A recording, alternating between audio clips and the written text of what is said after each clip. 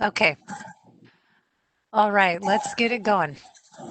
Okay, good morning, everyone. Thank you very much for joining us today.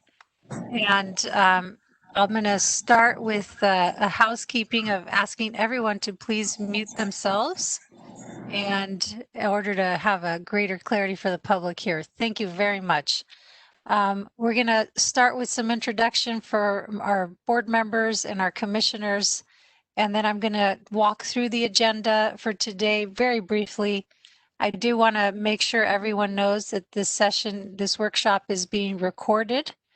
And I will ask that all of our speakers and panelists turn their camera off and mute while they are not speaking on their panel. So with that, I want to welcome everyone again. My name is Martha Guzman Aceves. I'm one of the commissioners at the PUC, and really looking forward to today's discussion and really preparing for next spring and the potential for the moratorium on customers' water connections sunsetting. As we look at today's discussion, also focusing on some of our more smaller and economically vulnerable water systems and what we can also do to ensure that those systems maintain their service as we move through this pandemic. With that, I'll turn first to my fellow commissioners for any further introductory remarks. President Boucher. Thank you, Commissioner Guzman Aceves. I really want to just start by thanking you and Commissioner Sharoma and Chair Esquivel and Board Member Firestone for their leadership in convening this really important workshop. We all know that the impact of COVID-19 is deep and difficult, and in some areas is going to be lasting. And all what we can do to protect our regulated entities as well as the customers that they provide services for is extremely important. And I really look forward to hearing what comes out, the ideas, the thinking that comes out of this workshop today. I'm unfortunately not going to be able to join for the entire day. I'll be having staff, however, listen in and will be able to brief me.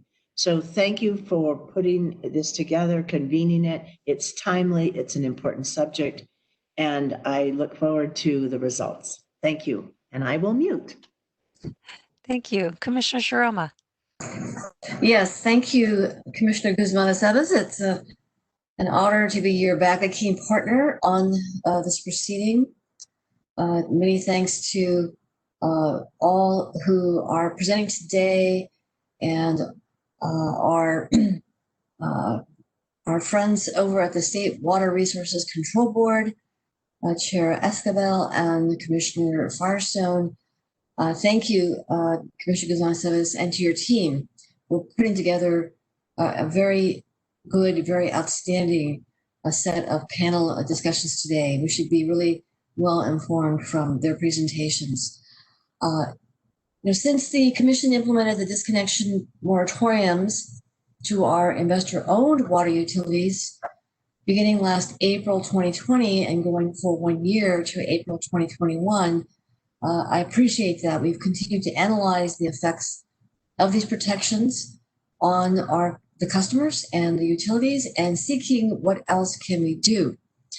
That sunset date is fast approaching while signs of the pandemic are not slowing down. So I appreciate we are here today to brainstorm, to find creative solutions to keep customers connected to vital water service while some customers are facing the inability to pay.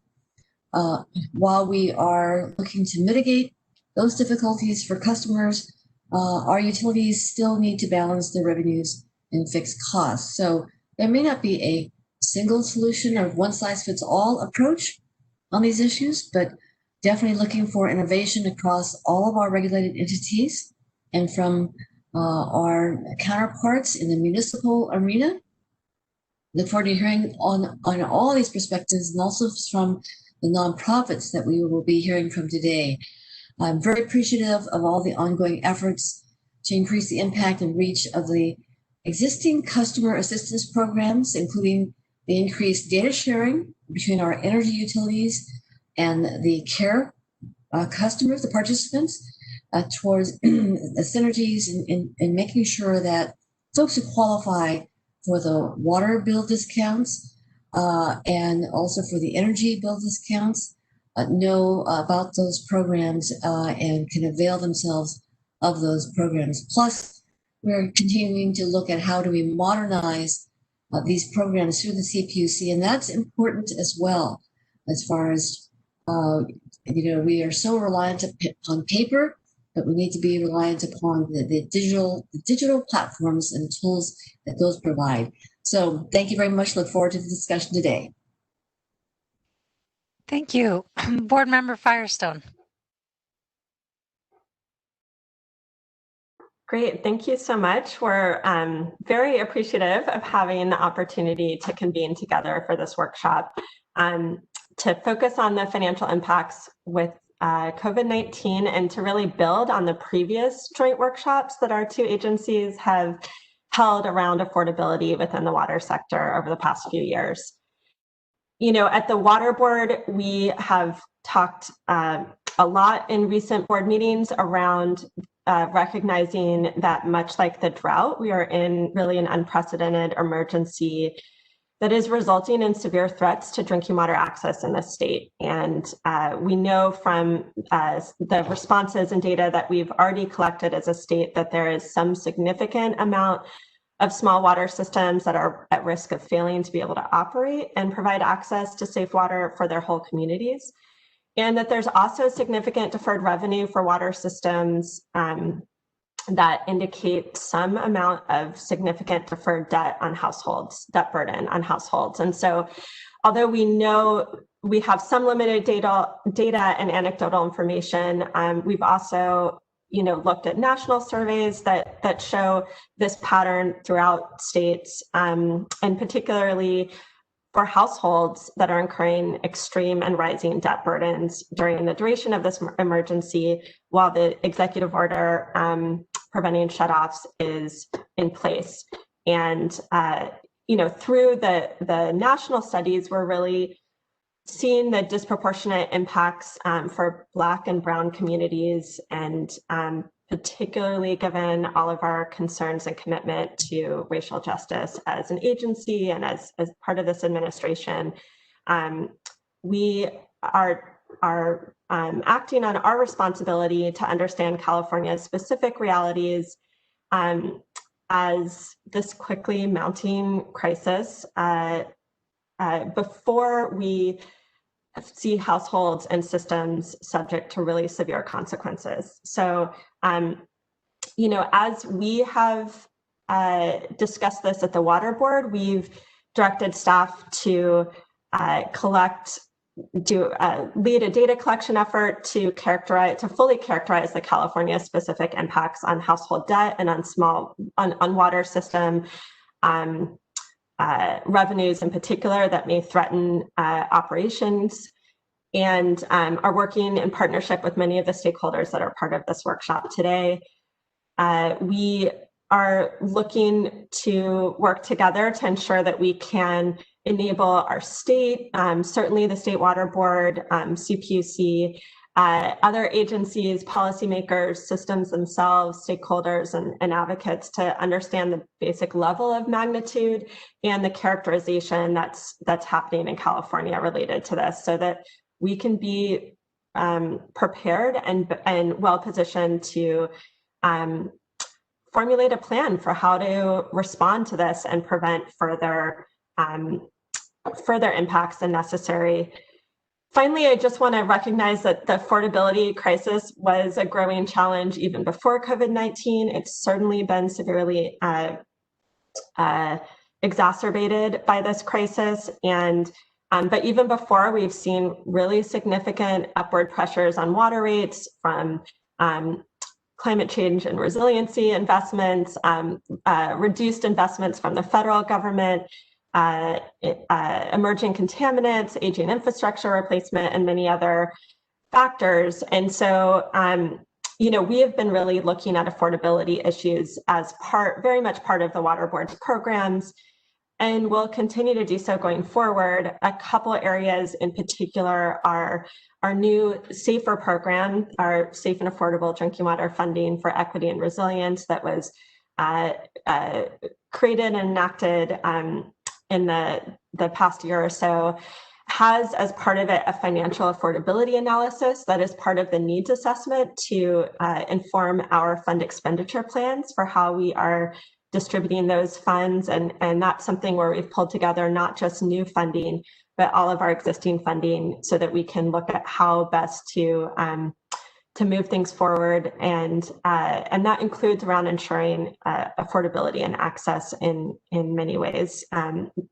We are collecting electronic annual reports from water providers, data on shutoffs to help inform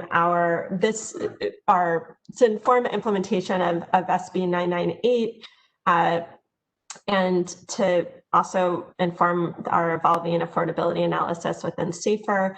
And finally, we issued a AB 401 report this year and before COVID, informing recommended approaches for how we could develop a statewide low-income ratepayer assistance and crisis assistance program. So, this current crisis presents an opportunity for all of us to work collaboratively on solutions that will build equity as we recover from this pandemic and build on much of the work that we've already been doing. So we are excited about being here today and the continued partnership with the California Public Utilities Commission, in particular leadership from Commissioner Guzman-Aceves and Commissioner Shiroma.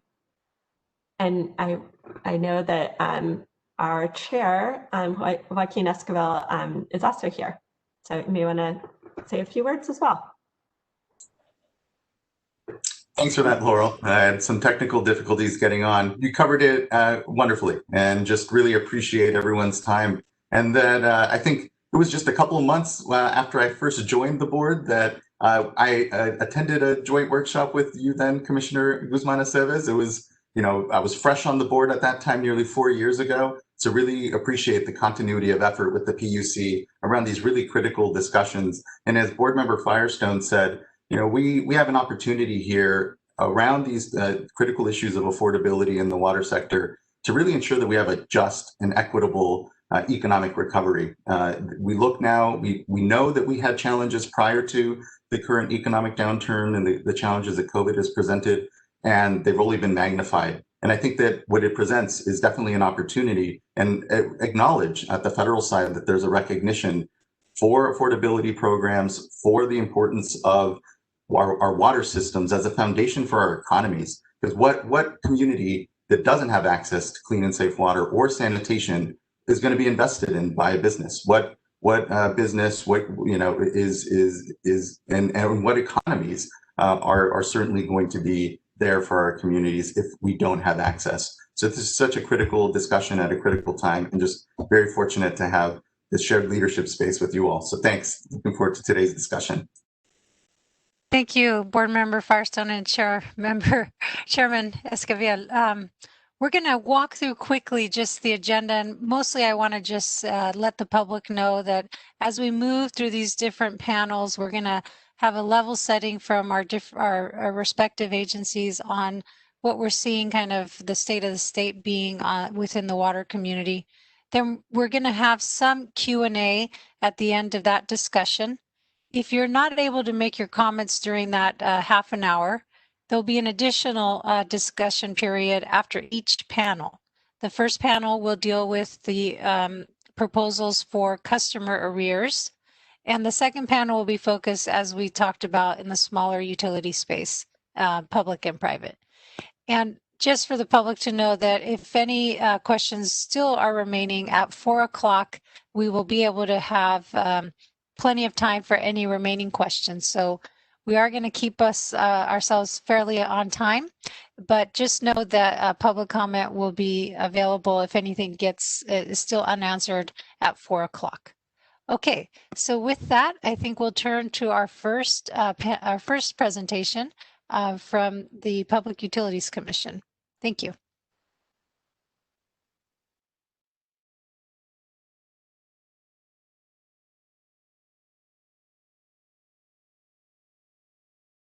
No. Mute. Is that better? Good morning, everyone. Good? Good morning. Yeah. Okay, we can hear you. Great.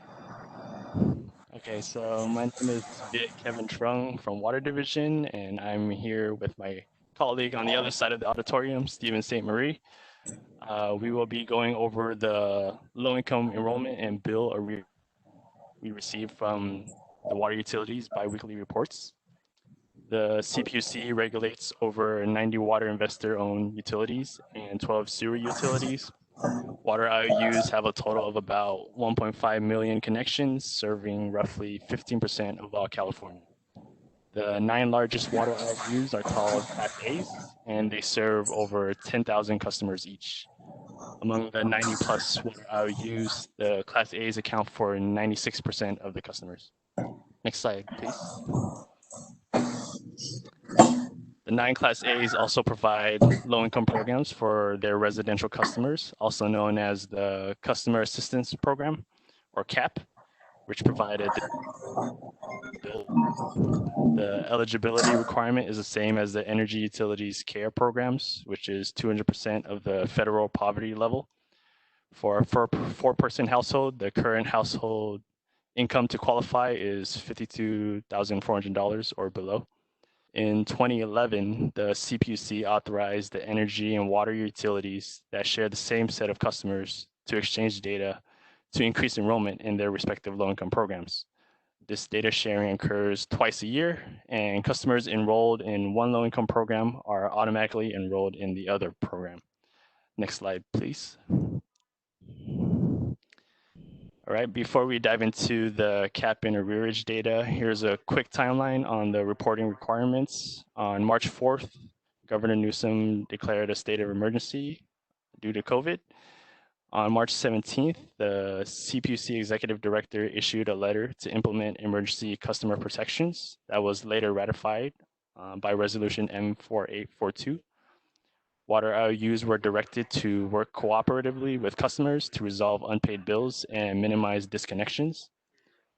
On April 2nd, the governor issued an executive order that restricted water systems from disconnecting residential customers. And Water Division, most, if not all, the Class A's have applied the water shutoff moratorium to their non-residential customers as well.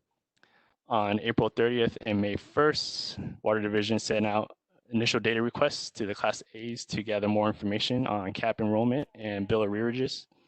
This was followed by an official letter from Water Division on May 13th, directing the Class A's to submit biweekly reports on CAP.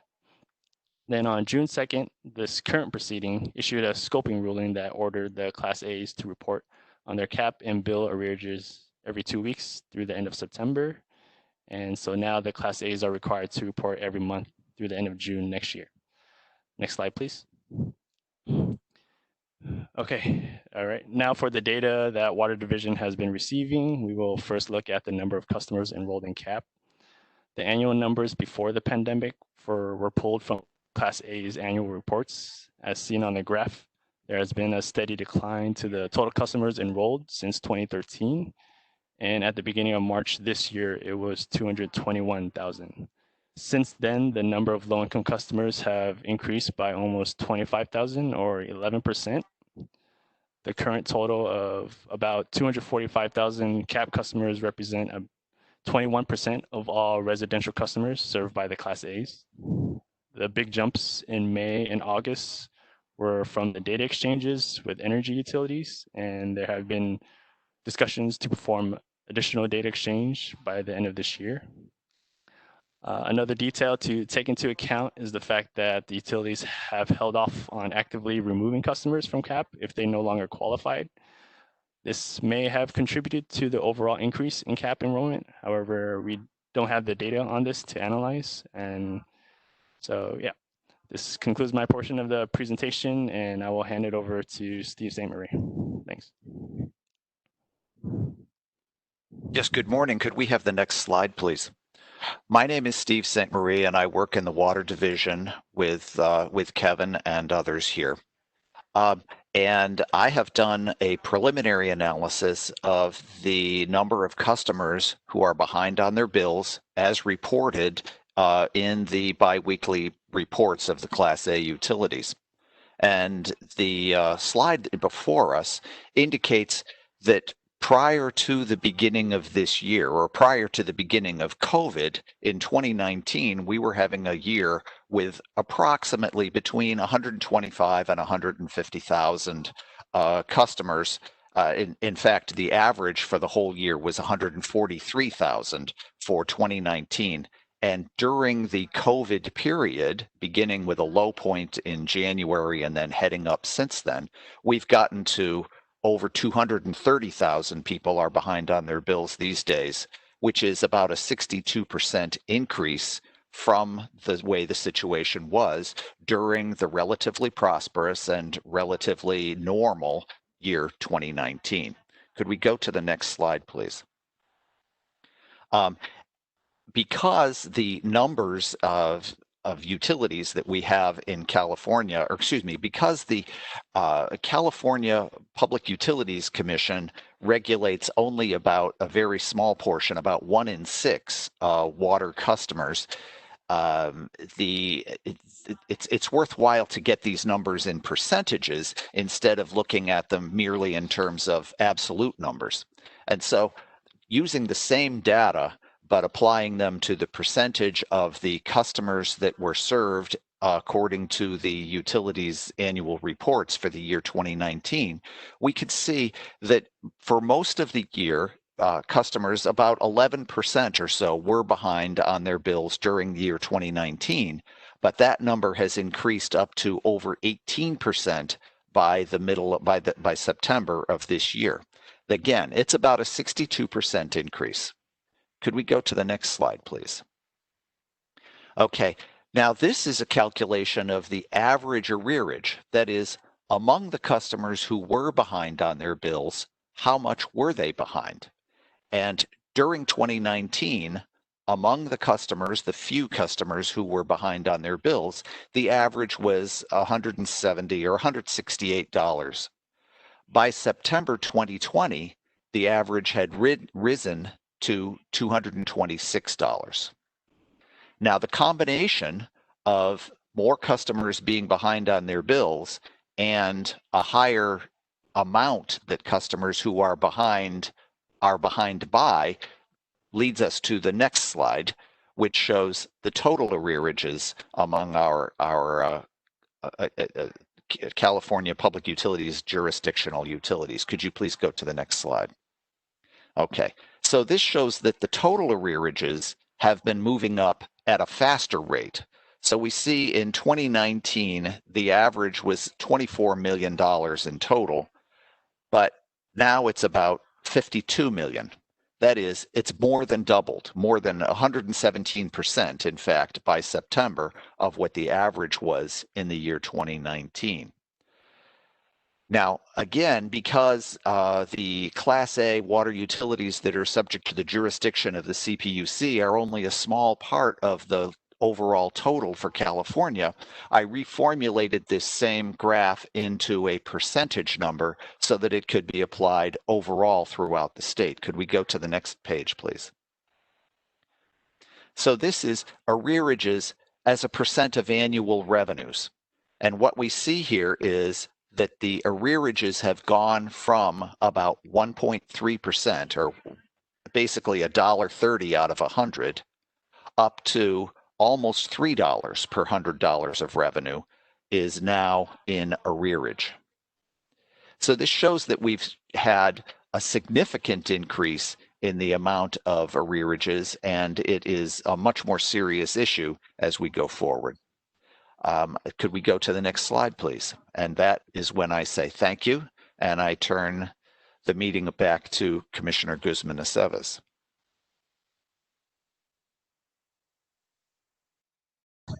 Thank you very much. We'll go ahead and if folks are okay holding their questions to the end of the presentations, we'll move on to the Water Board. Thanks. All right. Good morning, commissioners and board members. I'm Max Gomberg from the Water Board. I'm going to talk through about what some of the Water Board actions in response to COVID have been in the drinking water space and our current data collection effort. Next slide. So as you saw in the PUC staff presentation, the sort of key document for us was the issuance of the executive order back in April. And that executive order had some directives to the board to develop guidelines and best practices to address various impacts of COVID on water systems and their customers. We issued those guidelines on April 30th. They are up on our website, and they provide, again, some guidance about how to seek assistance, mutual aid, support for supplies and equipment for smaller water systems, as well as some of the options to support customers, such as extending extended repayment plans. Then following that, in June, we issued a survey to all of our roughly 3,000 community water systems on the financial and operational impacts they were facing.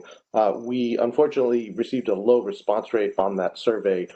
Fewer than 10% of the systems responded to it. Next slide. In addition, we created a website and 1-800 number for people to report directly to us if they were having issues, still being threatened with shutoffs or not receiving information on repayment options or not having their service restored pursuant to the executive order. And we have been receiving a steady stream of contacts, reports, or complaints through that website and that 1-800 number on the average of one a day.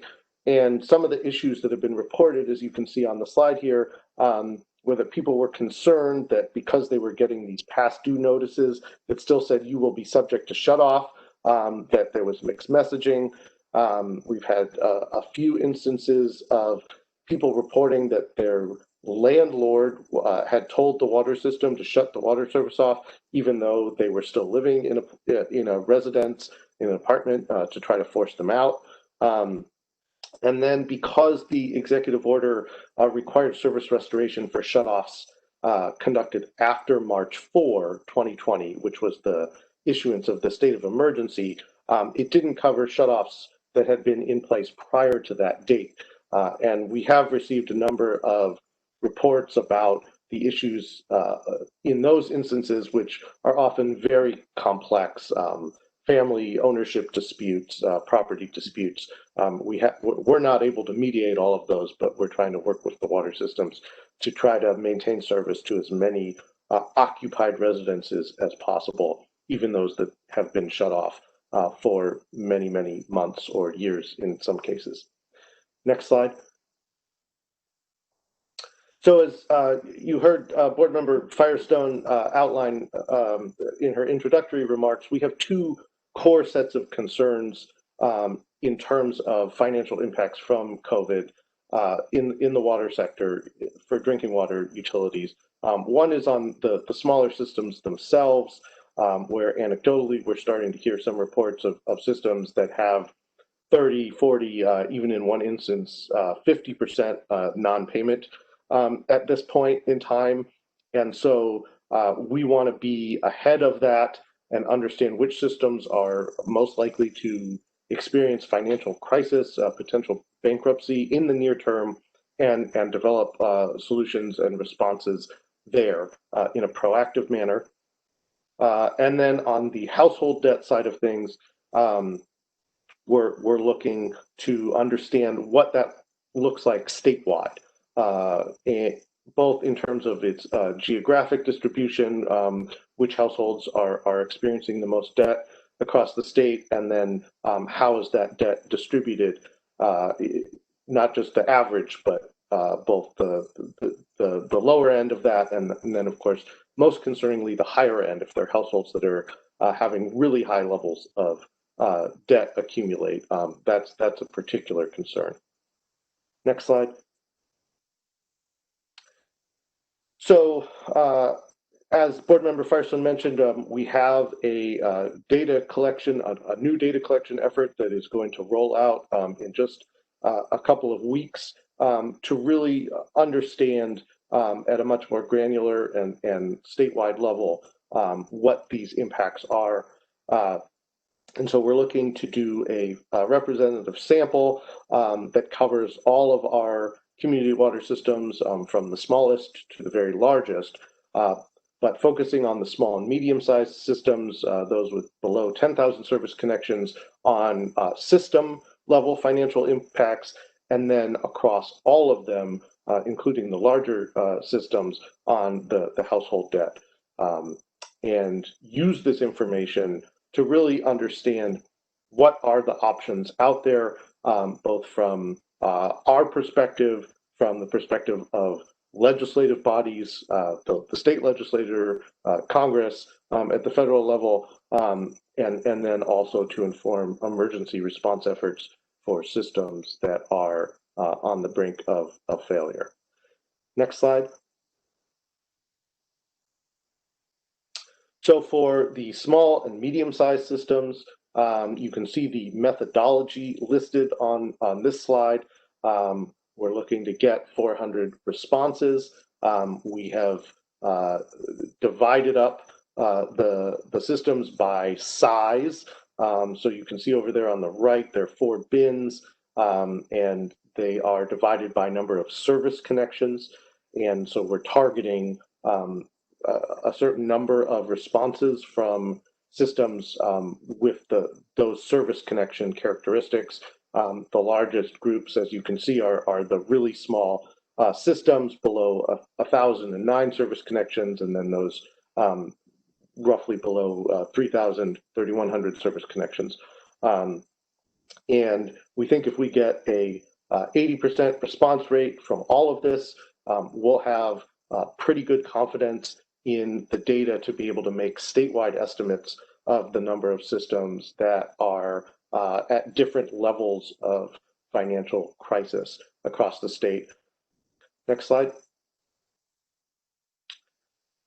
What we're asking specifically is the delta in terms of revenue loss, and how that relates to expenses since the beginning of the state of emergency. What, if anything, systems have to maintain operations, reserves or loans that they've taken. And then what we're really trying to get at is that bottom bullet is which systems are at the highest risk of failure in 0 to 3 months, 3 to 6 months, 6 to 9 months out from today. Again, so we can prioritize emergency response. Next slide. So moving over to the customer or household side of things, we are targeting 150 of the very large systems in the state that serve the majority of the state's population to get a sense of what the household debt looks like. And you can see we're going for a very high response rate from these systems in order to have a high level of confidence in the data and to be able to extrapolate it to a statewide estimate.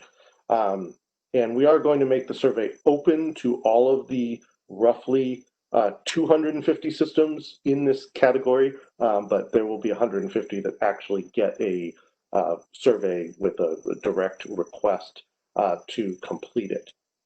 Next slide. And on this survey, what we're looking to collect is very similar in some ways to what the PUC has been collecting from Class A's. We want to know the number of delinquent accounts. What's a little bit different, and I'll talk about this some more on the next slide, is the distributional aspects. We're looking to collect to really understand how these impacts are geographically distributed, and how that correlates to other demographic and socioeconomic factors. We want to know how long customers have been in debt. We want to know if late fees are being applied, what types of repayment plans are being offered, and then also for many of the public systems, particularly the larger ones, they don't just provide drinking water service, they often provide drinking water and wastewater, or they provide water and power. Sometimes there are other charges on the bills, so we want to understand what the total debt load looks like, and then what the drinking water portion of that debt load looks like as well. Next slide. So again, just to highlight a couple of the key differences in terms of what the Water Board survey is designed to collect and what the Class A's have been reporting to the Commission. In particular, we're asking for a breakdown of delinquency, of delinquent accounts by zip code. You can see sort of the model on the table over on the right-hand side of the slide. The PUC has asked for the range and the mean and the median of debt. We're asking for it to be binned by dollar amount. That's fairly similar. And then again, we have more systems with combined bills. So we're looking to understand the difference between total debt, total bill debt versus drinking water service specific debt, and then the issue of late fees. Next slide. And our timeline for this is pretty aggressive from here on out. We're trying to get these surveys out at the beginning of the week of November 9, with a 2-week response window. We will be holding a workshop probably on November 18 to just address any questions that systems have or other stakeholders on the survey design, or how to respond, or how we might use the data or report back on the data. We'll be following up and doing our analysis in December before the end of the year holidays, and then making our report to the board at the first January board meeting. Next slide. So we're open to questions about how these are designed and how they're going to be implemented and what we're going to do with the data. But broadly, to reiterate, this data is incredibly important to understand at a statewide level and at a community level. Who is most in debt? Which systems are in the greatest financial peril, and really to then help us design proactive emergency response for systems and inform all of the policy and budgetary discussions that will most certainly be taking place throughout next year about just recovery and how to support customers who have fallen into really high levels of debt. Thank you. Thank you, Max. And I think once again, before we go to questions, if we can hold them for this final presentation, and then we'll enter a Q&A. And now we have the Public Advocate's Office at the PUC presenting some of their analysis. Hi, everyone. This is Susie Rose from the Public Advocate's Office at the PUC. We are also known as Cal Advocates, so if you hear those two, they're interchangeable. And as Commissioner Guzman-Aceves said, we're going to present some arrearage trends from our data analysis. Next slide. So as some other speakers have already covered, the main point here is that customers are currently protected from disconnection due to unpaid bills. Next slide. I'm going to try and move through pretty quickly. So we have at Cal Advocates a number of goals on customer protections. And the one we're going to focus on today is that last bullet point, trying to minimize arrearages. And in order to do that, we want to try and assess, if the arrearages are increasing due to COVID, and what interventions we might be able to do to make an impact. Next slide. So arrearages, what are they? According to Webster's dictionary, the definition of an arrearage is not super helpful. The condition of being in arrears.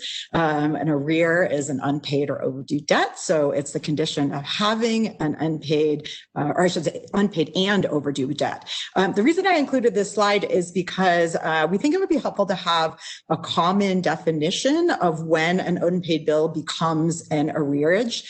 So is it as soon as it's overdue? Is it universally 30 plus days after issued, 60 days after issued, et cetera? We're trying to compare across utilities and also combine data from utilities. We think it would be helpful to have a common definition. Next slide. So we, similar to the water division, we also analyzed the water IOUs arrearage data. It was more challenging than we expected it would be because, as this is the first time this data has been required from the utilities, it was presented in a number of different formats. So, for example, not all utilities removed the less than 30-day bills. And so that would represent bills that were not yet overdue, or, sometimes the customers hadn't even received it yet. Not all of them were divided by customer class. And then for aging, some utilities divided into bins of 30 plus, 60 plus, 90 plus, or even 120 plus, and some were not divided that way. And then for the COVID impact, we think it would be really helpful to be able to compare arrearages to prior years data. And we didn't have the full data for all the utilities from prior years. So, the bottom line here is that we feel like it would be helpful to have more data, more consistency of data in order to do a more detailed analysis. But having said that, we were able to do some analysis, and let's go to the next slide. So this is recent arrearage trends for 3 utilities, Golden State, Cal-Am, and San Jose Water. This represents the total arrearages greater than 30 days old per system connection. And we're using the system connection at the beginning of 2020. And this graph just shows 2020. So as you would expect, well, as we saw with the water division slide, and also as you would expect, the arrearage amounts are tending to increase throughout the year. But it's not super helpful to see that until we can compare to 2019. So let's do that. Next slide. So this is for Golden State, and we're comparing 2019 to 2020. And the way that we're looking at it here is that we're trying to look at the percent of bills in arrears, or, it might be more accurate to say percent of connections or customer in arrears. This is the number of, Golden State used the number of reminder notices sent every month. And that's our numerator. And then the denominator is the number of connections in the system. So as you can see, their Golden State's 2020 percent of bills in arrears is higher than 2019. But interestingly, if you look at when that jumps up, it's in March, and it stays, somewhat steady after March. And, we were thinking that in March, we wouldn't yet have seen the implications of COVID. And it's also just interesting to see that it has stayed, the percent of bills has stayed pretty constant through COVID for Golden State thus far. Next slide. So this is for Cal-Am, and again, looking at 2019 compared to 2020, percent of bills in arrears. And interestingly, for Cal-Am, it's fairly similar. And the highest point on this graph is in February of 2020, which again would be before COVID. So, and I also neglected to say before, one of the reasons we're trying to look at the percent of bills in arrears is we would expect this to stay more constant throughout the year than the total amount of arrears, or the total dollar amount. Next slide. The next thing we were looking at is aging. So this is the residential arrearages for for Great Oaks. So blue line is greater than 30 days. This is all cumulative. So the 120, incorporates, the 30 days incorporates the 30, 60, 90, 120. And then one that like the last point on the yellow line, that would be the 120 days plus arrearages in September. So that would represent, bills that began in May or so. So that the yellow line does start to encompass COVID towards the end. One thing that we were interested to see here is, are customers continuing to pay bills, once they become late? From this slide and for Great Oaks, it looks like that, at least some of them are. Next slide. This is the commercial arrearage for Great Oaks, which has a significant jump in July for the 30 days aging, and then seems to stay fairly high. Next slide. This is residential for suburban. This one just goes up to 90 days, continuing to see those increasing trends. Next slide. And then this is the commercial arrearage for suburban as well. Next slide. So we're trying to figure out some trends and patterns in the data. One thing that I didn't put as a bullet point is that the arrearages themselves, the dollar amounts are increasing throughout. But as I said, that's what we would expect to see. This first bullet, what we're saying here is that the 90 plus day amounts are lower than the 60 plus day amounts, which are lower than 30 plus day amounts, as you can see in those last 4 slides. Again, the point is, at least thus far, it seems like customers are continuing to pay their bills, at least some customers are continuing to pay their bills even when they're late. And then compared to 2019, we saw Golden State was higher in 2020. Cal-Am was slightly higher from February to May in 2020, and then slightly lower than 2019 from June to August. And then most importantly, to be determined, we're still analyzing the data, and it looks like there's still more data coming in as well. Next slide. So our takeaway from this is really that we kind of have more questions from our analysis than we have answers. And one thing I really want to emphasize here is I don't want anyone to walk away from this presentation thinking, oh, well, the Public Advocate's Office said that, seems to think that there's no problem with arrearages. That's definitely not our takeaway here. Our takeaway is that we're really trying to drill down and assess, like, where is the problem, where are the biggest issues, and where can we make the most impact before we just assume that there's a universal arrearage problem that we're trying to solve. Ultimately, we are hoping that any policy changes are going to be guided by a data-driven approach, that we're going to be able to target problem areas. And, for example, like we just saw in Max's presentation, maybe certain zip codes have more of a problem than others. So we have a lot of questions that I'll try and go through quickly. Our arrearage is a problem. How do they compare pre and post COVID? Do they differ by the size of the utility? Are there specific customer classes that are more affected? What's the magnitude of the impact? And here's an important one. That we know that the CARES Act, has recently ended, and we're wondering, are things going to get worse now that people have, less federal dollars coming in? And is this going to get worse over time, or is it going to get better over time? Next slide. So continuing with more questions, one thing we're very interested in is the CAP program arrearages versus non-CAP. And one of the reasons we're listing this is because if the CAP customers are not having as much trouble paying their bills on time, then maybe, a significant part of the solution would be to focus on enrolling more customers in CAP, which I know is we're already looking at, and the commission is already looking at.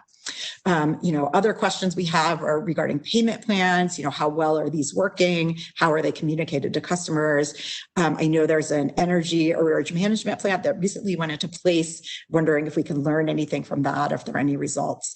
And then this last bullet, the CAP implications, our question or concern here is, as the CAP enrollment increases, as we saw from the water division slides, are there going to be rate making areas where the way the existing CAP program is set up is no longer sustainable for that rate making area, and what can we do about that? Next slide.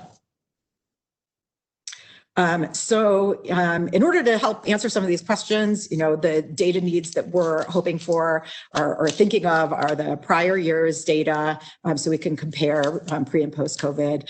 The arrearages, broken down by a customer class, number of days late, payment plan participation. That's for both dollars and number of customers. And then, as I said before, the cap versus non-cap arrearages. And then current and prior years actual uncollectibles. So, how much was the budget for the uncollectibles versus how much were the utilities actually seeing in uncollectibles prior and currently. Next slide. So lastly, we wanted to make some recommendations, for arrearage cost recovery, and we'll make more as we get closer to that time, I'm sure. But, particularly water utilities are tracking costs in their COVID emergency memo accounts. There's going to come a time when those emergency memo accounts are due for collection, and we want to make sure that there's no double or triple recovery of the arrearage costs. So we have the emergency memo accounts. The utilities have already built into their revenue requirement, so already collected in rates that customers are currently paying. There's an allotment for unpaid bills called uncollectibles. So we want to make sure there's no doubling up on that budget and the recovery from the emergency memo accounts. And then other memorandum accounts, such as the anything that would track reduced revenue, such as the RAM filings, which we'll continue to see for another 2 to 5 years, depending on the utility. We want to make sure we're not seeing double recovery. Other requirements for recovery, we think there shouldn't be any recovery of the arrearage amounts until the uncollectible budget is exceeded, that the utilities should be tracking savings, and that those track savings should be subtracted from the track costs. And some of our comments have included some specifics about what we think they should be tracking for track savings. And that also in our comments, the utilities should demonstrate reduced spending, reduced discretionary spending, that is, and then, or for O&M, for example. Very importantly, we believe that the shareholders should share the costs of recovery with the ratepayers, that not all of these costs of COVID and of arrearages should be on the ratepayers. And then lastly, we started to look at the question of would the utilities be able to pool funds for recovery, since some may be impacted more than others, and some may have more of a customer base to spread out from. And that looks like, from what we can preliminarily tell, that it may require some legislative action. And I should also mention, with this idea of possibly reduction of unpaid balances, that we looked into that as well. And it looks like as part of the health and safety code, that there might be some restrictions on charging those unpaid balances or reductions to other ratepayers. So again, if that's something that the commission's looking at, it may require legislative action. And we'll be a little more specific on some of those things in our upcoming set of comments. So thanks everyone, and looking forward to questions. Thank you so much, Susie. And I'm going to really ask Stephen St. Marie to keep us on track with our time, but I'm noticing that we actually have plenty of it. So that's a good problem to have. If folks feel free, and I'll lead by example here, but if all panelists and everyone really is welcome to join this conversation, and feel free to put your cameras on and unmute, and please, I think there's not too many of us, so we can kind of, if you put your cameras on, I can kind of see if you are ready to ask a question, but feel free to use anything else. But first, let me say thank you to all of our panelists for the excellent work and analysis that you have been doing, and that we will continue to do. I see both President Batcher and Chairman Esquivel. Do either of you have any questions? Just a comment, Martha. The presentation's excellent and quite eye-opening. I think we all know generally that this is where the numbers would go, but really looking forward to recommendations and solutions, because this obviously goes statewide as the two presentations present. And this is we have our work cut out for us, and it's upon us now. So just thank the presenters for the excellent work that they have done in terms of the data research and analysis. Thank you.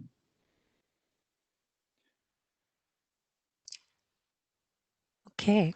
Well, I have a question for all the panelists here. I see, I don't know if Viet, I see Stephen and Susie and Max, if you guys are all there.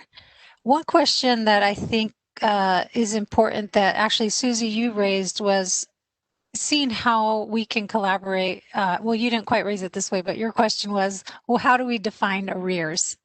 And I would be interested in, maybe having a discussion and hearing from the rest of today's participants, both the public and the panelists, about how we collaborate with the water board so that we're asking kind of the same set of questions from our service providers, and not just for their ease of reporting, but really so we're kind of analyzing the same question. And one of those was, the age of the arrears, and really looking at both the subsets of the bit of a distinction I know that was presented on how we're looking at the amount of the arrears and so forth. So I think that would be something I would certainly like us to collaborate on moving forward. And then just second to that, I would say the other question that kind of comes to mind that's very relevant, particularly in the form of our rate making, is when does the arrears become a non-collectible, and how uniform is that? So those are just a couple of thoughts about moving forward, how we can continue to collect that data in at least a parallel form, if not identical. Commissioner, may I respond? Sure.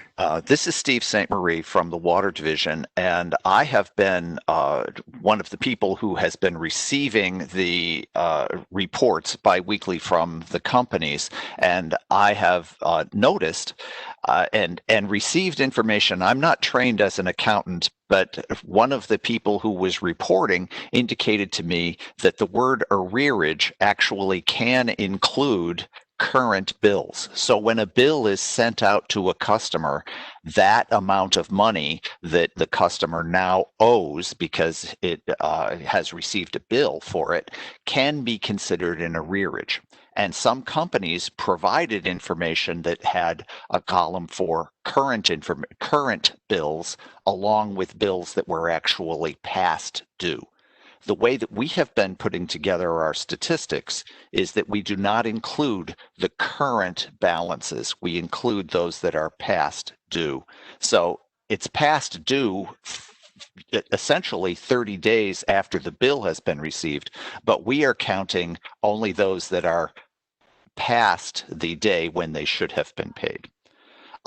As for when accounts are considered to be uncollectible instead of just 180 days past due, I have received information in telephone conversations that companies try to work with their customers and they try not to call a bill uncollectible until they are pretty sure that it is uncollectible. But those practices differ according to the business practices of the companies as they move forward. So we don't have an automatic breakout for when a bill becomes an uncollectible bill.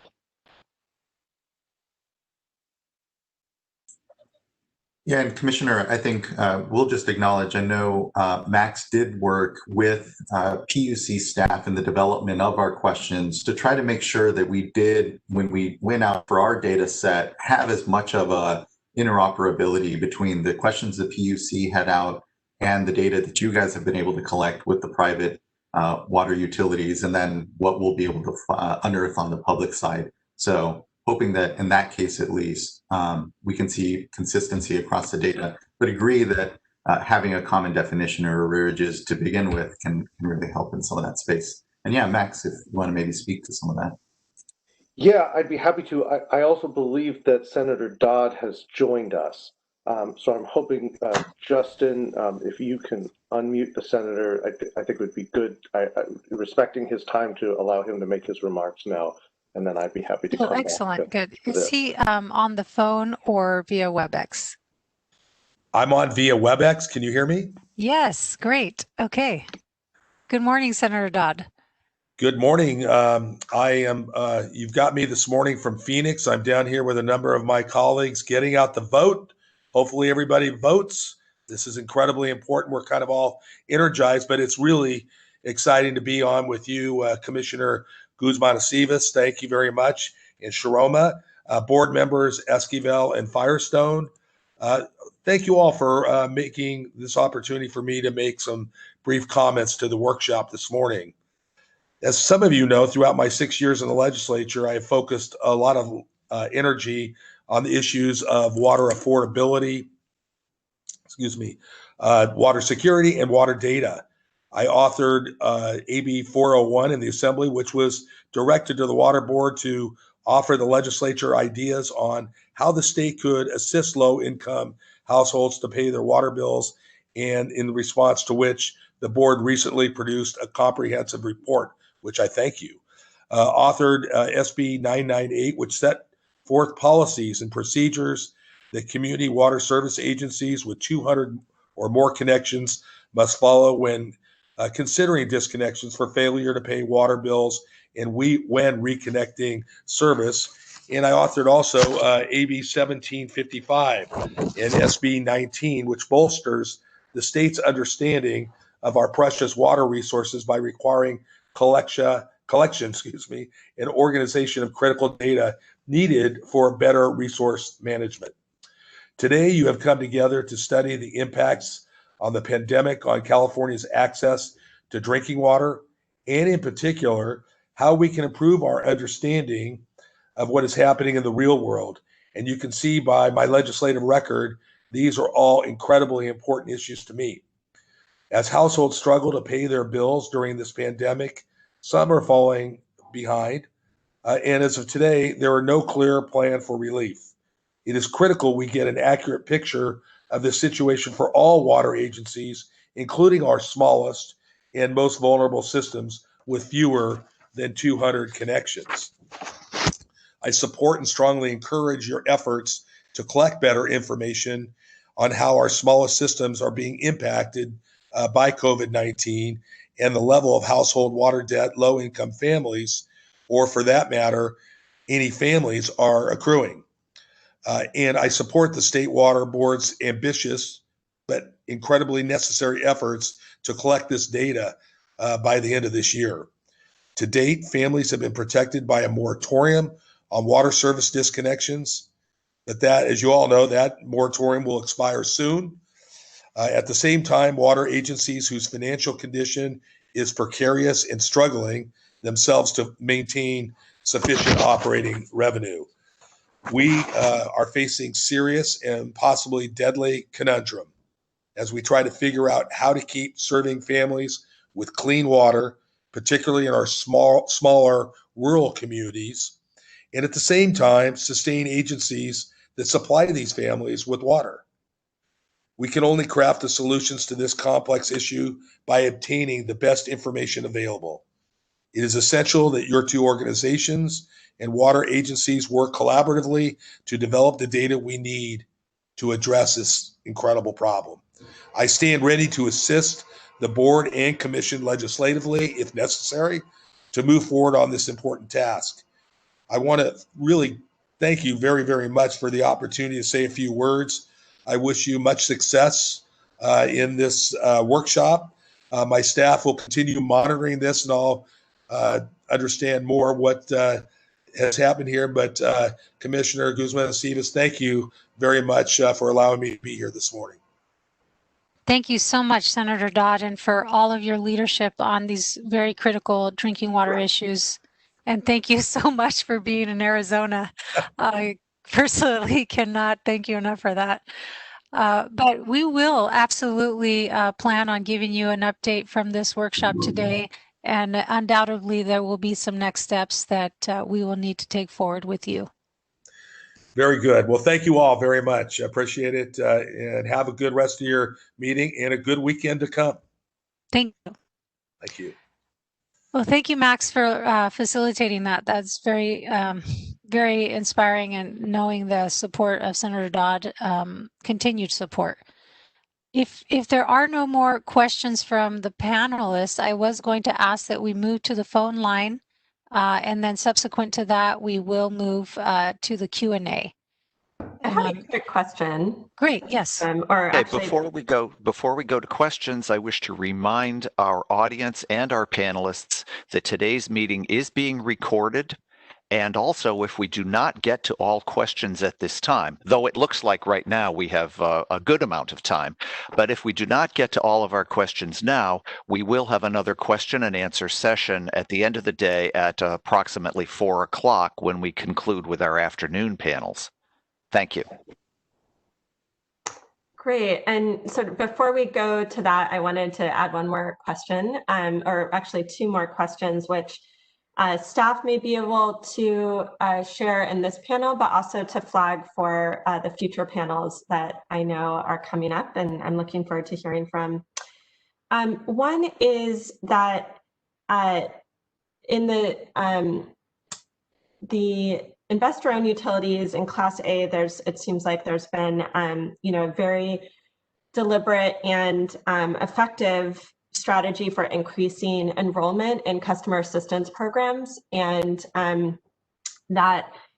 so one would be just understanding more, from those of us that weren't as involved in that, and what were the specific actions that were undertaken that were successful in increasing that enrollment. I know it was mentioned that there was data sharing regularly from the CARES program, and just understanding how that was implemented and may have been significant in seeing that increased enrollment. And just one other question that is related to is in the state water board's jurisdiction around the non-CUP regulated systems, non-investor-owned utilities, there are a lot more restrictions around how public agencies may be able to structure customer assistance programs because of Prop 218. But a lot of public systems are doing various kinds of assistance programs. And one of those that I think is common is around partial payment and structured repayment. I'm curious to know more about how that may be reflected in the data, how much that is happening, rather than only looking at the customer assistance programs that may be rate assistance, but also understanding how partial payments may be reflected in the data that we're seeing, and thinking about what that means for the continued design and responses around recovery. So two topics. I don't know how much staff can respond to that now, but also again, flagging for those utilities on the panels coming up, that I'd be interested in those two topics. Okay, I think for the first one, if I see that Commissioner Shroma has really led on the data sharing between the IOUs and on the energy side with IOU water companies, but I know, Viet, you've been very involved, and I also see that Commissioner Shroma's advisor on this, Terrence Shia, is also on. So I would invite both of you to answer maybe the first question on what has happened on the data sharing. Yes, certainly. So regarding one of the reasons why enrollment has increased, utilities have done more outreach during the pandemic. They've through either websites, newsletters on their bills, but the majority of the customers the main reason why the increase has happened is through the data sharing.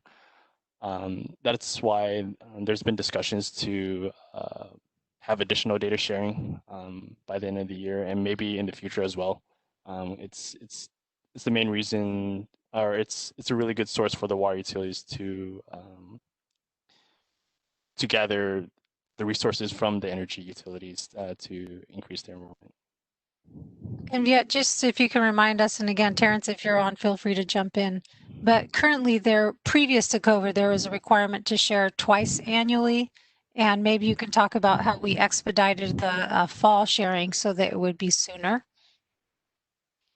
Yes, that's correct. So in the previous years, the data sharing happens twice a year. It's around March and August. And then I guess the discussion developed naturally. There was the workshop with regarding the care proceeding. I guess the utilities, they reached out to each other and were able to come to terms to do another round of data sharing.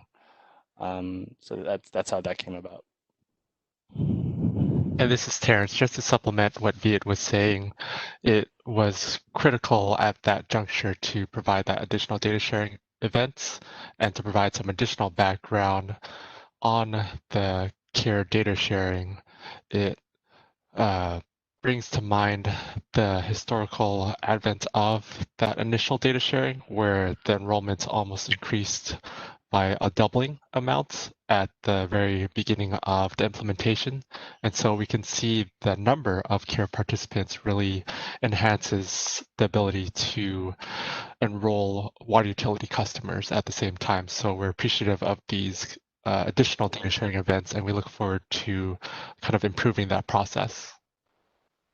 And a follow-up is, when data is shared, do utilities do automatic enrollment, or do they just do proactive outreach to those customers that are in the CARES program?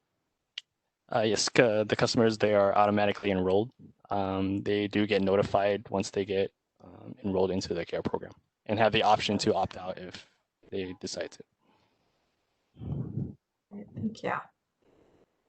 And I think my second question was around partial payment, and it may not be something that we are collecting data on now, but interested to know how we're looking at that and understanding how that is being implemented and maybe showing up in the data. This is Steve St. Marie once again. And by the way, I have been reminded by our administrative law judge that it's very helpful if people state their names at the beginning of each time they speak, because there are so many faces that it's not always possible to see who is speaking just from looking at the screen. Regarding partial payments, some companies have, of the companies that are CPUC jurisdictional, that is the ones with whom I have had conversations, have programs for customers to get onto level billing payments or partial payments programs in order to work off past balances or other things like that. That's different from the sort of generalized question, how many customers are making partial payments?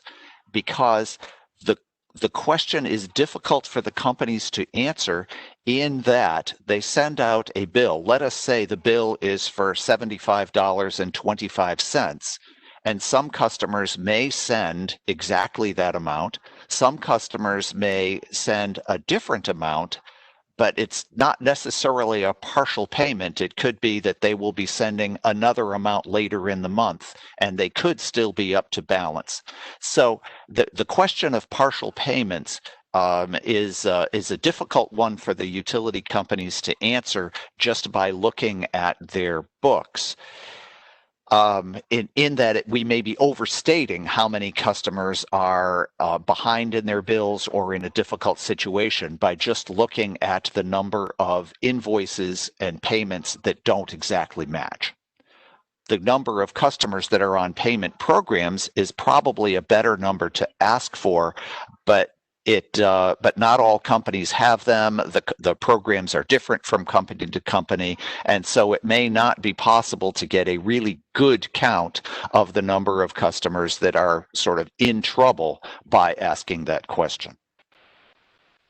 I do think that's a good question, though. The payment plan question is actually one that we really delved into in the energy space, and really was part of the basis for understanding the need for an arrearage management plan, payment plan program that would allow for debt forgiveness for certain customers.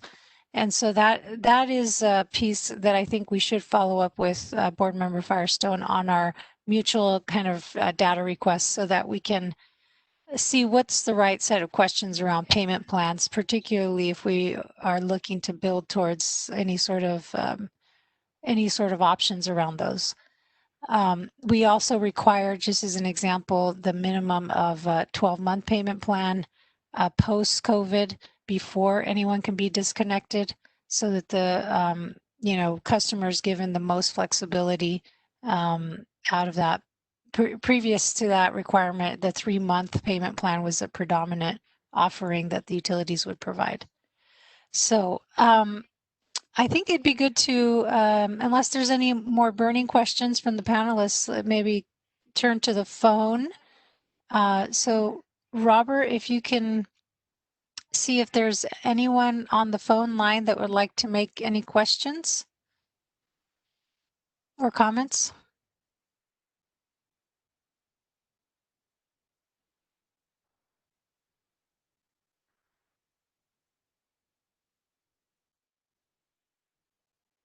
Okay, Robert, are you hearing me? Robert has just reported to me. I'm in the same room with Robert. This is Steve again. Robert has reported that there are no questions outstanding on the phone at this time. Okay, great. It does look like one of the attendees has their hand up on the WebEx. I don't know if that's.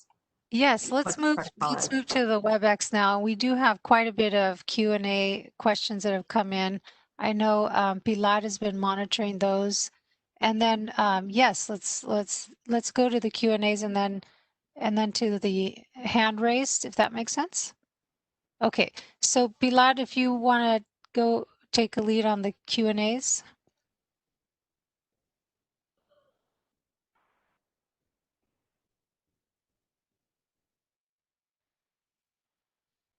Okay, maybe not. Why don't we turn to the hand raise then? Robert, is that somebody you can unmute? My apologies. Sorry, everyone. I thought I was unmuted. I was talking to myself. Good morning. We did receive a couple of questions from Q&A. The first question is for Susie Rose from Tim Worley. This is a specific question on data. Does the CPUC have data comparing water bills of IOUs with public water providers? And there's a follow-up question as well. Is it true to say that as a general rule, the IOU bill for water service is higher than a bill from public system? Thanks, Pilar, and thanks, Tim. Let's see, for the data comparing water bills of IOUs to public water providers, I'm not familiar with that. I don't know if Stephen or others at the Water Division might have access to data that I don't know of. Regarding the question of if the IOU bills are higher, I think that really depends on the rate making area and the amount of use for the user. One thing I will say is that because of Prop 218, we just have more flexibility with how to set their tiered rates, or the PUC has more flexibility with how we set the tiered rates, and so we can have sometimes have more steeper tiers than the public water providers. So it might result in somebody with a low water use having a lower bill for an IOU than the public water provider, and someone with a lot higher use having a higher water bill for the IOU than the water provider. So not a very direct answer, but hopefully that gives you a little more information. And anyone else feel free to chime in if you know more than I do about the comparison. I was going to ask if and I don't know that we do, but if Max Gomberg from the State Water Board has any of the previous, this would be probably previous to COVID data coming from the electronic annual reports that may speak to that. Yeah, hi. This is Max Gomberg from the Water Board. We do, as Board Member Firestone mentioned, collect annual reports from all of the water systems in the state that serve communities on an annual basis, and those questionnaires include data on rate design, the bill amount for certain quantities of use, and other charges that often go on a bill. Bill comparison is really difficult because of the complexity of the way rates are designed and what ultimately a customer pays on a bill beyond the often a fixed charge and a volumetric charge for water consumption. But the data is available. We do post it on our website. And so there is the ability to sort of compare with the caveats that apples to apples comparisons are often challenging.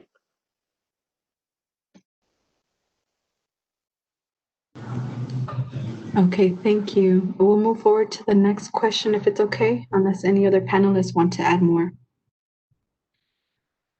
Okay, so this question is from Mukunda Dawadi for Stephen St. Marie. One of your slides shows the arrearage amounts increased to 117% of increase in 2020 compared to 2019.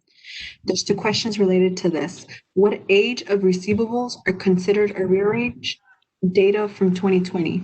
For example, all receivables greater than 0 days or greater than 30 days or greater than 60 days old. And then the second question is, what age of receivables are considered as arrearage data from 2019? Okay, this is Steve St. Marie, and yes, I can answer that sort of. Although the word arrearage may include current bills or current outstanding amounts, for the purpose of the analysis that's presented in my charts, I looked very carefully to remove current balances from the numbers.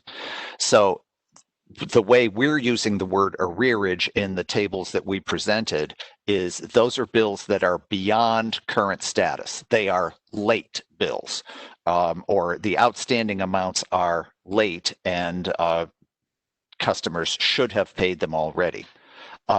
As comparison between 2019 and 2020, we did receive, for most companies, data going back to the beginning of January 2019, and to the extent possible, we made the numbers consistent across the whole time period from January 2019 up through the most recent numbers, September of 2020.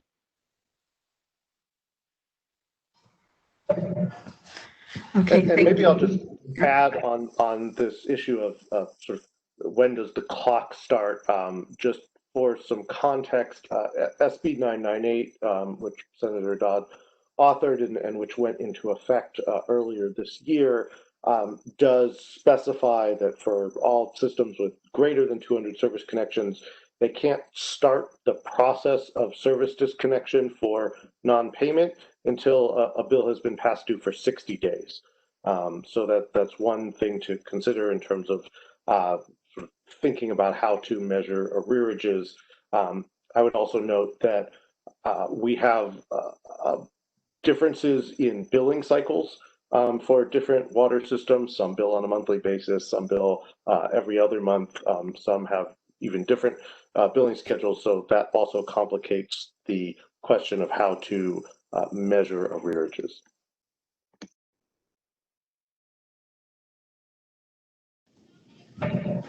Okay, thank you for those answers. This question is from Joe Rendon. What will make a past bill due uncollectible? Is there a statute of limitation? And similar to that question, we have a question from Jennifer from the California Water Association. She's just commenting that it seems there is a conflict conflicting information on the end of the moratorium. The CPUC's resolution seems to have an end date. She thought that the governor's executive order ended when the state of emergency ended. While everything seems to be fluid right now, it would be good to have a clear information on the date so communities can plan accordingly. I can address the latter question. Let me just switch to here we go. Yes, and I was just having staff kind of review this again. If we just recall, this is Commissioner Guzman-Aceves, and just as we went through the history here, as just to remind everyone, we had the resolution on our utilities out previous to the water executive order that was more specific. And so, yes, it's a very good point that Jennifer is raising. Given that the executive order is now, given the reality of COVID, potentially more expansive than in terms of the timeline than our resolution. So I think it will be something that we will obviously need to monitor very closely and make sure we're in compliance with the executive order, since it's tied more specifically to the pandemic.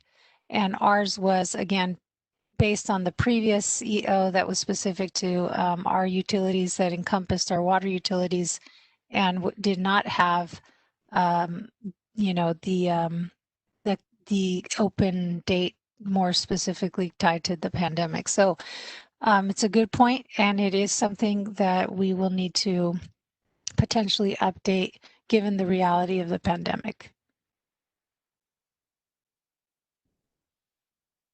And I'm not sure if someone wanted to answer the first part of your question. Just to repeat, the first question was what will make a past bill due uncollectible, and is there a statute of limitation?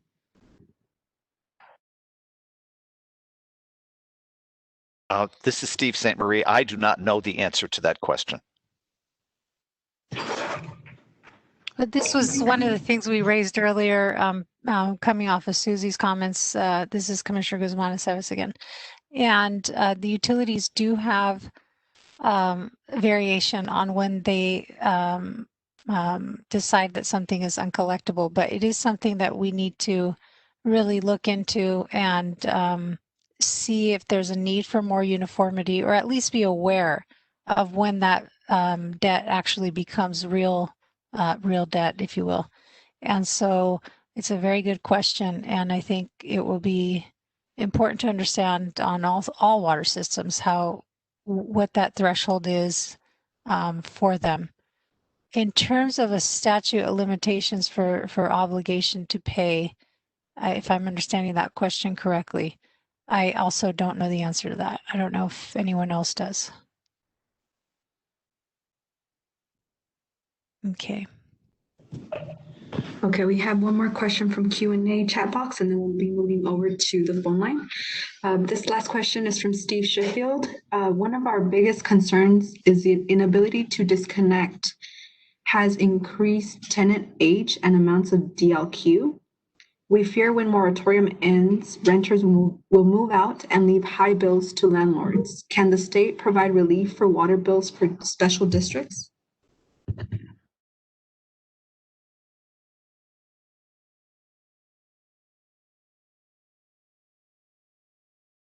That may be more geared towards the State Water Board. We have a new funding source that is the Safe and Affordable Drinking Water Act that we have incorporated into SAFER. And one of the uses of that funding is to ensure that water systems are able to afford being able to provide safe drinking water to the community. And that goes to the system level debt that we're trying to understand better, particularly acute and small systems. We have a limited amount of funding. The priority thus far has been trying to address water safety, contamination concerns and emergency supplies. as we're understanding better what these financial risks are to water systems being able to operate, that is certainly an urgent need that would qualify and could be built into our fund expenditure plan. I would say we are still very much trying to understand and develop our approach within our fund expenditure plans. We also have an affordability pilot that we're looking to develop to really flesh out what assistance might be possible from the state for those providers that are really facing financial challenges that threaten operations. And I'll just add, this is Max Gomberg from the Water Board. There is certainly a link when we're talking about tenants in master meter buildings where the landlord or the property owner is paying the water bill and the tenants are paying via their rent. And I know some of the panelists in the afternoon may be talking about the sort of link and the sort of where we stand with the eviction moratorium and how that relates to water debt and protections for tenants. I would just say that obviously, the goal is to ensure that people have access to service, but that we don't anticipate or want to have landlords go bankrupt either. So this is the challenge, and why we think that the data we're collecting will really help inform some of the potential sort of avenues or pathways for assistance.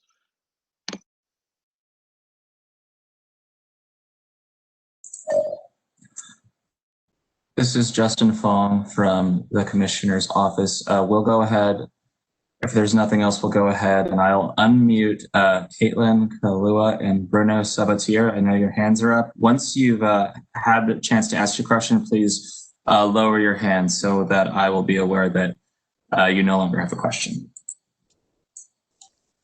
Great. Yes, Caitlin Kalua with California Coastkeeper Alliance. And this was alluded to earlier, but I just had a question regarding the last slide on cost recovery and pooling funds between systems and kind of understanding, how Proposition 218 maybe applies or is being considered in this context, or possibly just simply doesn't for those specific systems under that exact scenario. So I just was trying to understand a little more about the Proposition 218 barriers when it came to pooling funds in the cost recovery. I can start. So Prop 218 basically requires that all of the public water systems, that is those that are not investor-owned and regulated by the PUC, adhere to charging rates based on cost of service.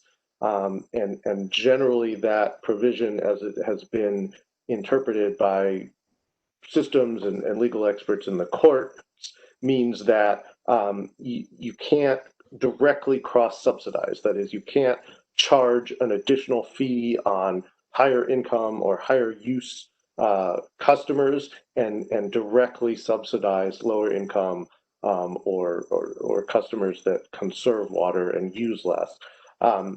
So there is a sort of direct prohibition there on that type of assistance, which is why it's only the CPUC regulated utilities that have customer assistance programs that are funded from rates. However, there are some amounts and types of customer assistance that the other public utilities offer based on other sources of funding, whether it's sort of funding from things like leasing of cell phone towers or other non-rate revenue that they obtain. They can use that to provide assistance to customers and do that essentially any way that their boards deem reasonable. So there's a lot of flexibility to use non-rate revenue to design and allocate assistance to customers. That will continue to be the case and will likely apply to any additional financial assistance that systems receive going forward.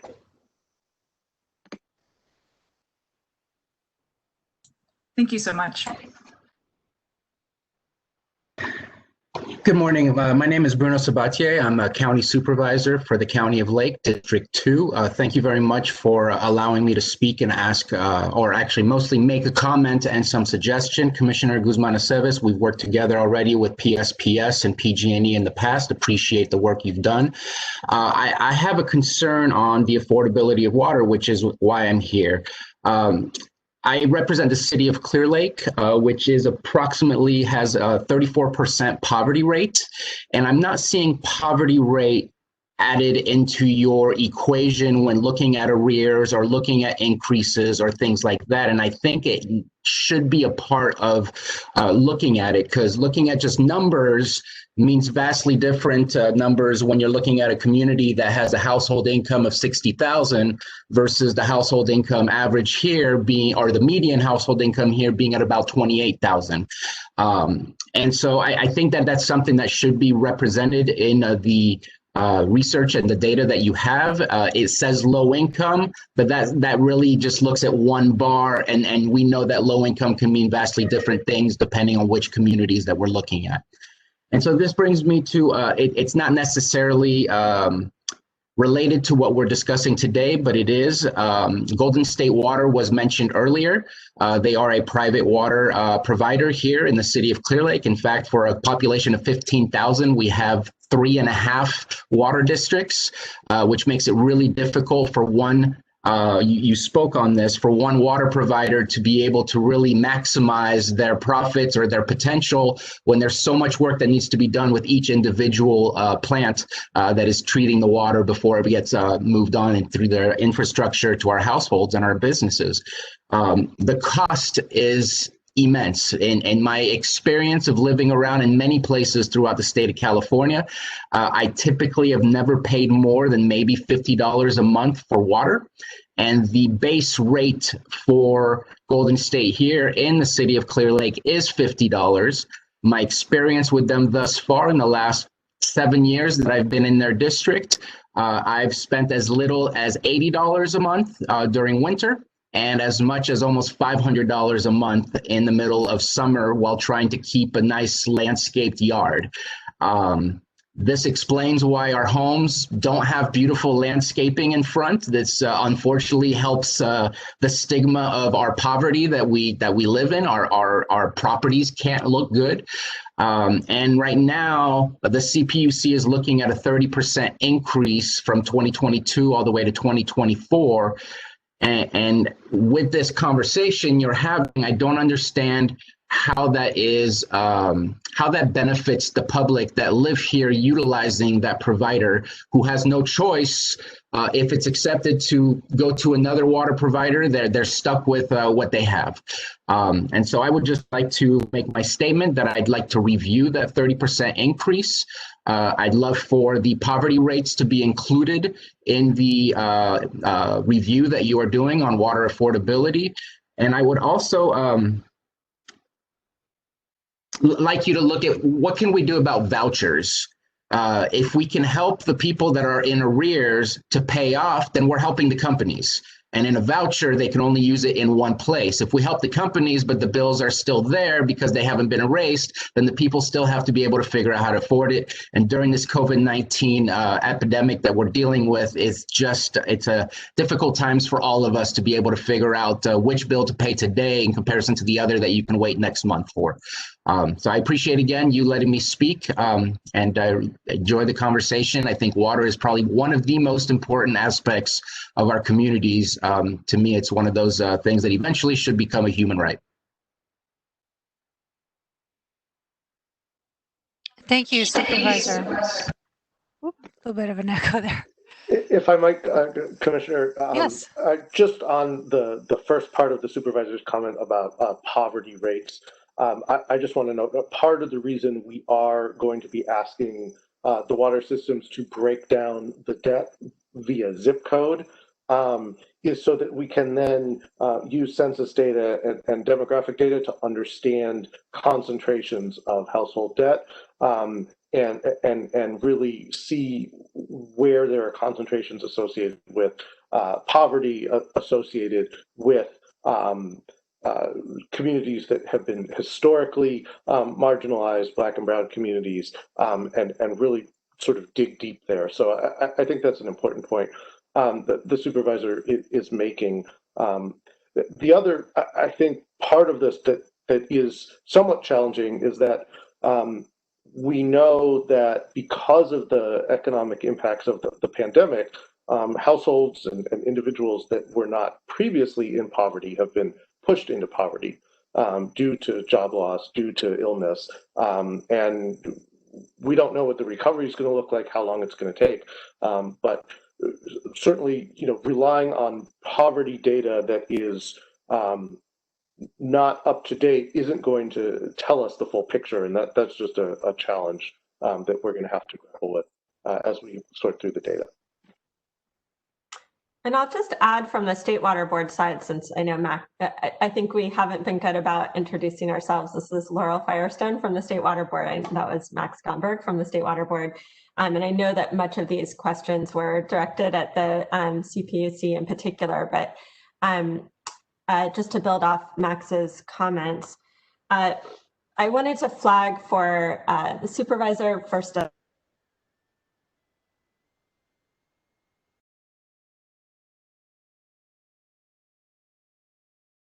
that the State Water Board is in the process of developing a needs assessment statewide that includes an affordability assessment. And in that process, we're recognizing that we're learning from the approaches that the CPUC has and is developing about how to better characterize affordability, in particular, the indicators that are used, including poverty rates, rather than only looking at what we typically have done, at least on the State Water Board side, which is median household income, for exactly the reasons that you outlined, and better characterizing that. So wanted to flag that because we are continuing to hold workshops in developing how that affordability how those affordability indicators, assessment, and ultimately threshold is set.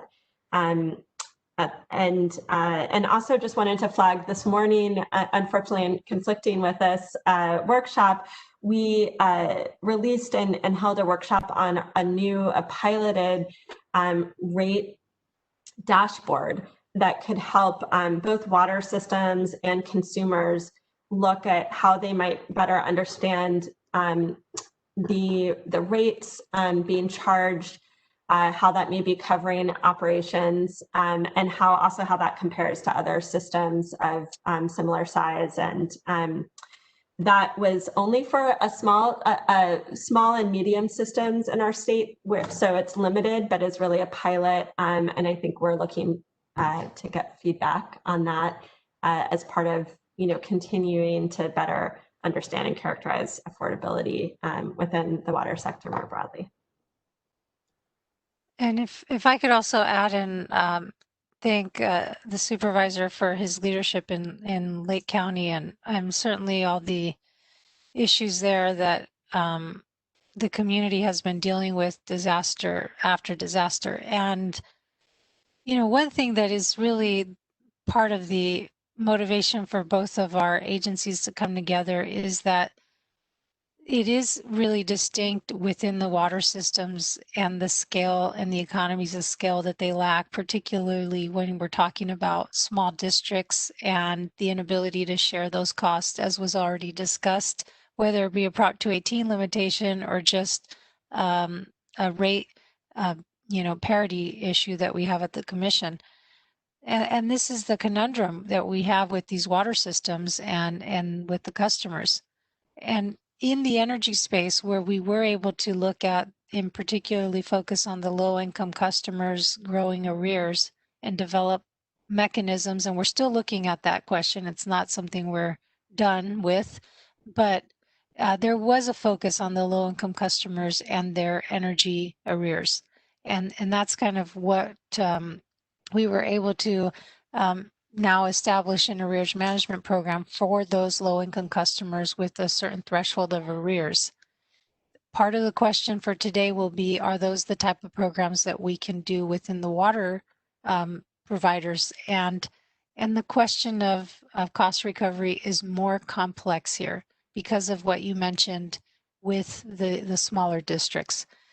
So I just want to recognize that, in that we may, we know these populations are probably similarly impacted, particularly the lower income customers in our different communities, but the solutions are going to be more complicated. And so hopefully we'll hear from all of you today on what some of those may be. We were very fortunate already this morning to hear from Senator Dodd and his willingness to seek, have the legislative support there, because it most likely will take a more comprehensive set of solutions. Okay, I did want to maybe go back to the phone line one more time, although I saw a little bit ago that no one had called in yet there, and just give everyone, because we are ahead of schedule, a final opportunity to ask any questions, either in the chat, any of the panelists, or the phone line before we take our lunch break. Commissioner, this is Steve St. Marie, and I've been in communication with Robert Stanford, who indicates that there are no questioners outstanding on the telephone lines. Okay, great. Any further questions from the WebEx participants here? And if I'm not seeing them all, please someone speak up. Not at this moment. Excellent. And I see that we did have Commissioner Rechtschaffen able to join us. Thank you, Commissioner Rechtschaffen. Thank you. Glad to be here. I had a conflicting workshop this morning. Okay. All right. Well, I think if no one is seeing any further questions, we can break a little bit early for our lunch. And we are scheduled to be back at 12:50. If folks of the panelists and participants here on the WebEx, if you can plan on being back maybe 10 minutes before at 12:40, so we can get all of that set up in case of anything. So I think with that, we'll go ahead and take an early lunch break. Thank you all very much. Thank you, Commissioner.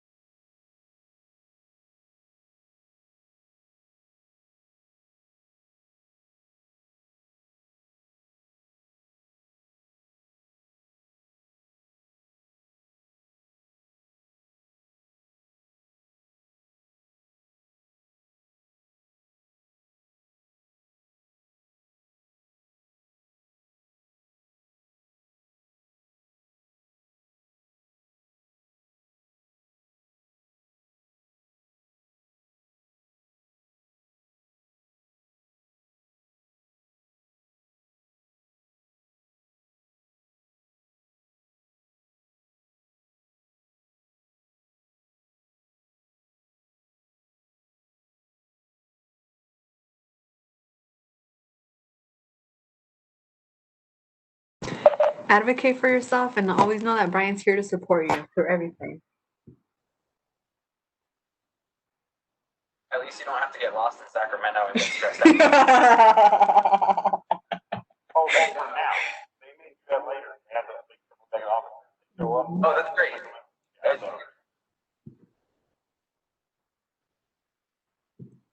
All right, folks, I'm going to move you into rooms now. Have a good one.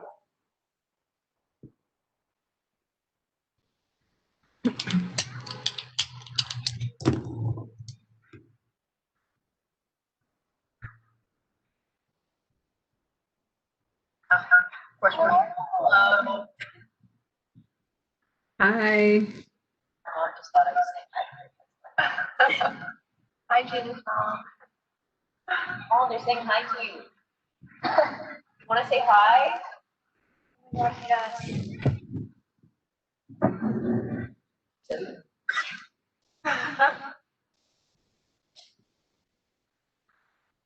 Yes.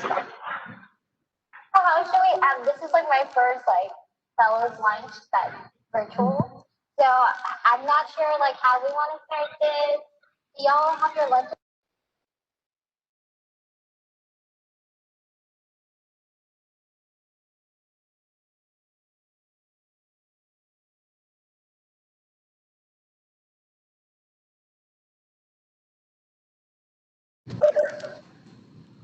Yeah, hi guys. Well, we can introduction first. I only know people are here. So I'm Patrick. I was an executive fellow.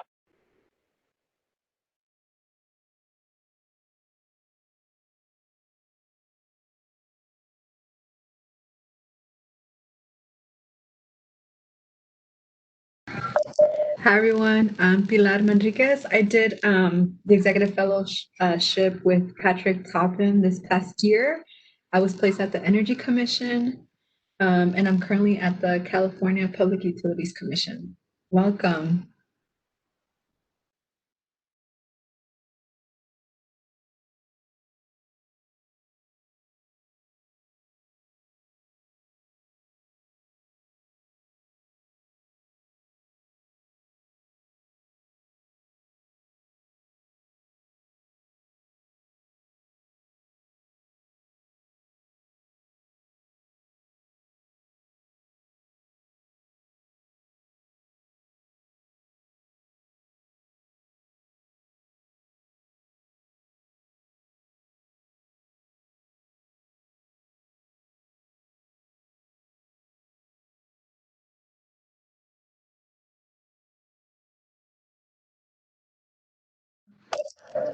Go Bears.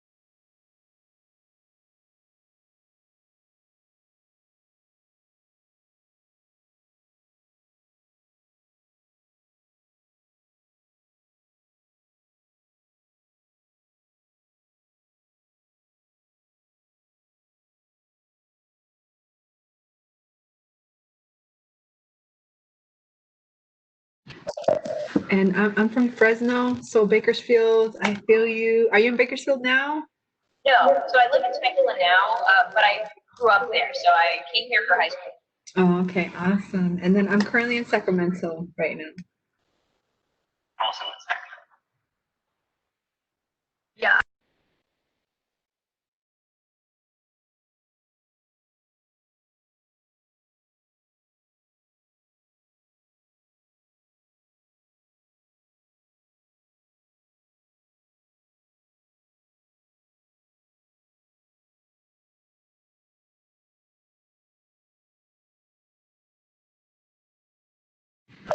download.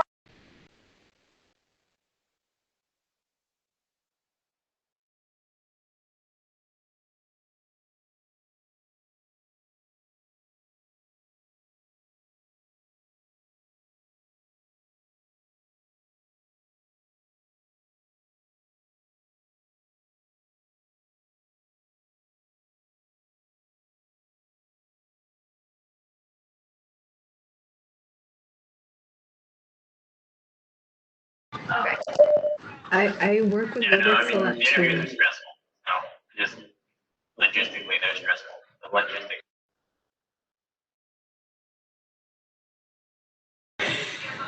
I personally like Zoom over WebEx, but that's just my point of view. WebEx is just like very old. I don't know, very old. You can get lost. But I did want to ask, what part of the fellowship are y'all in right now? Like, have you explored the agencies and you've talked to some of the agencies already, and now you're just interviewing, right? This upcoming week. Do you know who you're interviewing with? So yeah.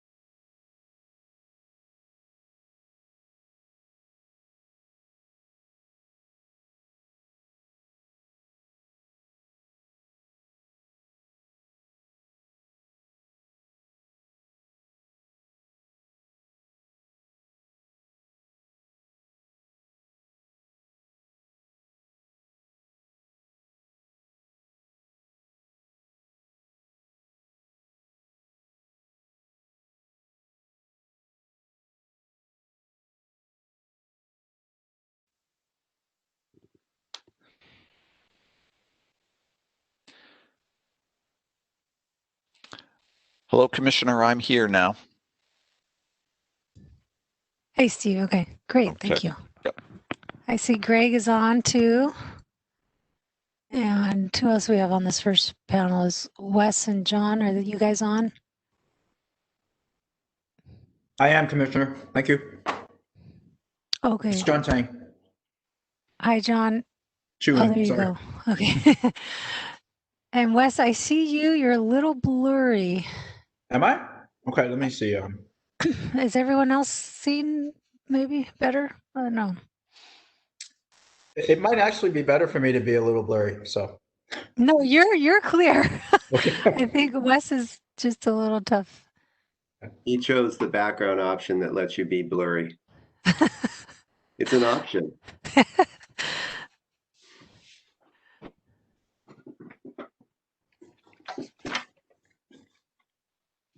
Hey, Greg, I met one of your colleagues, and I was on a camping trip, and I think he was with. Where was it along Big Sur? No, it was actually about a month ago now, and it was at Pinnacles. And he's now I'm blanking on his name. Where's Pinnacles? It's just south of Hollister. Oh, okay. It's like the smallest and newest national park. I'm just thinking who that might be for which district is close enough. Would that be like he said Visalia district?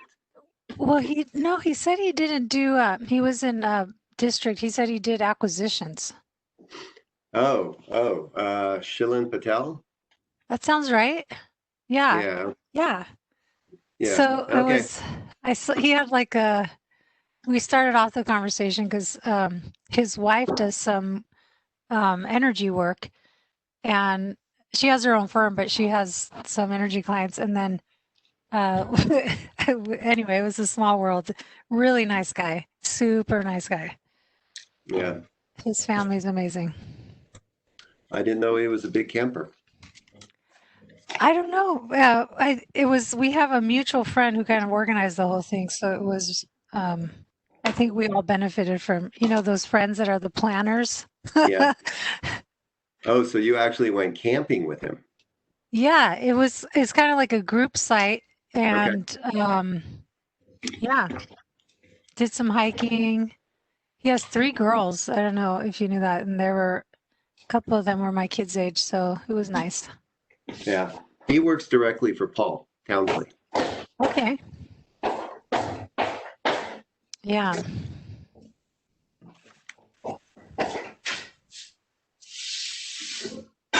Hey, Commissioner, I'm going to tailor my presentation to some of the stuff that was already addressed this morning, just to make it so that it's there's more time for questions and what have you, instead of repeating stuff that everybody's already heard.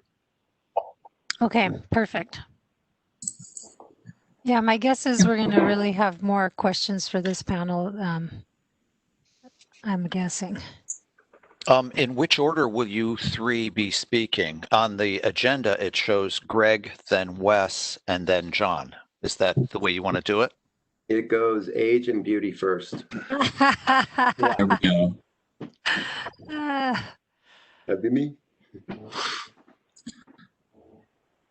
Greg, I'll be controlling the slides, so you can just tell me, just like fast that we've talked about this. Yeah, it'll be fine.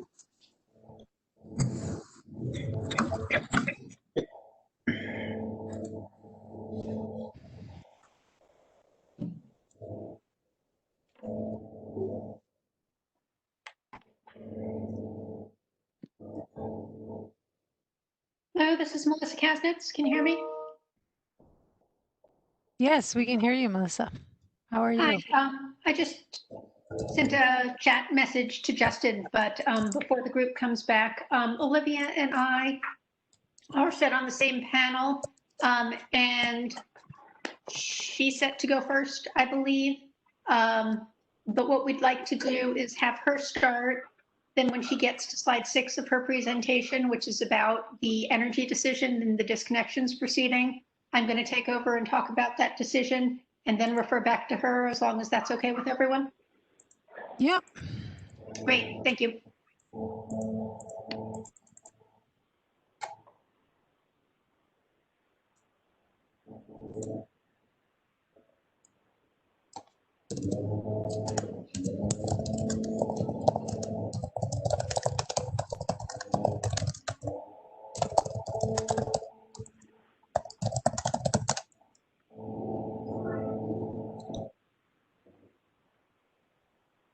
Well, it looks like we're going to be on time. So I'll just welcome everyone back, and then I will start with you, Greg.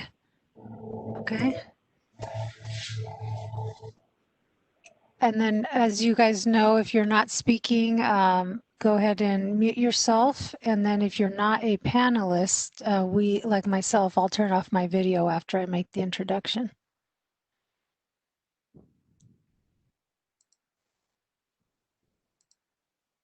And Robert, are we good on the phone line?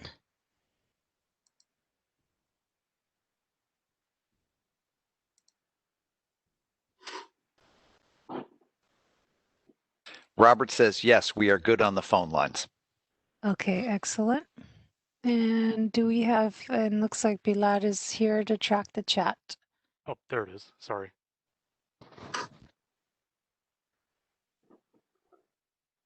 Okay. All right. Well, looks like we're on time. So everybody good to go? Good to go. Commissioner, do you want to remind people that we're being recorded, or shall I? Go ahead, Stephen. Ladies and gentlemen, welcome back to the workshop this afternoon. Once again, I am Stephen St. Marie from the Water Division of the California Public Utilities Commission. I wish to remind you that we are recording this meeting and that we will, I'm looking now to see if we have questions. We will have a question break at about 2:30 this afternoon, question and answer panel after the first panels. And then if there are questions that still remain after that, there will be another opportunity to ask questions or to pick up questions that have already been awaiting at 4 o'clock at the end of the regular meeting.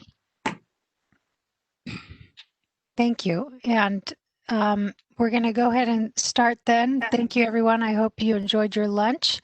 Our first panel is we're going to be hearing about possible solutions to address the arrears and the growing arrears that we heard of in part this morning. And the first three speakers will be from the investor-owned utilities that we work with closely here at the PUC. And our first speaker will be from the California Water Service Company. Greg Milliman will be presenting some of their activities and thoughts. Greg? All right, thank you, Commissioner, and thank you to everybody that participated this morning and gave a lot of great ideas. Some of them are in my presentation, so I'm not going to repeat them again so we can have more time later for questions and answers. So just really kind of high level to put it in perspective, Cal Water serves roughly 500,000 connections in California from Palos Verdes in the south to Chico in the north. Our largest district is through 24 operating districts. The largest one's about 80,000 connections and the smallest is about 1,000. So you can change slide. The first thing, and this I won't spend a lot of time on because it was discussed earlier today, the communication, the suspended disconnects, and the waived reconnection fees.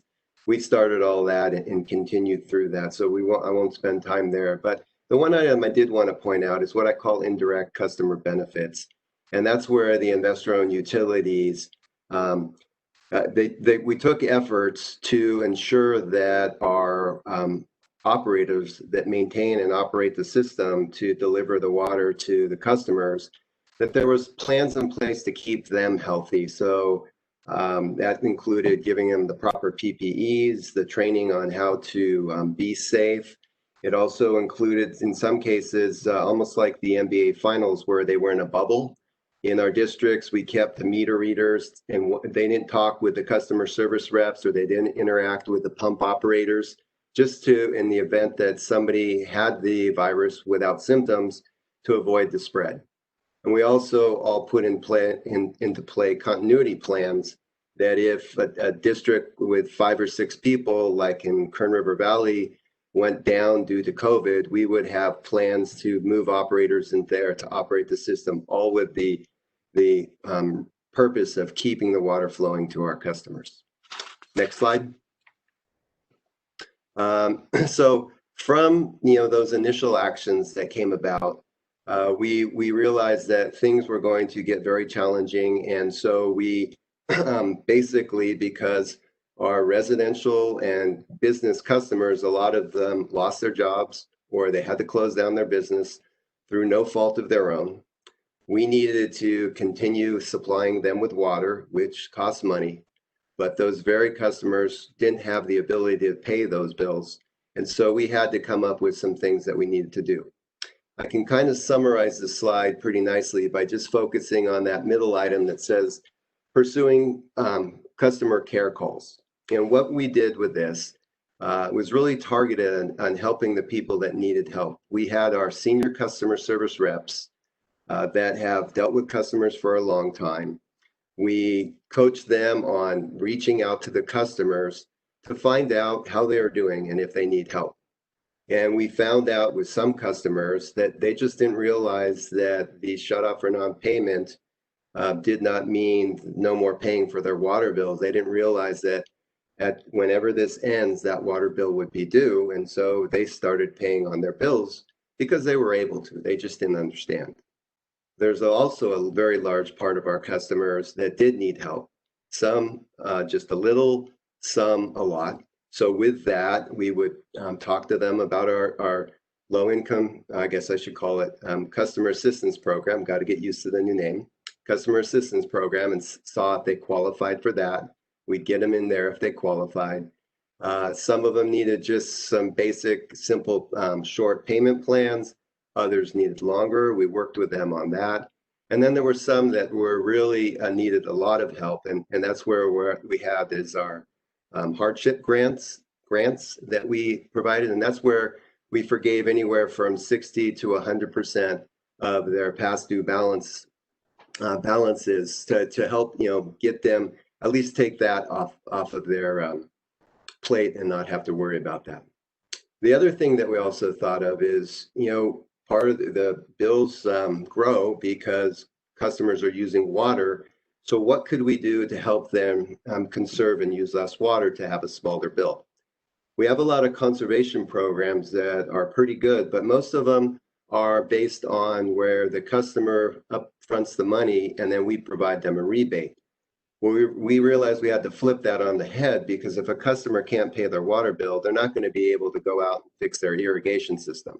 So we flipped that. We targeted our low-income customers and the customers that were falling behind on their payments, and went out and did that audit, and where it needed it, we would make those repairs to help keep their costs down. Next slide. So, we had our reaction in the beginning, and then we kind of adapted to things that were going on. But now, and this is really what this whole workshop is about, is, what can we do in the future? So I have 4 ideas listed on the next 2 slides, but I need to preface it with, these are ideas and concepts. The devil's always in the details, and we need to make sure that we balance our customers that have needs and need help with the costs and ramifications that has to the rest of our customers. But there are all ideas that need to be looked at. And further, as we heard earlier from board member Laurel Firestone, is we need to try and get these applied across the state. The investor-owned utilities are only serving 15% of Californians. 85% are by state public agencies. So we need to kind of use these as guides to get them to all entities. So with that, I'll start with the LIRA program. And really, this has been very successful for Cal Water. It's helped us get a lot of customers into the CAP program.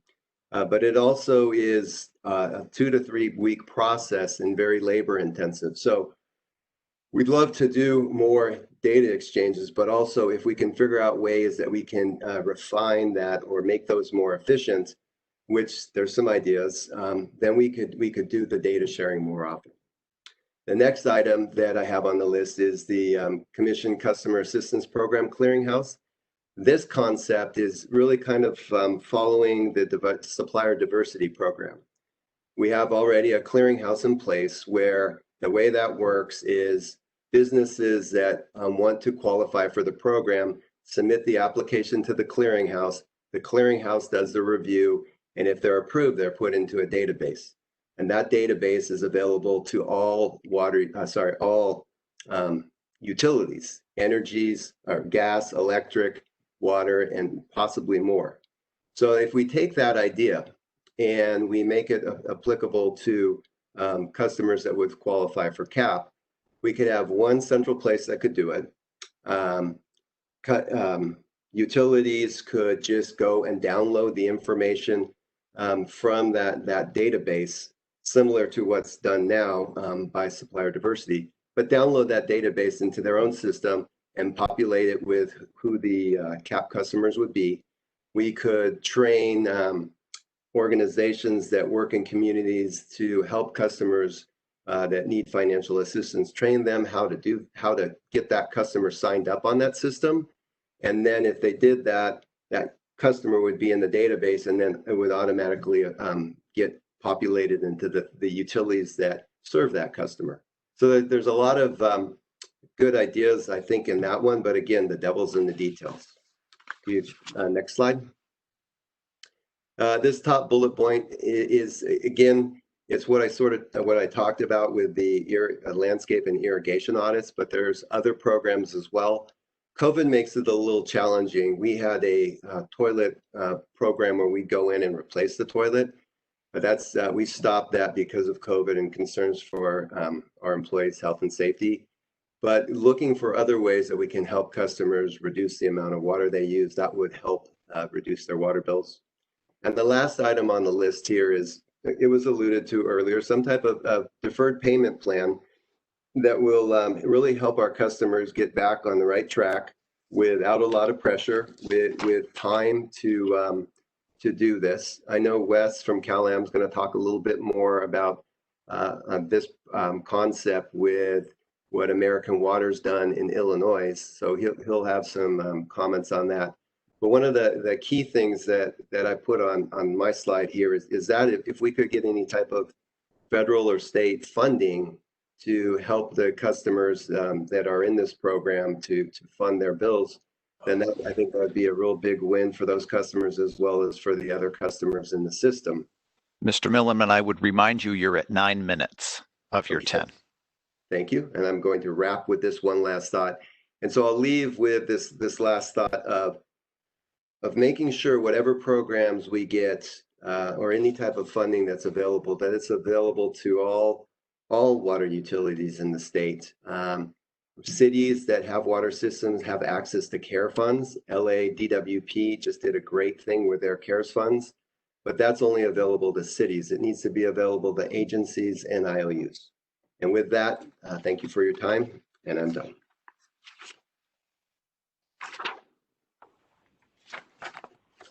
All right, thanks. I'll just go ahead and jump right in, Commissioner. Thanks, first of all, for having me, and thanks for allowing me to be part of this discussion. I'm Wes Owens. I'm the Director of Rates and Regulatory with California American Water. Since there's a lot to cover in kind of a short amount of time, I'll just jump right into it. Next slide, please. So I've kind of geared this around the guiding questions that were sent out with the agenda. The first guiding question is the status quo effectively protecting customers? And I kind of looked at this through the frame of for our most vulnerable customers, and really for all our customers, are they given access to clean, reliable water without having to worry about being disconnected in current times? So through those lenses, I'd say yes. And credit to the CPUC and the governor for guidance on these emergency protections, but especially around the emergency protections for the CPUC. So, but you know, I think it is timely to think about the customer impacts after the moratorium is lifted. So I'm glad we're having this workshop today, because the actions to take and to protect customers today will have an impact on the customers in the future, as shown in the morning presentation and shown in our data and the data of the other utilities. Arrearages are increasing. So this could lead to potentially higher bills post-moratorium for customers in arrears as they work to come current on past due amounts, and also potentially higher bills for all customers as uncollectibles are affected and addressed in future general rate cases. Next slide, please. Guiding question number 2, what techniques have been effective in helping customers manage arrearages? And a lot of this is, well, a little similar to the programs Greg discussed, but from CalAM's perspective, you know, there's a lot of programs we're offering. First is a payment arrangements. This is available to all customers, and it provides flexibility to pay past due amounts over a schedule of up to 12 months. So there's some flexibility in how the program can be designed for individual customers. We provide budget billing options, which is an option to pay bills on a monthly budgeted basis. So it's more like a forward-looking program where the bills are a predetermined monthly amount and based on customers' historical average usage. So you can see with those two programs, at least customers who have the ability to pay bills can kind of set on a monthly basis what their total amount due will look like going forward. Obviously, our customer assistance program, where for CalAM we offer 20 to 30% discount on service charges on our lower tiers, and we're happy to say that as of October, we're up to about 12% of residential customers enrolled in the program. So in our next monthly reporting, that'll be reflected. And we're also very happy to say that we were recently approved by the Commission to expand the program to 3 recently acquired systems serving disadvantaged communities. This is Fruit Ridge Vista Water System in Sacramento County, Hillview Water System in Madera County, and the Rio Plaza System in Ventura County. And so this is expanding the program to about 6,000 residential customers who didn't have the customer assistance or LIRA before acquisition by California American Water. We also have our hardship assistance program. At this time, this is a program specific to our Monterey district that we've had since 2018, and it's a program designed to help struggling customers avoid water shutoff due to non-payment, and it's operated in partnership with the United Way of Monterey County. Further, as kind of discussed by Greg, we also have significant conservation programs. And I know that usually these are looked at as programs to help reduce consumption, with another big policy goal in California, obviously, but they also help directly impact customer bills through lower water usage and indirectly by avoiding costs for future water supply. You know, and CalAM, I mean, specifically for low-income customers, we're the first water utility to implement a large-scale low-income joint water and energy efficiency direct install program. Next slide, please. So on to the third guiding question. How else should water systems prepare to assist customers facing arrearages? I think one aspect of this is allowing the Water Shutoff Protection Act to kind of be fully put into effect. I mean, we, like all the other Class A, and I think all the other investor-owned utilities, filed to have our tariffs modified to reflect the Water Shutoff Protection Act. And at least for CalAM, those tariff modifications have been approved. But you know, the Act provides for including the bill timing already that was included in our tariffs, about 79 days between when bills are issued and when customers could be disconnected, not necessarily would, but could. And this is outside the current emergency protection situation. However, it became effective on February 1 of this year, and the emergency customer protections became effective 35 days later. So we haven't really had an opportunity to see what the disconnection timing and the notice being requirements provided around that, how that could help with customers. Continue to communicate with customers regarding our programs. I think a big part of this is, at least at CalAM, what we've seen, and looking specifically at our payment arrangement program, and that's the program where we could provide arrangements for up to 12 months. We've actually seen a drop in participation by about 50% from September of last year to September of 2020. So, I mean, in kind of looking at it and kind of looking at how the participation has dropped, I think it's safe to say that a big part of that is related to the emergency customer protections. And customers understandably relying on those protections, but I think we need to maintain clear communication with customers, as Greg kind of mentioned, that these protections will end at some point. And to that point, and I got a little more clarity this morning, so I thank everybody on the morning panel, but it's a little bit unclear. I think the emergency customer protection sunsetting is clear, but maybe the governor's executive order around moratoriums, kind of the timing of that. So in other words, when is the moratorium going to be lifted so that we can start communicating that with customers? Expansion of the existing hardship assistance program, I mentioned that right now specific to Monterey. Expanding that statewide is definitely something that we are looking at and considering.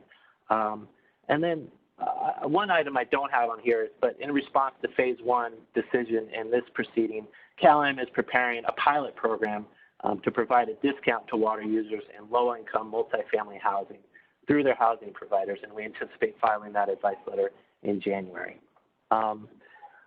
You know, I won't go over it because Greg mentioned it, but I think a statewide coordinated, consolidated response is should be considered the gold standard.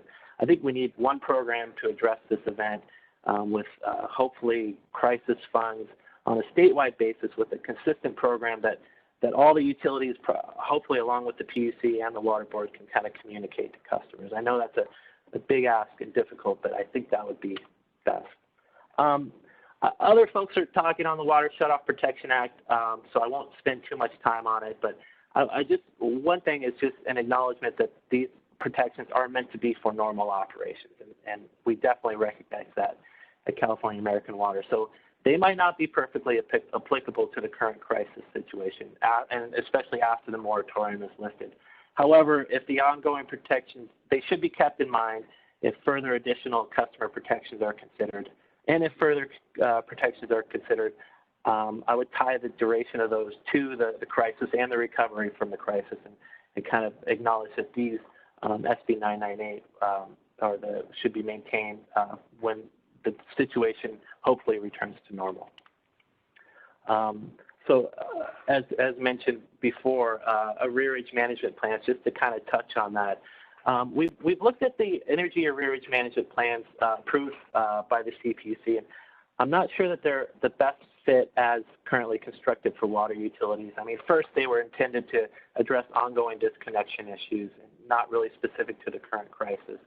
There's also some uncertainty around the cumulative dollar arrearage forgiveness, at least in my reading of the plans. I mean, it'll fluctuate and vary depending on how many customers are in arrears. And Mr. Mowens, you are at 9 minutes now. Great, I'll wrap it up. Water utilities might not have the same resources. So in my last minute, I'll focus on a potential template that could work for water utilities, has worked for water utilities in other states, and that's a stipulated agreement, Illinois stipulated agreement adopted by the Illinois Commerce Commission. And, you know, as referenced in the joint advocates comments, it had unanimous agreement amongst all parties, including advocates and commission staff. It has a deferred payment arrangement plan, similar in construct to CalAm's and I imagine the other utilities, but it provides for arrangements up to 24 months. And I think the main difference is it has a bill payment assistance component where the plans are individually tailored to the utilities. They're capped at authorized uncollectibles for the utilities, so it gives certainty around the potential amount of forgiveness, and they're managed by third parties, which kind of alleviates some of the resource concern. And finally, they have a timely cost recovery element with a rider surcharge that's based on actual and forecasted costs and is updated quarterly. And I'll leave the conclusions for further review. It's just wrapping up what I've already stated, and I look forward to the Q&A. And again, thanks for letting me participate.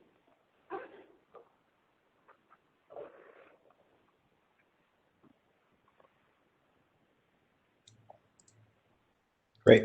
Thanks very much, Commissioner, Chairman Esquivel, and Board Member Firestone. I really appreciate you giving me the opportunity to present today to the staff as well as to the other interested parties. You know, San Jose Water Company recognizes the role we play in ensuring public health protection for our employees, customers, and communities through the delivery safe and reliable water service. Really, I think our mission is very simple. It's to protect public health, protect our employees, and protect our communities. Next slide, please.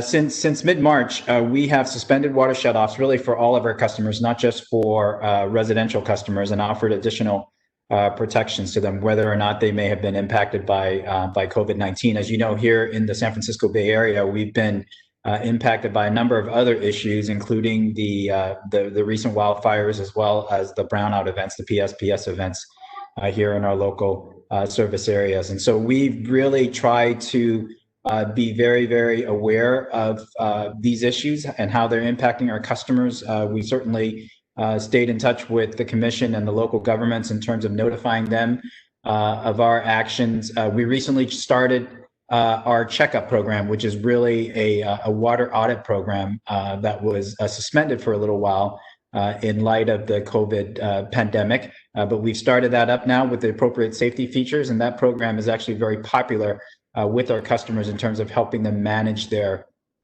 bills. And lastly, we have donated $25,000 from our shareholder-funded charitable fund to COVID-related relief here in the local area. Next slide, please.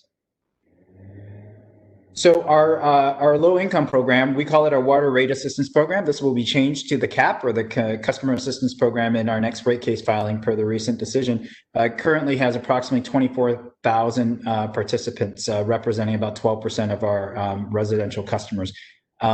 We've seen quite an uptick since the pandemic began, and that's largely a result of the July data exchange that we just did, as well as some of the efforts on our side in terms of a more comprehensive public information campaign consisting of social media as well as bill inserts and other our website to further engage and inform our customers. I think there was a question asked in one of the earlier panels about where we're seeing the most CAP enrollments come from, and I think, like other utilities, we're actually seeing it come from the data exchange, and I know we're going to talk a little bit more about that maybe later. Next slide, please.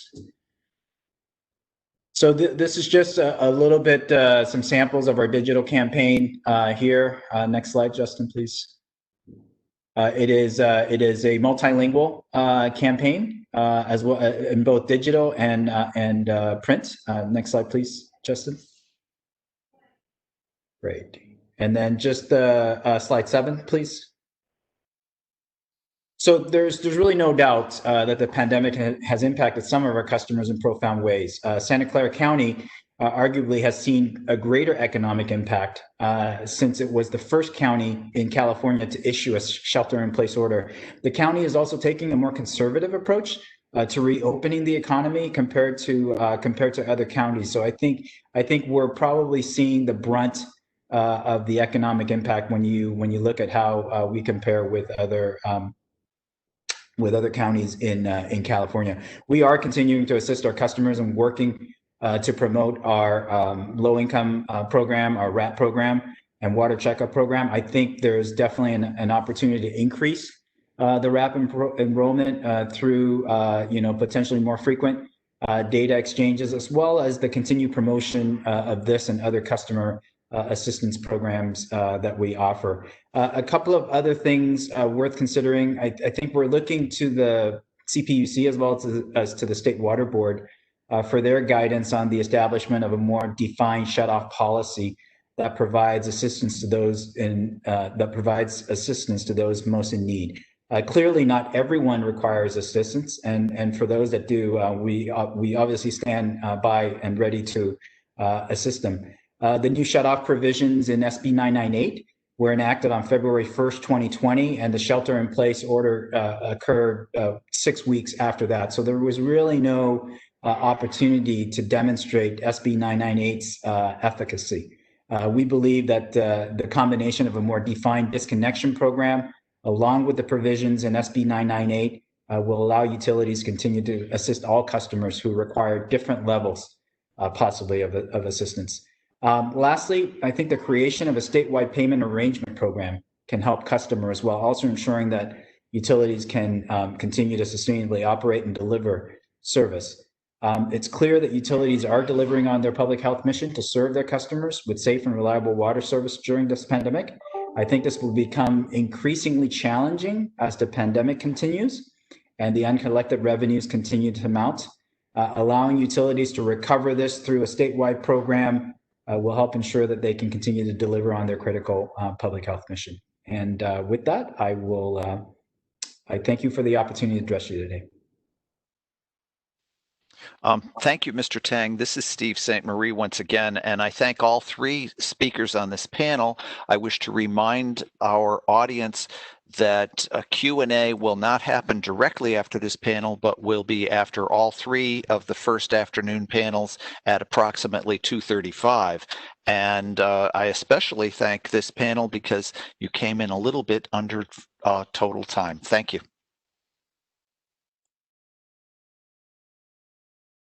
Hi there. I'm Eric Sandler. I'm the CFO and Assistant General Manager of the San Francisco Public Utilities Commission. Very pleased to be here to present our response to COVID-19 with respect to customer affordability. Next slide, please. So I'm going to focus on a couple of things, share a little bit about our emergency discount programs, the strategy and approach that we took in developing the programs, our outreach efforts, and some of the results we've seen to date, and then look at customer delinquencies and what we have been thinking about in terms of managing them post-moratorium. Next slide, please.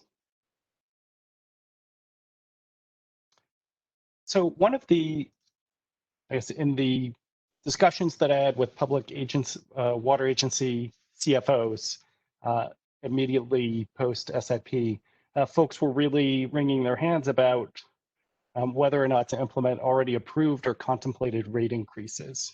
And so that was one of the first things we had to address. And we engaged our commission, our elected officials, and the San Francisco PUC has a very large capital program. We spend in our water, sewer, and power enterprises about $1 billion a year. And we're really wanted to position ourselves as an engine of recovery and a source of jobs during the post-COVID and economic recovery period. And so what we had decided, or what we had worked out, was that we would move forward with the already approved rate increases for water and sewer and power, but that we would put a lot of effort into developing emergency discount programs and customer assistance programs to help those who were struggling to pay the bills.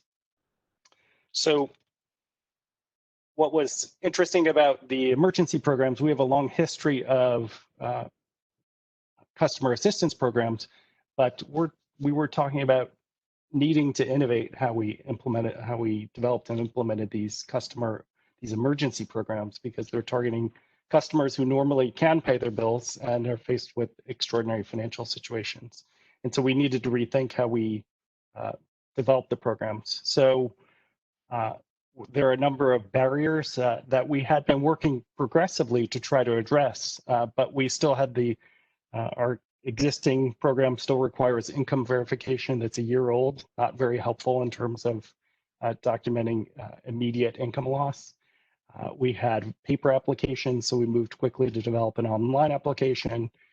We shifted our program from a focus of income requirements to income loss. And so our emergency program is available to even customers with fairly high household incomes who experienced income loss, because you can live in San Francisco, make quite a bit of money, and still it can be quite unaffordable. And then also, we had not previously had programs that focused on small businesses and nonprofits, and we developed programs for them as well. So we have 4 emergency customer assistance programs. One that's a water and sewer residential discount program, we have a small residential power program, a power discount program for nonprofit and small businesses, and that's water and sewer, and then a discount program for our Clean Power SF community choice aggregation aggregator.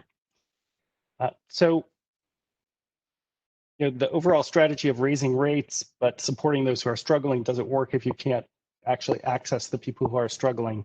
And our our customer assistance program previously struggled with low enrollment. And so we really put a lot of effort in terms of comprehensive outreach. And so some of the examples, we had advertisements and interviews in multiple languages. We partnered with Citywide Emergency Operations Center to distribute bill relief door hangers across the city. We included bill relief inserts in every bill, and we collected data on how folks heard about the program. Next slide. Oh, sorry. Next slide, please. And so here's our enrollment figures to date. As I mentioned, we have 4 emergency discount programs. Residential discount for water and sewer, we have 4,600 accounts enrolled. An average monthly benefit is $58. You can see our other programs here. Just for perspective, the number of customers we have enrolled in our regular customer assistance program is about 1,200. So we've significantly increased the number of customer accounts that are making use of our low-income program, our customer assistance programs. Next slide, please. So what this graph shows is the number of delinquent accounts over time post shelter-in-place order, or number of accounts with delinquent balances, and delinquent balance is a balance over 90 days due. What you can see is that on a pre-pandemic levels, we had just about 1,500 accounts, and we have 178,000 water wastewater accounts. You can see that the number of accounts in delinquency rose sharply at the beginning of the pandemic, leveled off with a slight dip in June, actually, as we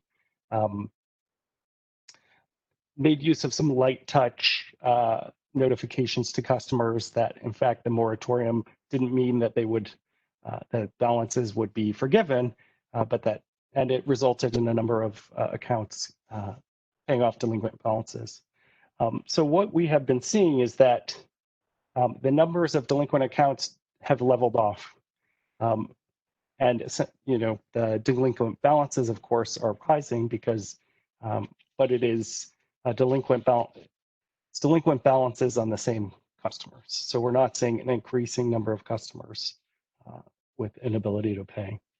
The dollar value of the delinquent accounts at the end of August is about $4.6 million. It's pretty evenly split by, it's a little more residential. Obviously, we have more residential customers, but it's about 2.6 million residential, 1.9 million non-residential. And so really, the big questions are, how can we balance our customer assistance with financial sustainability, and what are the off-ramps as we move out of a moratorium? And the ideal collection strategy tries to isolate, we have a number of accounts here that some who can pay and some who can't. So really, how do we design a series of interventions and programs and supports to self-select those customers and support those who can't pay and collect from those who can? So once we move out of this particular crisis, what are we facing? Well, municipal water and wastewater agencies face a huge barrier of Prop 218, while San Francisco policymakers, and we're fortunate to have a good relationship with our elected officials and to be a department of the city and county which values affordability. Many other municipal water and wastewater agencies don't have this option. We receive some money from the city's general fund, and that's the way that we're able to fund these programs. But this shorter term affordability crisis is symptomatic of a larger one. Aging infrastructure, need for capital investment, widening income gap will only increase the burden on customers who can't afford to pay. So while individual utilities and the ratepayers can, in the short term, address and handle these costs, even if it were legal, we think that there are other needs for federal and state support to really address utility affordability going forward. Thank you. Mr. Sandler, 9 minutes. I am done with my presentation. Thank you.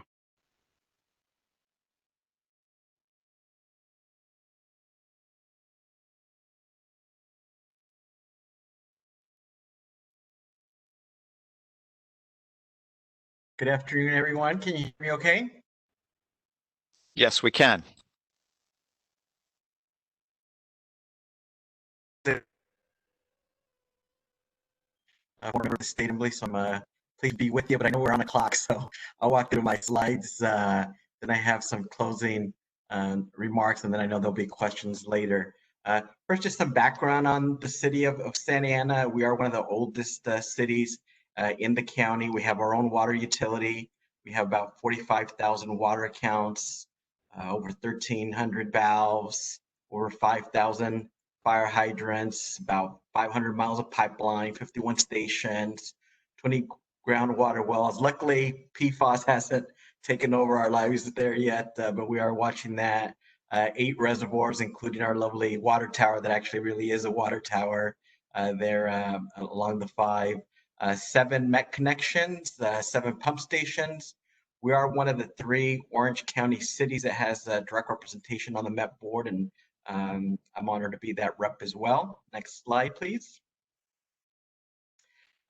This is to give you a sense of what our current water rates are, including in comparison with other nearby cities. We're central in North County, so this doesn't have the South County city, but I'll talk a little bit about that too, just because I know about it.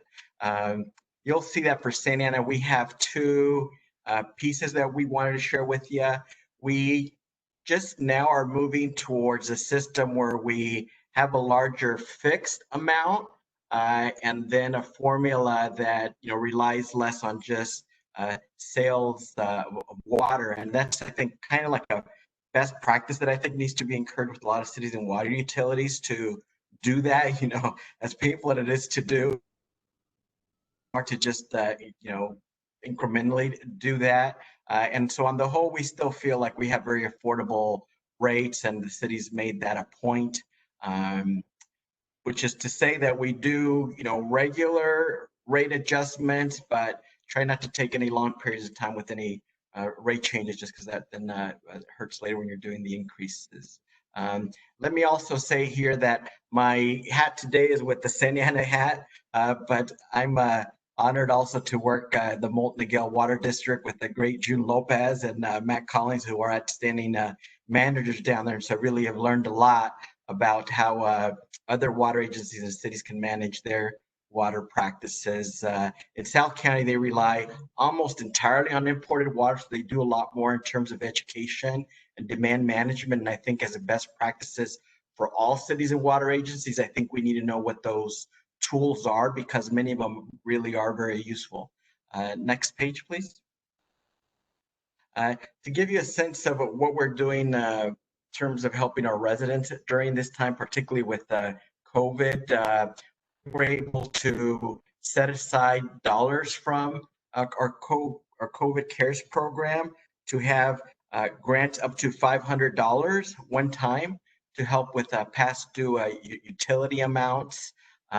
There, one suggestion I would give you, the large portion of this CARES money is use it or lose it by later this calendar year. I know a lot of it comes with federal strings, but to the extent that some of these unused dollars can be used beyond this calendar year would be very helpful. We also do try to set payment plans with our customers if they need help, and then we'll evaluate meter and household or business issues if they feel like something's wrong there with the math or the formula. Next page.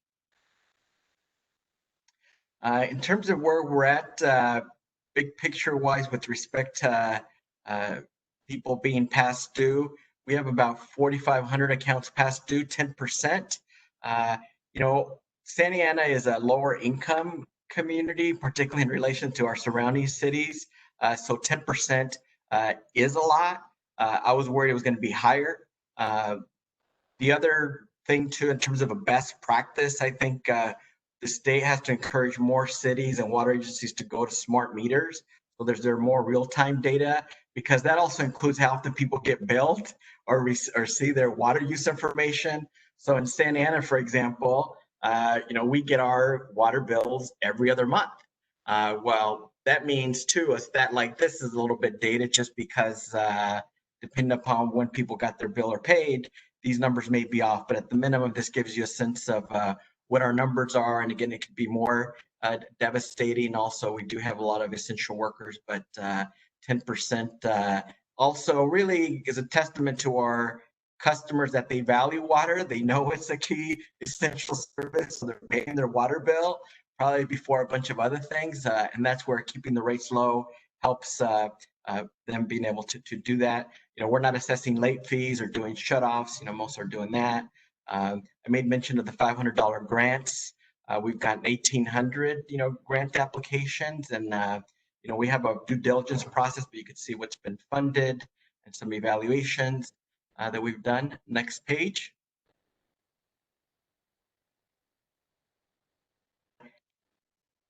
Let's be here, and I'll stop here because I know I don't want to take up all the time of this panel either. I think it's important for cities and water agencies, specifically cities. What I've seen now that I work at a special water district and a city agency, at a city government, there's so many issues, public safety, land use, cultural events, all sorts of things that water utility issues get this much attention on the radar.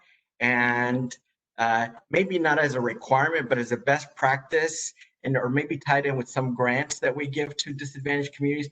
Cities and water agencies should be encouraged to have these kind of informative discussions about where their water comes from, how water is financed, and what we do with those dollars, as well as to seek input. Because in Santa Ana, for example, we're one of the oldest cities in Orange County. We're now officially 151 years old, approximately. Miguel is younger, but even then, we're celebrating our 60th anniversary there. And so guess what? Cities, large, small, newer, old, we're either building in infrastructure or maintaining it. And I think the cost of maintenance sometimes is underestimated or undervalued. Or let me give you another little quick example. Public works wise, we also are now improving our sidewalks. When an older historic city, you end up digging up old sidewalk only to find old human remains. And so now you got to stop the process, inventory, talk with whatever agencies. And so doing some of this work is more timely or costly in large cities. Let me go to some other just general recommendations on this subject. I think cities and water agencies would benefit from best practices on rate structures because my sense is that many still have very antiquated systems. More capital needs to be identified for disadvantaged communities. And there I'll also share with you that the state water bond dollars that have kind of been moving money towards disadvantaged communities, being on the SAPA board, this whole walk committee that helps oversee some of that. I will tell you, I'm very disappointed with the way, I'm sure statewide, these dollars are being spent, even though there's monies for disadvantaged communities. A lot of the consultants and grants and internships are just going to the same old water entities, same old government institutions with this umbrella of it's for disadvantaged communities, but it's not materializing in the kinds of innovative projects that I think the legislature and the state wanted. And it's definitely not helping empower nonprofits or communities or interns that are from disadvantaged communities. And maybe offline, I would love to chat with some of you about that. And then I mentioned best practices, rate structure, smart meters is the way to go. We got to do more about that and show some examples. CIP, demand management, and then also messaging, again, because Central County is very different than South County. down in South County, one of the first great lines I heard from June Lopez was, we ask our customers not to use less, we ask them to waste less. And a lot of the Mr. you're at messaging, 9 minutes. thank you. A lot of the messaging that we use really statewide on water stuff first kind of gets crafted in English, and then people figure out a way to translate it into Spanish, and sometimes it translates, sometimes it doesn't, or sometimes it just never gets done just because something like what I just said isn't viewed like it's important enough to do a statewide effort. And so maybe we need to do some statewide awareness stuff on, water and where it comes from and all the rest. And so those are my thoughts. Again, I think there's a lot of water agencies and cities doing outstanding work. We got to replicate more of that. And by doing so, I think we'll help other neighboring communities that need help as well. Thank you.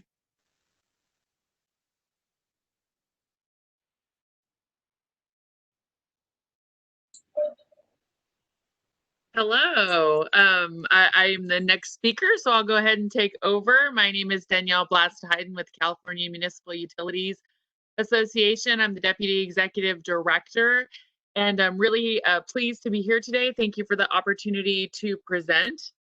Like Wes, I'm going to focus on the questions that were on the agenda that makes up the meat of my presentation, but definitely happy to answer questions when it's appropriate as well. Next slide.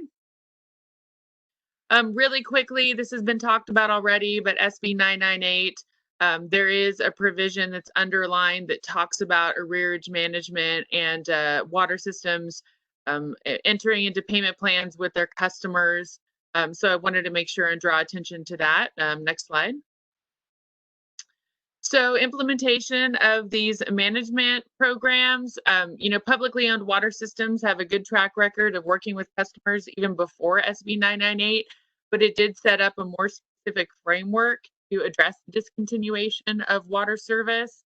And but the requirements of the policy, the written policy, as others have mentioned, just became effective as the pandemic was unfolding.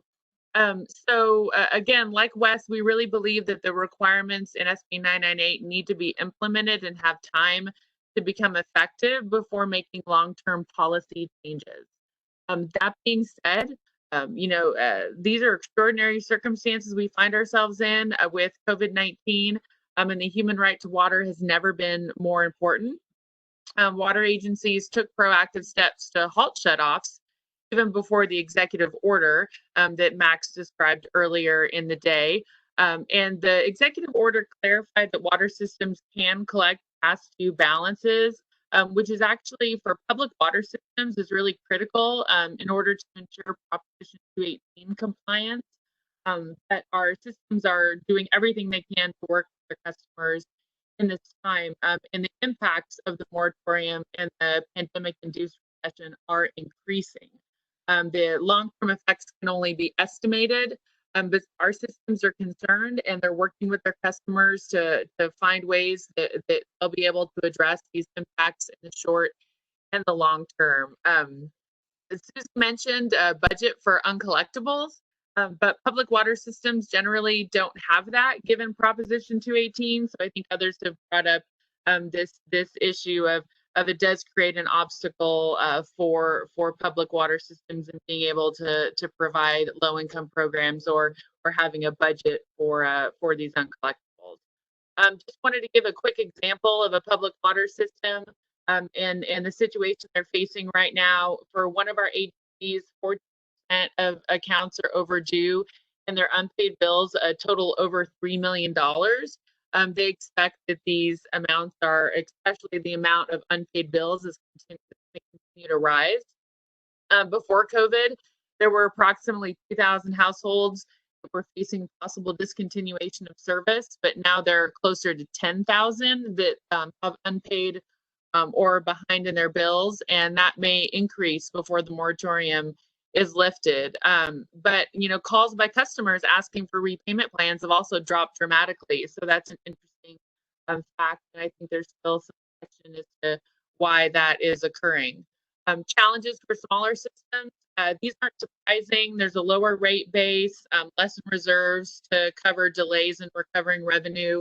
And many of the small systems are also disadvantaged communities. So for our members, what are some successful techniques for engaging customers? Need to be proactive. Our systems are contacting customers now, even though the moratorium is still in effect, through phone calls, social media, customer bill inserts, working with customers that are behind on their payments with specially designed letters, and door hangers. So, you know, everything they can possibly do to get in front of their customers to explain what is available and what they're doing to help in this situation. Next slide. So low-income rate assistance programs, you know, we feel like this really has an important role in addressing potential arrearages in the future, because systems can work with customers and provide a benefit before past balances accrue. While Proposition 218 does prohibit subsidizing customer bills, some of our members have found creative ways to help their customers without depending on rates. Max did outline a couple of these options, including funding from cell phone tower lease agreements. Customer donations is another way that our systems are able to fund these low-income rate assistance programs. And actually, one of the ways that we look to for proof of eligibility tends to be verifying participation in other LERA programs, like the energy programs that have been discussed earlier. AB 401 was also talked about. The report done by the Water Board through the leadership of then Assembly Member and now Senator Dodd. It provided a lot of recommendations in the report about ways to create low-income rate assistance programs and crisis programs. And I think there's a lot of promising pieces in that report. But one of the things I wanted to bring up, and I think is relevant to this conversation, is CMUA had recommended that one of the distribution mechanisms for a water benefit would be through CalFresh. And there have been some concerns that CalFresh reaches about 70% of households that are eligible for the services. But in our work with our water systems, that's a much better rate than their participation in their low-income programs. So we think this is a promising opportunity. It actually address concerns of getting a benefit to customers in multifamily housing, which if they don't directly get a water bill, that's something that's not a possibility right now. And we also feel like it could be immediately implemented, building on the Safe Drinking Water Supplemental Benefit pilot program. So we think that's something that should be considered, and I just wanted to bring it up as a possible solution for getting benefit out to folks as soon as possible. Next slide. Oh, this is just CMUA's mission and vision. We're pleased that SFPUC and City of Santa Ana are both members of our organization. We think what they're doing, along with a lot of our other members, is innovative, and they're doing their best given the constitutional restrictions. But our CMUA and our members are committed to working with the state to figure out how to address customers and system needs now with the COVID pandemic and in the future. We've been in contact with the Water Board on their data collection efforts, and we've also advocated for state and federal financial assistance to help and their customers. We look forward to continuing those efforts when it's appropriate. I'm happy to answer any questions, and thank you very much for the opportunity to present.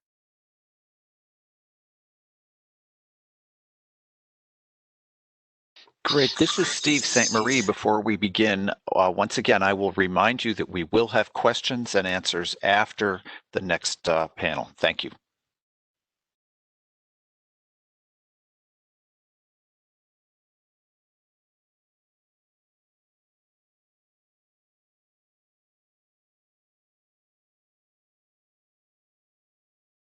Do we have Shioni? I'm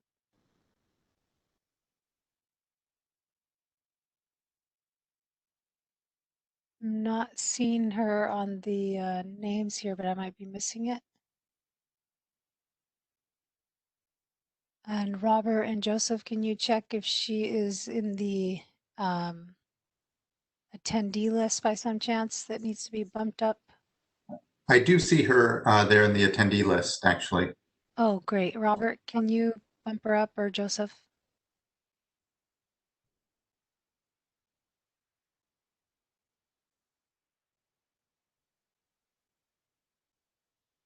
Okay, looks like they're doing that.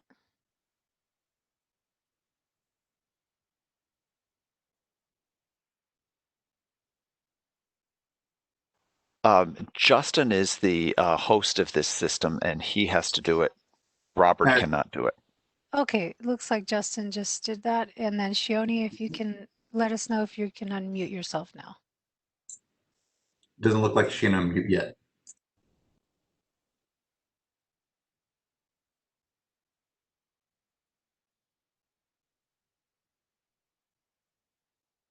And Justin, you should be able to unmute her.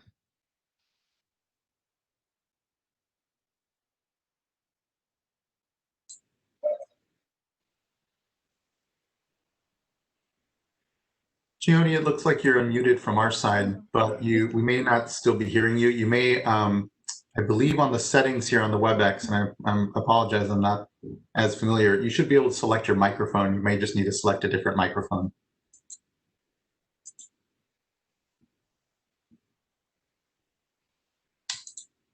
Yeah, it looks like next to your mute button, there is a small arrow, and you can select different microphones from there, and you may be able to just grab a different one.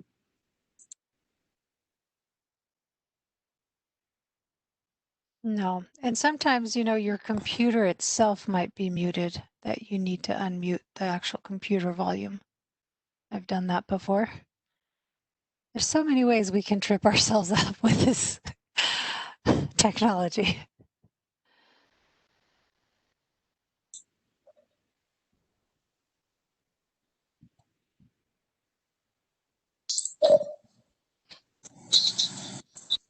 Oh, there's something.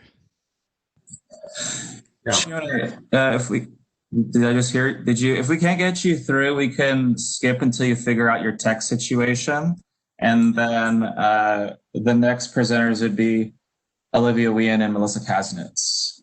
One last attempt. If you want to just unplug your headset, maybe that, you know, you'll probably use your speakers then from your laptop, but it may work.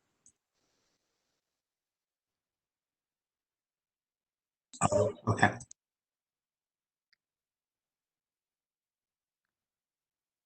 Keep going. Okay, I see Olivia's there. And also, Shioni, there is a WebEx call-in as a last resort as well. Okay, so we'll go to you, Olivia. Thank you. Sure. Thank you, Commissioner. Thanks to the panelists and everybody hanging in there this afternoon. This is an important topic. I'm Olivia Wine, staff attorney at the National Consumer Law Center. Next slide. And this is just sort of stating the obvious. I'm sorry, my cat is photobombing me. Hold on. Sorry, kitty. Oh my goodness. Okay. But because COVID-19 is highly transmissible through airborne respiratory droplets, the safest thing for families to do to stay safe is to stay at home. And so they need electricity, heat, water, the internet to shelter in place. And so within this context, NCLC, the organization I work for, has been working with advocates around the country. And next slide, please.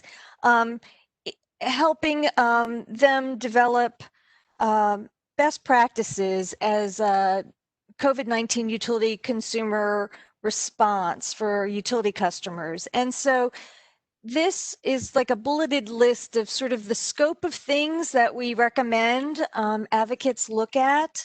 One thing that is very helpful is a uniform set of deferred payment agreement terms, so that they don't vary from utility to utility, and there is no need to haggle or negotiate. So just right up front, longer, more affordable payment plans.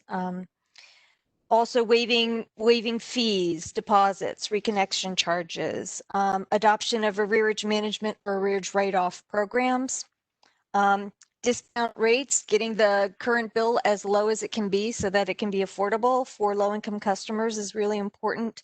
Folks have mentioned easier documentation of eligibility for these programs.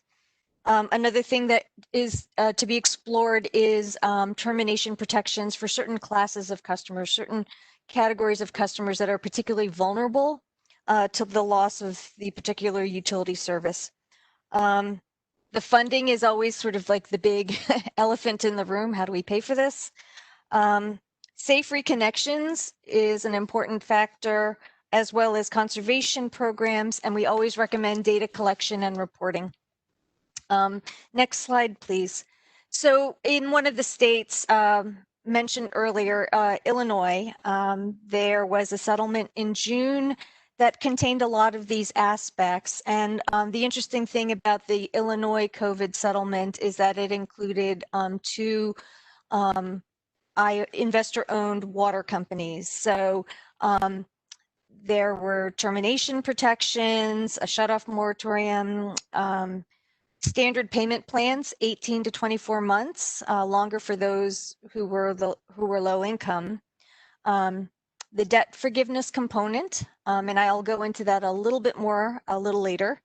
No adverse credit reporting, no deposits for low income customers for a period of time, and a commitment for stakeholders to convene and improve the existing low income programs.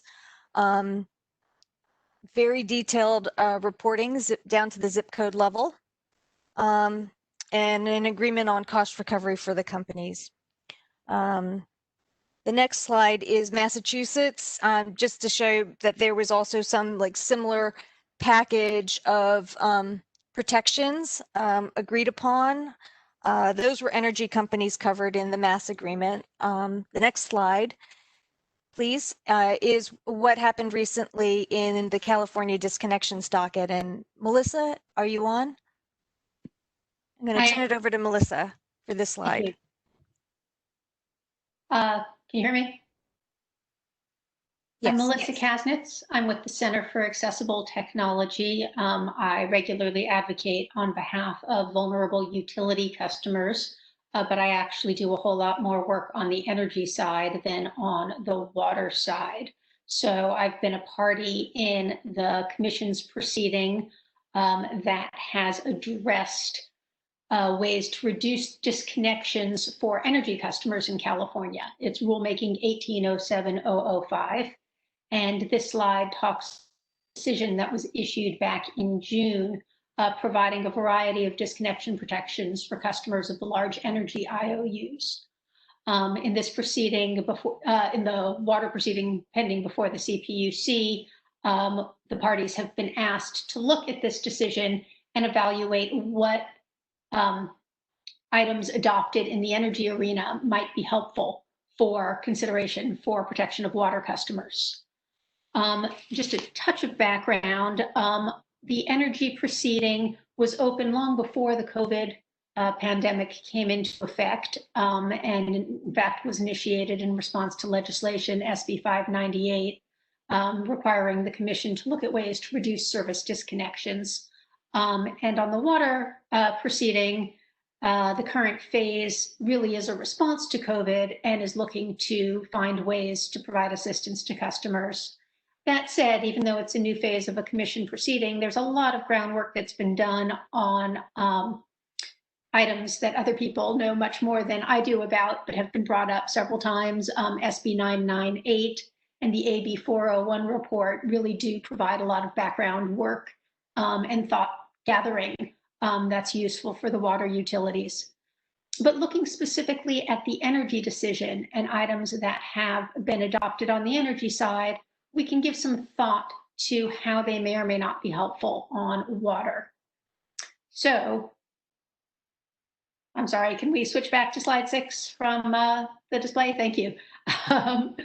So the items that are summarized here from the energy decision include a prohibition on deposits and reconnection fees, which Olivia just mentioned, and in particular, any fees for reestablishing service for customers who have already been disconnected is something that should really be given a lot of consideration, because a customer who's already facing disconnection does not need more obstacles to be able to restart vital service like drinking water.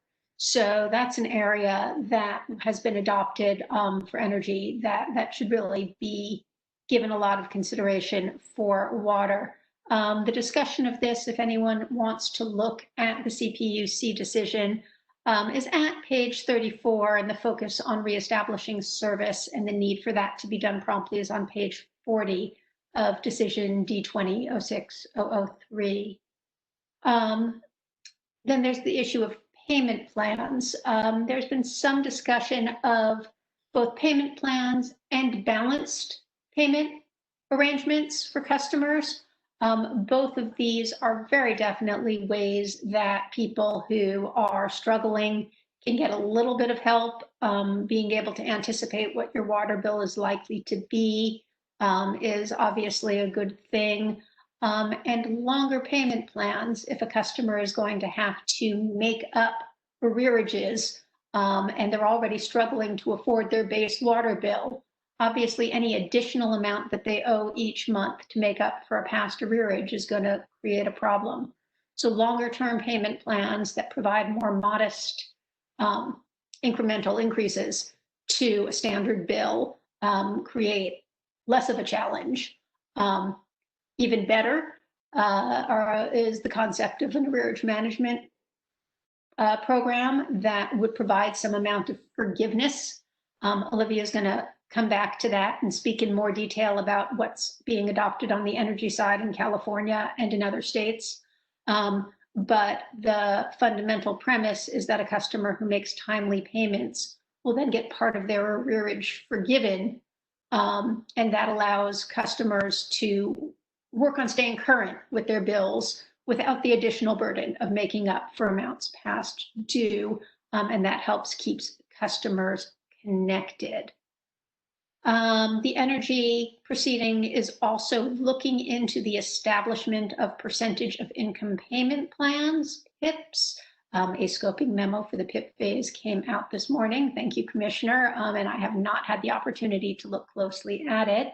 But the premise of a PIP is to cap payments on the basis of customer income, so they never have to pay more than a predetermined amount to meet their water needs or their energy needs. Of course, there are cost implications for that, and also questions about the impact on conservation, although in the locations where these types of plans have been put into effect, they have not seen dramatic usage increases by the customers who are put on these types of plans. So that's very much still an active topic on the energy side and should be considered for the water side. Then there are strengthening of disconnection protections for particular customers or at particular times. Right now, the moratorium is in place, and so no one is being disconnected, but there's been conversation this morning about the need to think about what happens when these blanket moratoriums are discontinued, and targeted disconnection protections on the energy side, they are reduced, they are connected to customers agreeing to participate in payment plans, and they've got some other conditions attached to them, but they are very much something that should be considered. With regard to seriously ill customers, on the energy side, there's a connection drawn between disconnection protection and enrollment in a program that's called the Medical Baseline Program. Medical Baseline for Energy allows customers who have documented medical conditions that require them to use a greater than standard amount of energy to reduce their bills, basically to get more of an allocation of energy at the lowest available rate. The water advocates have proposed before the commission in the low income proceeding for water consideration of something like a medical baseline program for water, where a household that can show a documented reason why it might have above standard water requirements, including for health reasons, might be able to get some protection, some bill assistance. So that's something that should remain on the table. It has been introduced, and it's something that might provide very targeted relief. Similarly, for energy, there are some temperature-based disconnection protections, both in periods of extreme heat and extreme cold. On water, this may also be something that would make sense for consideration once the blanket moratorium is lifted, particularly for extreme heat. Turning off someone's water during a period of extreme heat has direct health and safety implications, and that might be a targeted protection to continue to consider. The last bullet point talks generally about additional protections to reduce disconnections. There are a couple of different things that might fall under this general bucket. There's been talk already today about the data exchanges between water utilities and energy utilities to help foster enrollment in the affordability programs. This is for the commission-regulated water utilities. And there's material in the record of the commission proceeding about ways to potentially simplify those data exchanges and allow them to happen more frequently. Along with that, the advocates have supported other efforts to increase eligibility, to increase enrollment of eligible customers. And I know the utilities have made efforts to increase awareness of these programs to help drive enrollment. Those are efforts that should be continued. There's been some conversation this morning about other resources that can be used to provide assistance to customers in trouble, whether it's low-income customers or customers in arrears. There's the non-rate revenue sources that's been discussed for the public utilities. Various utilities have mentioned charitable support programs and hardship grants. And then we had Senator Dodd speaking to his willingness to champion legislative support, which might include ways to implement some of the recommendations of the AB 401 report, and potentially to look at resource pooling and ways to allow pooled efforts to provide support for the customers who need it. Again, depending on what sort of legislative solutions are required, that could focus specifically within the commission-regulated utilities or more broadly at a state level. Another protection that is available on the energy side is that the energy utilities have been given specific caps on how many customers can be disconnected at a particular time over a year or increments. And that's not something that I've seen considered on the water side, but perhaps look to cap the total number of disconnections once the disconnection moratorium is lifted, is a way to prevent massive scale disconnections from happening all in a very short order. There's been discussion of improved notices. I know that SB 998 standardizes some notice requirements, and providing more information to customers is also an area where collaborative work could continue to provide help and better understanding by customers who are at risk. And then there have been discussions of increased reliance on conservation programs to the extent that it might be possible to coordinate water conservation programs with the Energy Savings Assistance Program for low-income customers on the energy side, the ESA program. That might be a benefit to consumers who need assistance in both of those forms of service. And then I will flag one final quirky issue from the energy decision that I honestly don't know if it has applicability on the water side. But for energy, there was an issue that only impacted a small number of customers, but was really an enormous challenge for those who were affected, which is someone moving into a new residence where there was a prior arrearage might be held responsible for the arrearage of the former tenants. And the process for how that was considered was very opaque, and it was very challenging to navigate. And the commission took steps to really help provide transparency to that process, to consider whether the person newly activating service had benefited, is the term that's used, from previous service at the same location. And if not, they could not be held responsible for the past arrearage. So again, I'm afraid I don't know its applicability in the water universe, but on the energy side, it was a very severe hurdle for those customers who were affected, and it might be something to look at if it's relevant for water. So it's a very quick run through the water decision, flagging some points that might be good to keep on the table when considering assistance for water customers. Rather than go into detail further on any of them now, I think I will move back to Olivia to discuss the Arrearage Management Program more, and then I'd be happy to take questions on the other topics once we conclude our panel. Sure. Next slide, please, Justin. Arrearage management programs differ from deferred payment agreements in fundamental ways. So I just wanted to take a step back and make sure, level set, that we all sort of understand what we're talking about when we talk about arrearage management programs. A customer with a large arrearage entering into an arrearage management program has that arrearage essentially put in a parking lot. It doesn't grow. They're protected from disconnection for as long as they're in this program. So it's just set aside. The customer is expected to stay current on their current bill.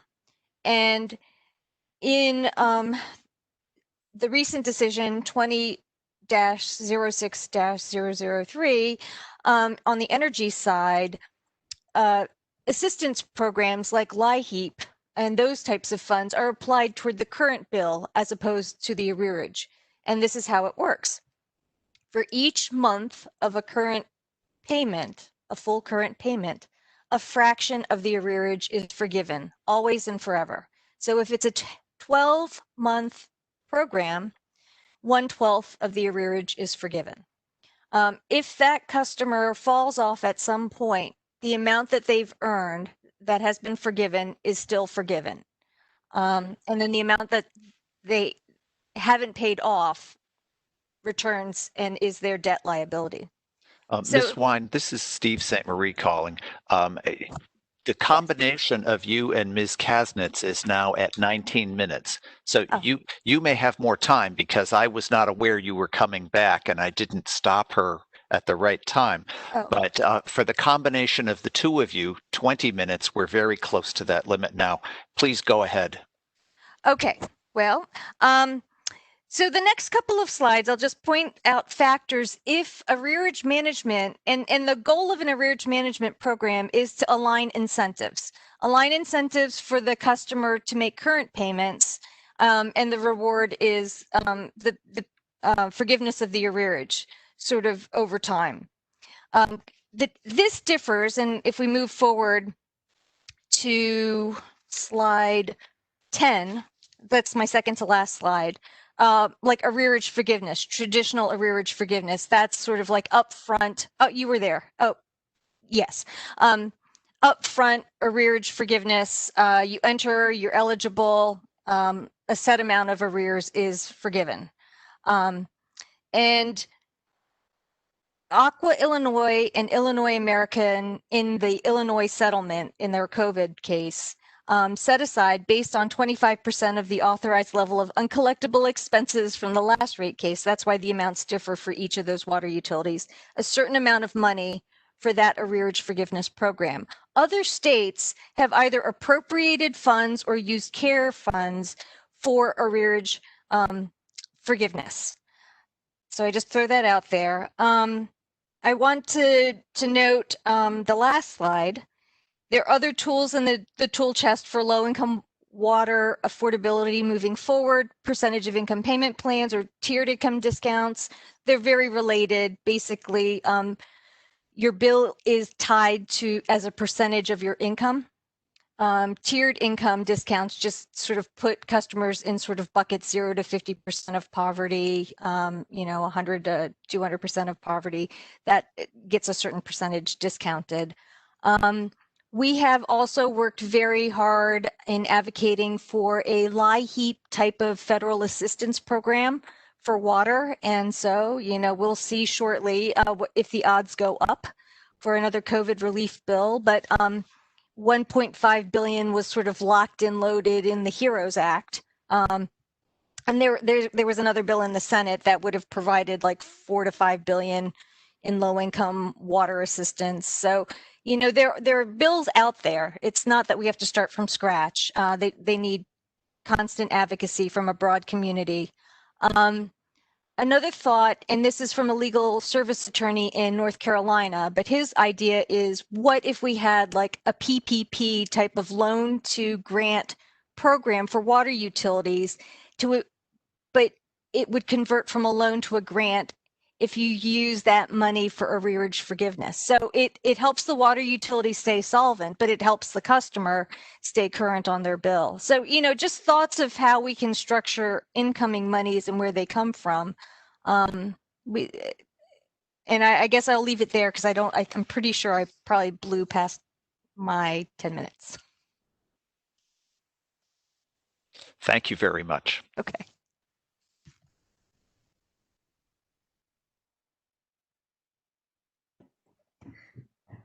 Okay, let's try this. Can folks hear me this time?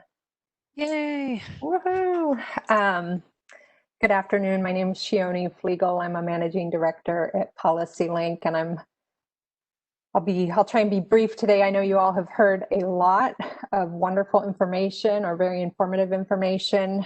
I'm going to try and make some different connections. Justin, can you go to the next slide, please? So a little bit about PolicyLink. For those who don't know us, we are not a water utility. PolicyLink is a national advocacy organization based in Oakland, California. We work statewide to make sure that those who face the burdens of structural racism, in particular, people of color, low-income folks, that they have an opportunity to participate in a just society, live in a healthy community of opportunity, and prosper in an equitable economy. In California, what that means is we focus on the roughly 14 million Californians who are living at or below 200% of the poverty level. So I'll be talking a little bit about our work. Justin, can you go to the next slide? What we are seeing here in California is a growing debt crisis for low-income households. We're talking about water specifically, but we're seeing that crisis really touch families and individuals and households at all levels.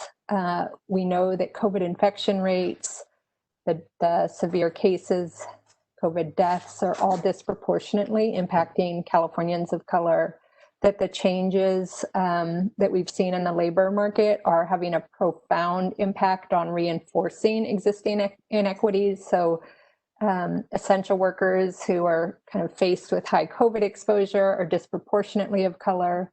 Women and people of color are actually leaving the workforce in this time, either because their jobs have been lost or because they're juggling the demands of family and work.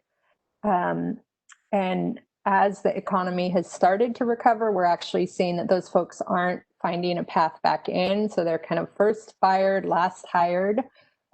That reality is falling heaviest on, in particular, Black households, but is really being felt throughout communities of color.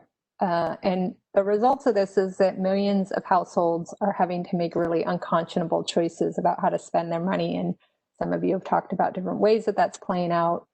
But folks that we have the honor to partner with share the experience of their clients having to make choices about whether they're paying for their water this month, they're paying for their energy, or paying their rent.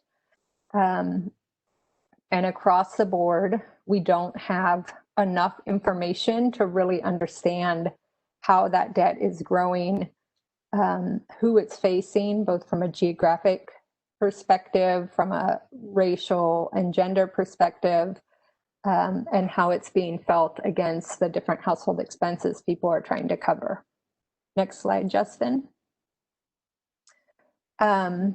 We have been particularly concerned about rent, and you may be thinking like these things are not connected, but we actually know that they are, that the intersection between water debt and rent debt is really reinforcing, putting families and households in a very vulnerable position. In California, renters are now a huge part of our population, nearly 50%.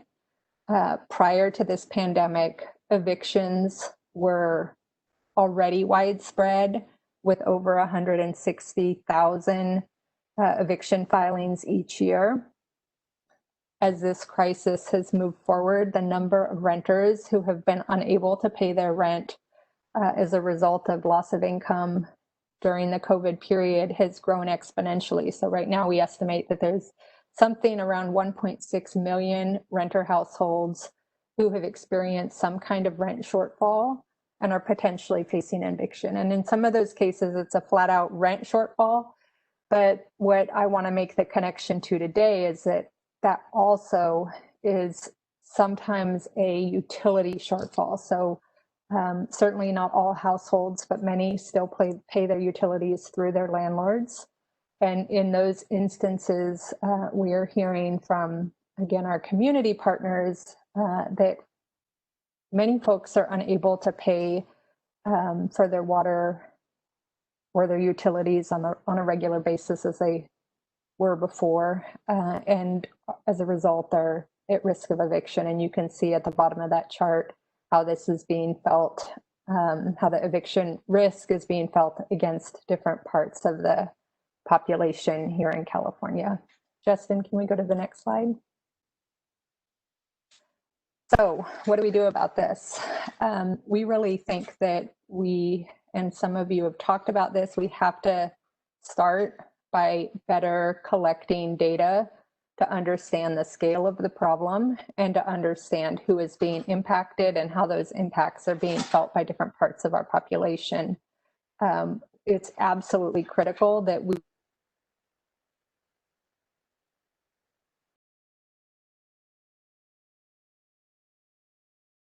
water throughout the COVID period. One of my colleagues, many of you have heard this probably, but has really continued to chant at all of us that in this moment, water is healthcare and home is healthcare, that these two things are critical to folks' well-being. And while we are in this period, we cannot be pushing people out of their homes or turning off their water. That said, we know that many utilities are struggling to stay solvent as communities are unable to pay their rent. So we absolutely know that we need our federal and state governments to be thinking about how we provide effective emergency funding to water utilities, particularly those who are serving large disadvantaged populations or hard hit communities. Somebody, the last speaker, I think, touched on this. We really think that as we're providing that emergency funding, there needs to be a connection to the customers. So we don't want to see emergency funding that helps hold utility solvent, but is still leaving customers with unmanageable debt that they're not going to be able to get out of.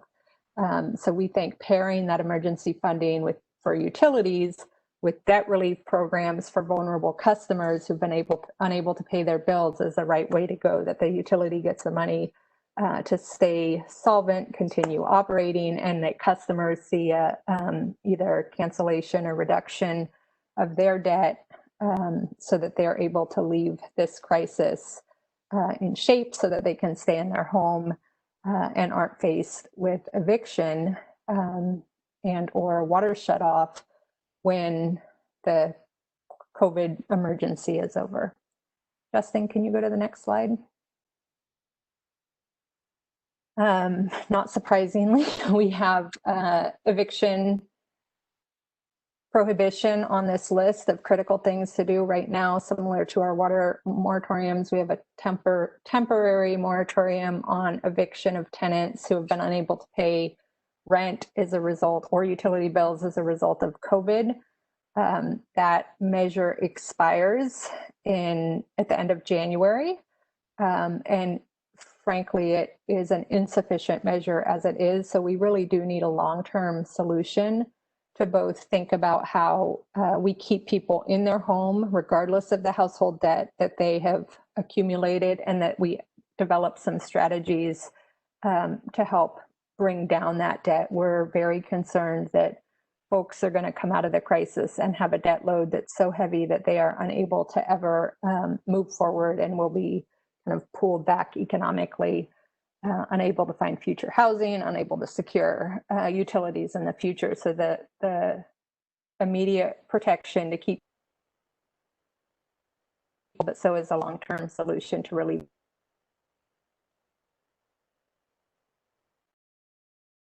related to this, but I think are also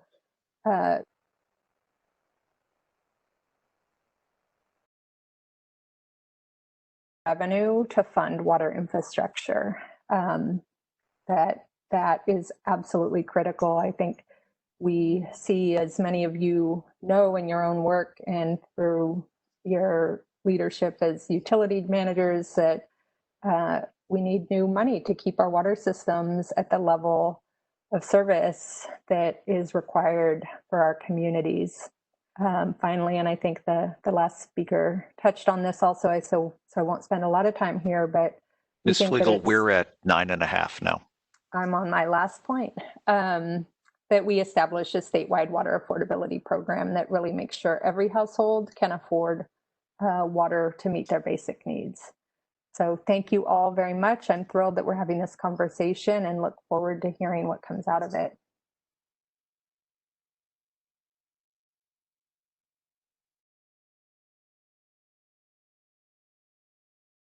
Thank you, Shioni. Looks like we're moving on to our final two presenters, and then we'll have Q&A. Yes, and this is Stephen St. Marie once again. We are scheduled for these two presenters to have 15 minutes together. Thank you. Okay, hi everyone. Hope folks can hear me. Okay. My name is Jonathan Nelson with the Community Water Center. There may be a little background noise. This is the joys of working from home. I think the pest control is at my neighbor's house, and the neighbor dogs have strong opinions. So I just fled from my home office to my bedroom. So bear with me a little bit here if there's some background noise. But really grateful to be here today and to be invited as part of this really important conversation about the intersection of water affordability, racial justice, and recovering equitably from this devastating pandemic that we're in. We can go ahead and go to the next slide. And I just want to, though, take a moment to acknowledge that we have right after me, a real leader in both the community space and in the water agency space, Mr. Michael Prado Sr., who is the president of Sultana Water District, that's going to share some perspectives from a small water agency that's also really been a leader in helping make sure we have access to safe and affordable drinking water. But I'm going to share a few big picture thoughts first.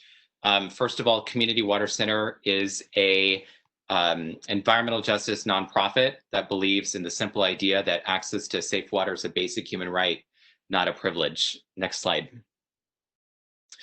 And we also believe that the way that we make the right kind of progress towards addressing these really difficult solutions is to make sure that communities, but particularly communities that are impacted by unsafe water, have a seat at the table and a voice in the decision-making process.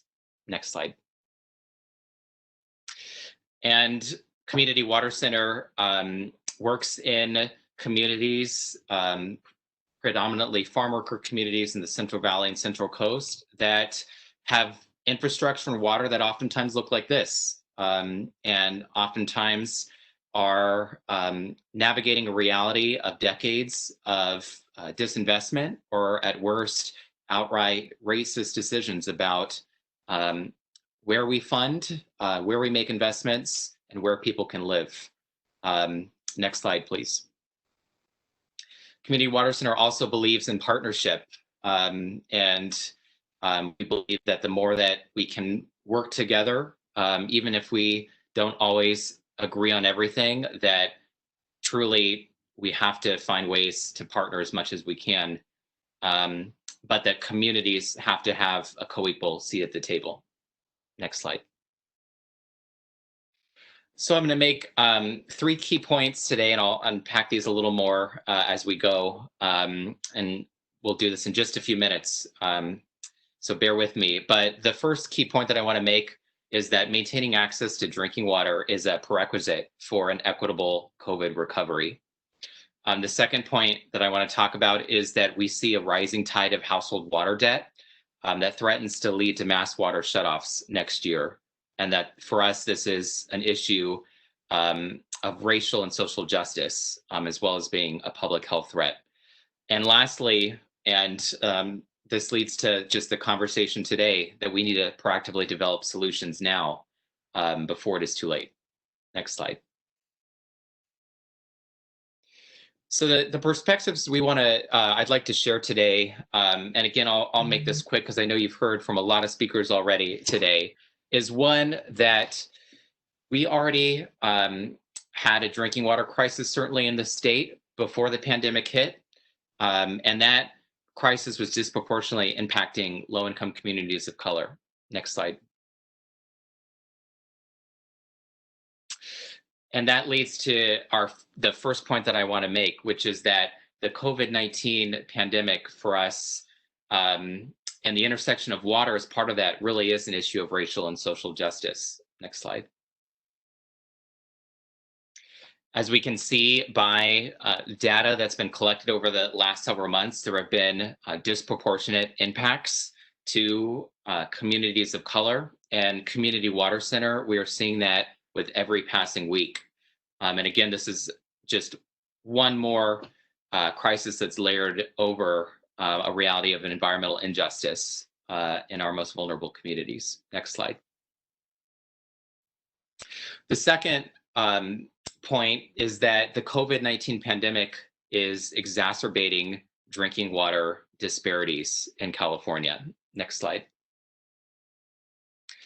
And we see this showing up in a couple ways. One of the ways that we saw this very early on was just lack of bottled water in communities, small communities that rely on it back in March and April.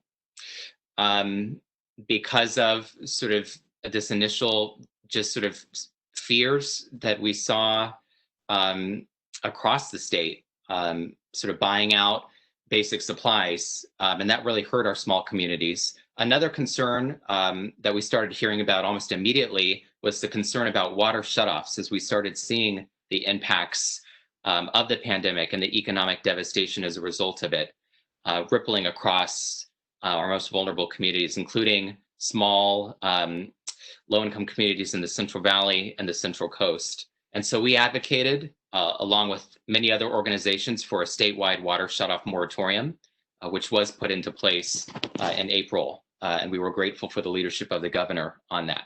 Next slide. However, that while an important first step, that was not a silver bullet to address all of the concerns that we see arising at this intersection of the COVID-19 pandemic and access to safe water. And specifically, there are a couple key concerns emerging.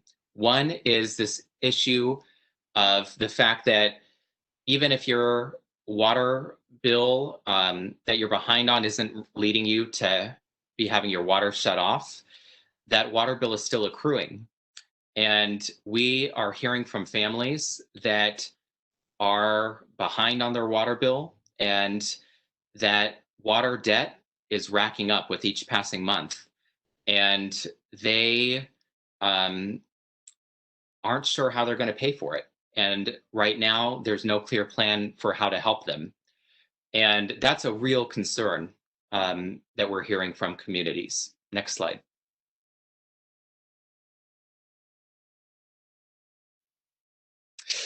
And without action on that issue, we are concerned that this pandemic, which is already so laid bare disparities in our communities of color, in our frontline communities, certainly in communities in the Central Valley and the Central Coast of California, that those disparities will undermine an equitable COVID recovery. Next slide. And so I want to talk about just a few solutions that we think are going to be really critical to not only be discussing, but to be moving forward on with real urgency so that we can make sure that we can truly have an equitable COVID recovery in California. The first is we believe that there needs to be meaningful action to make sure that there are continued protections and frankly strengthened protections around water shutoffs and bill payment protections. Mr. Nelson, you are at 8 minutes at this point. Thank you. And a couple examples of that are requiring access to extended repayment plans. And right now, there is not equal access to meaningful repayment plans. So that's a key priority. Second is examining burdensome fees, making sure that folks that are already struggling with their water bills aren't hit with multiple other fees that they already can't pay. Next slide. The second issue, and Mr. Prado in just a moment is going to talk more about the needs of small water systems, but is to make sure that we're supporting our smallest water systems that are experiencing catastrophic revenue losses caused by the COVID-19 pandemic. And we need urgent action on that issue. Next slide. And lastly, we believe, and it's already been mentioned by other speakers, that there needs to be action on this gap that we have around lacking of universal access to a low-income water affordability program in California. A plan has already been put out by the state earlier this year, and it's time to begin to move forward with that plan and turn that into meaningful relief. Next slide. So again, just to close, we believe that maintaining access to drinking water is essential if we're going to have an equitable COVID recovery. To do that, we're going to have to address this rising tide of household water debt that threatens mass water shutoffs next year as the statewide water shutoff moratorium comes to a close. And this is really an issue of racial and social justice, and we need to start developing solutions now. So Community Water Center looks forward to working with stakeholders on this issue. And with that, I can go ahead and wrap up. Last slide. And I just want to then invite Mr. Prado, who is joining us via phone, to begin sharing your perspectives. And Mr. Prado, you have about 5 or 6 minutes to share what you're seeing on the ground with Sultana Water District. Thank you. And Mr. Prado, I know that this is Justin Fong from the Commissioner's Office. I know that you're on a phone call, so I'm going to unmute all the phones and I'll just have you speak up, and hopefully I'll be able to isolate which caller you are.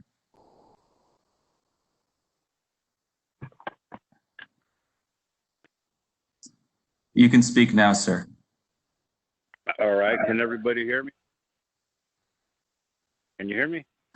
Yes. Yes. I need it. Which number is that? If someone could help me. 72. Perfect. Awesome. Okay. Good afternoon, everybody. I thank you for this time to speak before you. My name is Michael Prado Sr. I am the president of the Sultana CSD.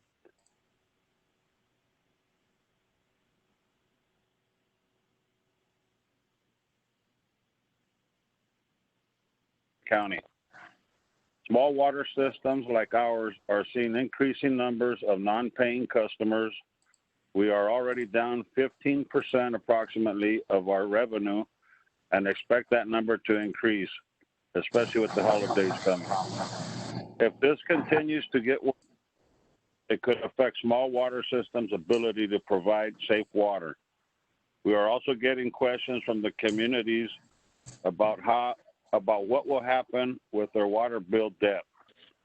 People are worried about how they will pay their water bills and if they have their water shut off.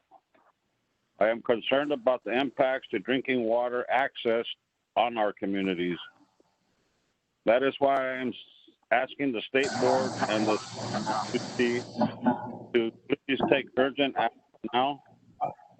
We need our state agencies to better understand how the COVID-19 pandemic is affecting California's most vulnerable water systems and households. I am also asking the state board and the CPUC to begin developing solutions now for small water systems. Small water systems will need assistance to address revenue shortfalls so that we can help our customers who are struggling with water bills. Access to safe water is a human right, but we are to maintain and human rights during this COVID-19 pandemic.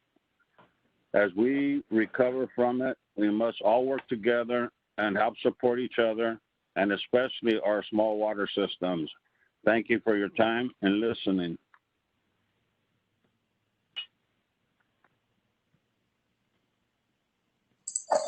Thank you, sir. You're welcome. Thank you.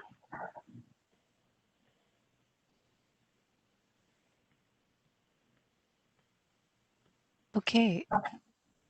I believe that was the final panelist of this session. And so I will thank you all very much. And I hope that you are all still either on WebEx or on the phone for any questions that might be directed your way. So I think we'll start first from any of the commissioners or board members that have any initial questions. Commissioner Shiroma. Yes, thank you. Thank you to all of the panel speakers. Very informative, very insightful. I have a question for the representative from the San Francisco Water, Power, and Sewer. Can you educate me a little bit more about the Prop 218 barriers? That it's a major barrier to scaling up some of your successes, and I just need a very 30-second education on what those barriers are through Prop 218.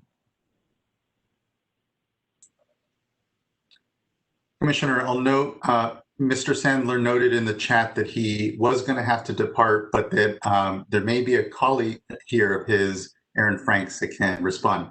Ms. Franks, there you are. Hi, my name is Erin Franks. I work for San Francisco Public Utilities, and as Commissioner Esquivel stated, I'm subbing in for Eric because he had to step out for another meeting. So Prop 218 forbids us from using rates collected from one set of customers to subsidize another customer. What that means is if we have low-income discount programs, debt forgiveness, anything like that, we have to have an external source of funds that does not come from rate dollars. That can be hard because we have at the SFPUC relied on our San Francisco General Fund and the tax dollars they collect, but most water utilities are not part of a city and county, and so they don't have that option. So especially hearing from some of our small water utilities, there are not a lot of good alternatives available for them, even if they wanted to implement discount programs. Okay. All right, thank you. Thank you.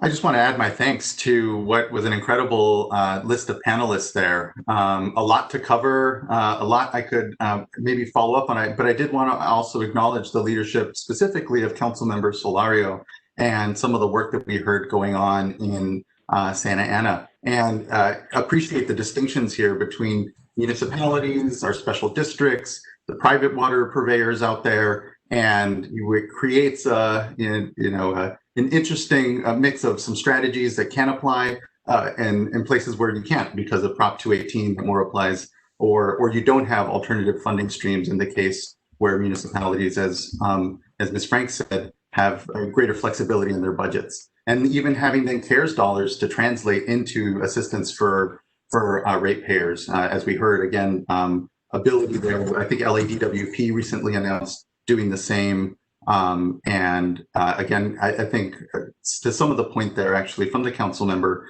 that there's a real opportunity here to at least share best practices or learning from the different municipalities, understanding what can be done. The example of rate setting and budget, the budgets and flexibility that then creates and certainty and then increases in rates is an example, is important.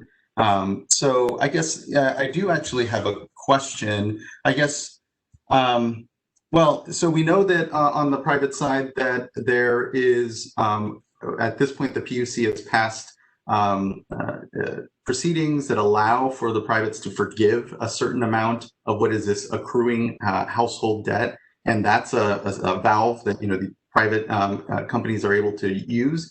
We don't have that because of Prop 218 and other, just issues. And that for small systems, this is a zero-sum game insofar as any arrearages that are accruing in the households are ultimately, cost of service for that small system that are having these system level impacts that we're also kind of concerned about. So I guess what ultimately is a solution there other than going to the state legislature and saying there's this growing debt in these households, there has to be some place from which relief comes, and does it just come at the state level, or is it more of a successful effort at a federal level to have this incorporated into some further stimulus that, and especially, and here was the issue, municipalities were able to apply, but not special districts. And we have a number of special districts that, as we know and have talked about, serve water, and we're left out from that stimulus discussion. So how do we not repeat that? And ultimately, to get to the real issue here is where are we going to find the dollars? And just open to any thoughts from folks who were on the panels or our colleagues here. And thank you.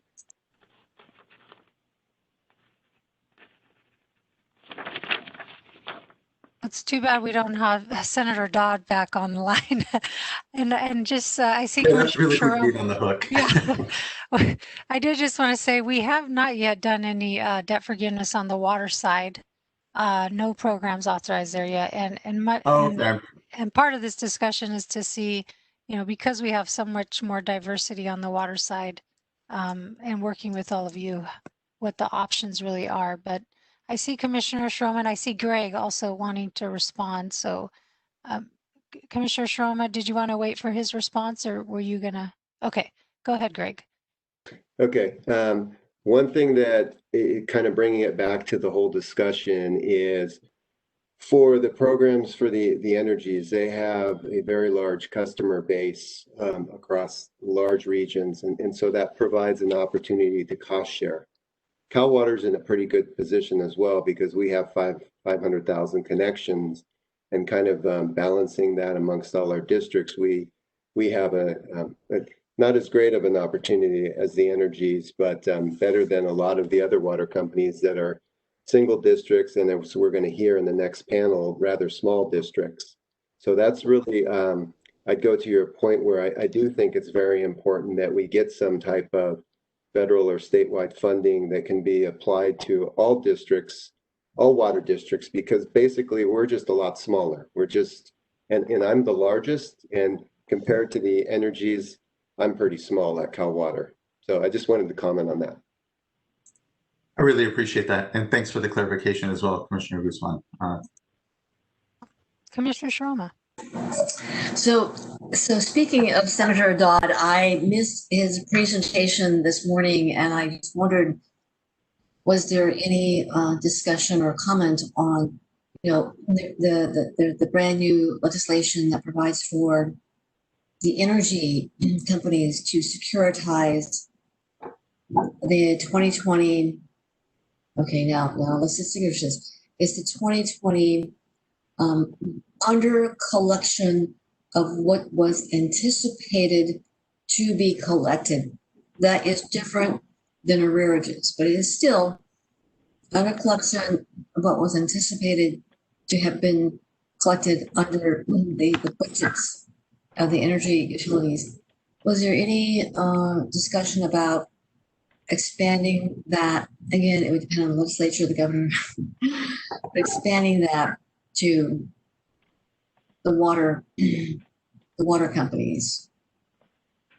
And if the answer is no, no, he was much broader in his remarks and interest in continuing to work together. But I think it's actually a good question maybe to ask some of our panelists, and maybe if I could ask Justin to put a link to the legislation in the chat so folks can follow along. But this was, as Commissioner Shroma mentioned, legislation that the electric and gas utilities, electric only, I believe, I'm not sure, succeeded in passing for the ability to essentially recover the costs from COVID over a longer period of time. And I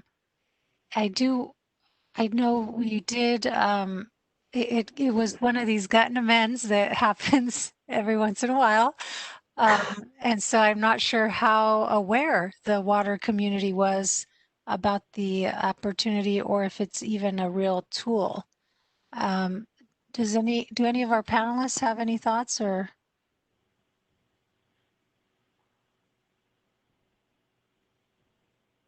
Okay.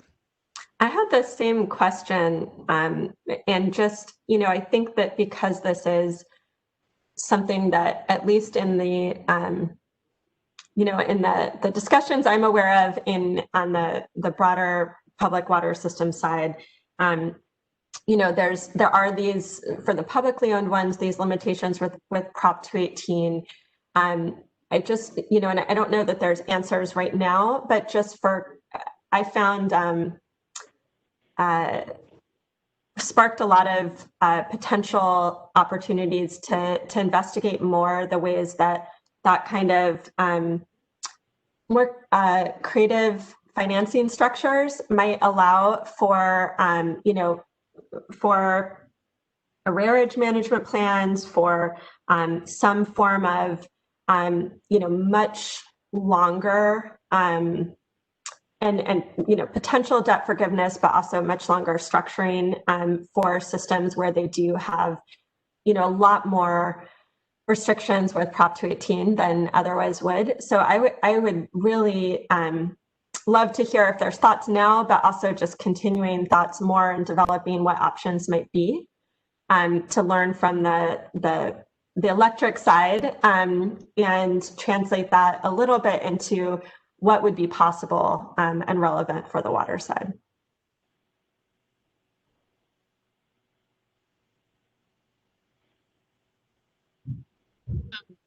This is Danielle. I'm happy to, I just wanted to indicate that, our members are thinking a lot about this. They're looking at extending repayment. I mean, it's a case by case, but they recognize that for the kind of consumer debt that is accruing in some circumstances, 3 to 6 months isn't going to be enough time.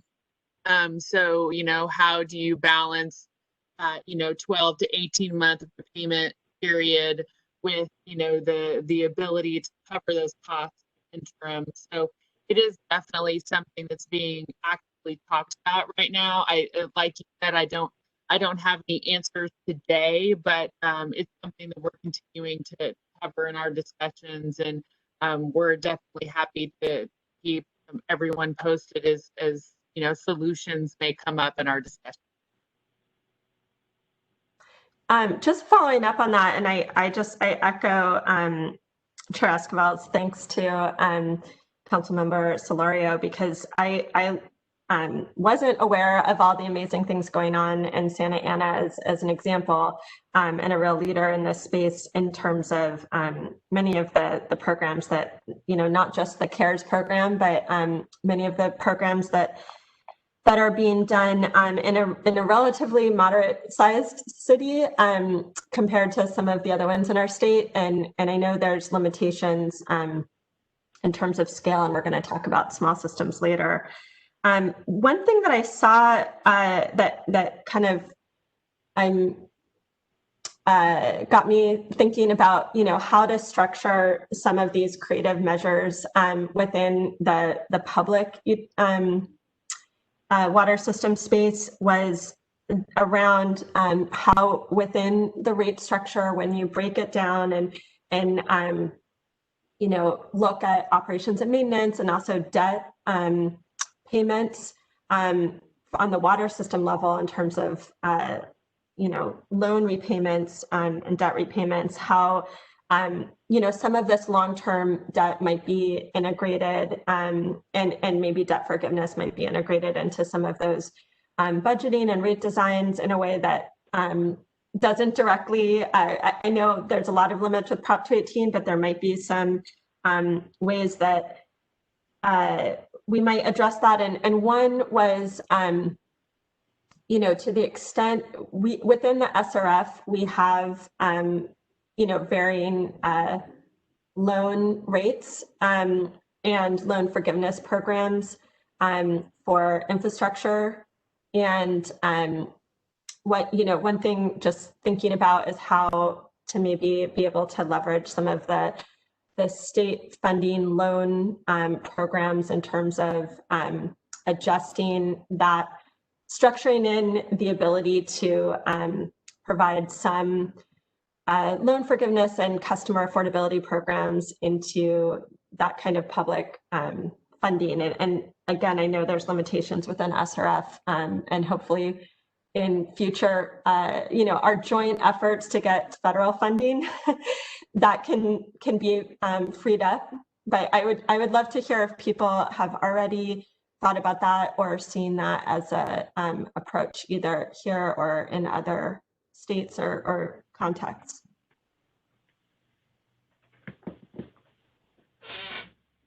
I think it's a great idea to explore. We haven't had specific conversations on that, but I definitely think if there's a way to leverage state support in a way that helps customers and maintains those constitutional restrictions, I think we'd definitely be open to having further conversations on that. With typing fast, but did want to verbally chime in. Yeah, I think that's a good idea because I know there's like some SRF categories for like green funding or whatever. Maybe there could be something again to help fund and incentivize best practices so that the rules are clear, and then some simple check off that if you do those things, you don't have to repay it back. Because if you get folks to again adjust their rate structures or do good demand management systems or good communication best practices, that'll have good short-term and long-term dividends. I know for a while when I was doing awesome work with NASMA, because they represent a lot of water districts of different types up and down the state. I know that in talking to our former friends from the Sativa Water District in South LA County, there were some board members, for example, they felt proud that they had no debt, and I kind of thought that was good and something there to it, but it always had to be follow up. But your pumps and your systems are falling apart, and that's not good. And then they never wanted to adjust their rates, and so it was a slow trickle to, being exited out as a public water agency. So educating people about debt, minimizing it, or sometimes there's good debt. And I think there's a lot of policymakers that don't know, or they need just a little bit more of an incentive. So you're onto something there, Commissioner Firestone. Thank you. Yeah, and council member, I appreciate that. I think that it also, to your point, goes along with a sort of an ethic of, a pride of not raising rates, where there's something good about keeping rates at, and that shows a real, unfortunate lack of understanding of what's needed to keep systems running. To board member Firestone's point, our financial capacity with the SRFs is critical, and we need to continue to innovate, and would point then to the Council of Infrastructure Financing Authorities, which California is a strong member and partner with. And they actually are advocating for many of these flexibilities, ultimately allowing more to go to principal and debt forgiveness, continuing to make sure that there are an ability to even do operations maintenance with it, funding even within the SRF's capacity in real targeted ways. So would point folks to that organization as well. And I think they'll be partners certainly as we think about on the national scale, what are the innovations that we need as states to unlock some of these at least existing financial tools that we have from the feds. I had another specific question. Oh, sorry. Commissioner Arrearages, you can go ahead and I can talk more later if you. You're muted, Commissioner Arrearages. Okay. Thank you, Laurel. I had a question to go back to something that Wes Owens from Cal-Am and then Olivia and Melissa talked about. It's a two-part question, but the first part relates to the settlement that was reached in Illinois, and it sounds like both utilities and consumer advocates were involved in that. And Wes, I heard you say that it seemed to say, although this was at the end of your remarks, that you prefer that approach to the arrearage management decision that we reached in the energy context. And I'm wondering if you could elaborate on why that's the case, and then Olivia and or Melissa, if you could elaborate from the consumer perspective, if you've compared the two, and if you have an opinion. I know Melissa said you're still evaluating what we did in the energy context. Sure, I'll start then. Yeah, I think some of the primary differences. I think the biggest one, Commissioner, is that, and I'm no expert on the energy arrearage management plan, so if I'm kind of like misstating it, I hope someone corrects me. But my understanding is that it's set to provide forgiveness on the total arrearages for customers who qualify, and those can, I think, vary. At least the total forgiveness that's going to be provided over the course of the program could vary, right? Depending on, especially in these times when more customers are going to arrearage. So it gives a lot of uncertainty on what the total forgiveness is going to be company-wide, I think, is my understanding of it. Whereas the Illinois plan sets a cap, and this is my understanding for Illinois American Water, it sets a cap or a total amount of funding, and it's actually tied to something that at least the Commission has reviewed, and it's tied to total authorized uncollectibles, and it's funded on a quarterly basis. So the company funds it, and it's operated in coordination with a third party. In Illinois American Water's case, it's the Salvation Army who actually runs the program. So the Illinois American Water funds the program, a quarter of their authorized uncollectibles. I don't remember what that is off the top of my head. And the Salvation Army distributes the funds to customers who meet the eligibility requirements. And then at the end of the quarter, or when funds for that quarter are run out, the utility can then fund another quarter of the uncollectibles. But then my understanding of it is that at the end of it's basically the amount of it, the funds are exhausted once you've kind of met that annual uncollectible amount. So it's kind of like has a bogey almost, right? That utilities can like look at and say, we're not going to go beyond this, so we can kind of plan accordingly. I think the other big item with it, Commissioner, is the timeliness of the cost recovery. At least again, my reading of the energy management plans is that the cost recovery was kind of like deferred either to subsequent advice letter filings, at least to be decided on, or subsequent rate case filings. Whereas in this plan, the Illinois plan, it actually sets what they call a rider surcharge. It's more similar to a balancing account here in California, where the funding surcharge is adjusted quarterly so that on an ongoing basis, there's more timely cost recovery. But kind of beyond that, I think, and the last big issue, and this would probably be with either plan, maybe the most difficult aspect is kind of the management of the plans. I believe the energy arrearage management plans are managed by the utility.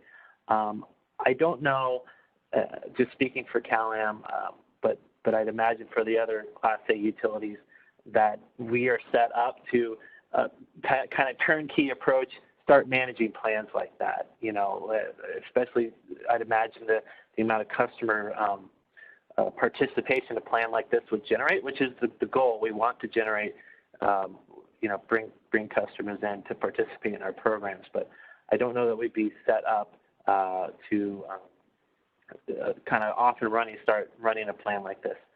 The Illinois plans, they had pre-existing arrangements with the third-party provider, so that's one area where they had a leg up on how we could approach it. Like they had existing programs that didn't match this, but at least existing relationships with these third-party providers, so they can kind of more turnkey just go off and running. So I think those are the main kind of areas where you know, this other alternative plan, if the commission, and I think I assume it's a big if the commission moves forward with kind of bill payment forgiveness as part of an arrearage management plan for water utilities in California. Hello, Commissioner Rechtschaffen.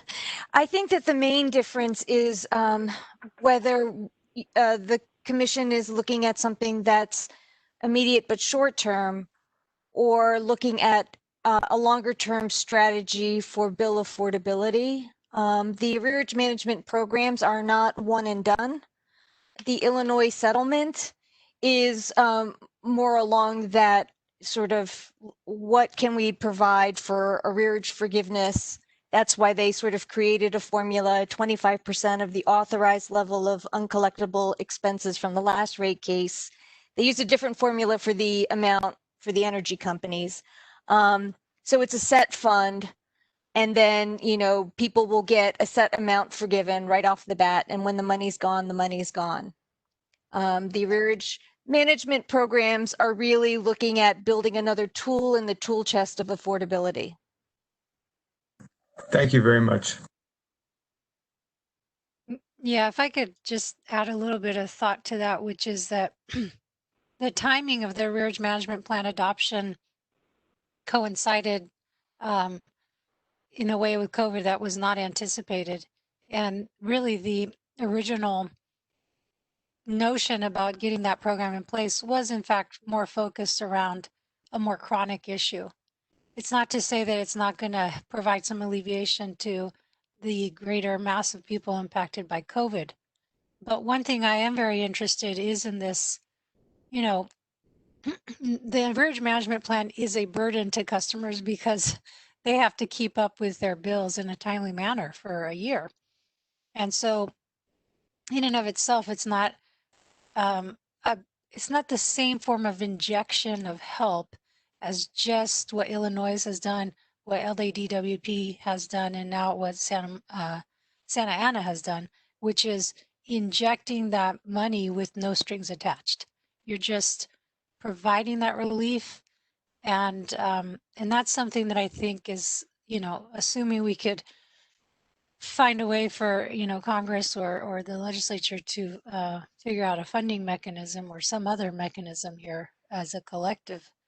That's really one of the things I hope we can explore, is how we can just alleviate that debt. And there's, as Board Member Firestone mentioned, there may be more creative ways to do that than just kind of the assistance to the customer. There may be a way to help the system, and then the system provide that type of forgiveness. Okay, I'm conscious that we haven't gone to the chat or the phone. But Commissioner Guzman Aceves, I just have two small comments. One, sorry, this is Jennifer Lukens, and I represent Lukens Brothers Water Company, a small regulated utility, and also the California Water Association Small Water Committee. Just a couple of comments. One, small water systems typically do not have a budget for uncollectibles. I know historically in our GRCs that number is always 0. So that's, I think, an important thing to consider when you are considering these uncollectible accounts and budgets. And then I want to address one thing that Commissioner Firestone and Esquivel were commenting on regarding utilizing SRF funding. One of the big challenges with that is the length, it's the time and the process. You know, I'll just refer back to our current SRF experience, where we have been engaged with the Water Board and the SRF application process since 2014 on one project. And I just signed a FBA last week on that project. So it took from 2014 to 2020 to execute a grant FBA, and that project is now close to 70% completed. And we have outstanding payment applications that are over 90 days.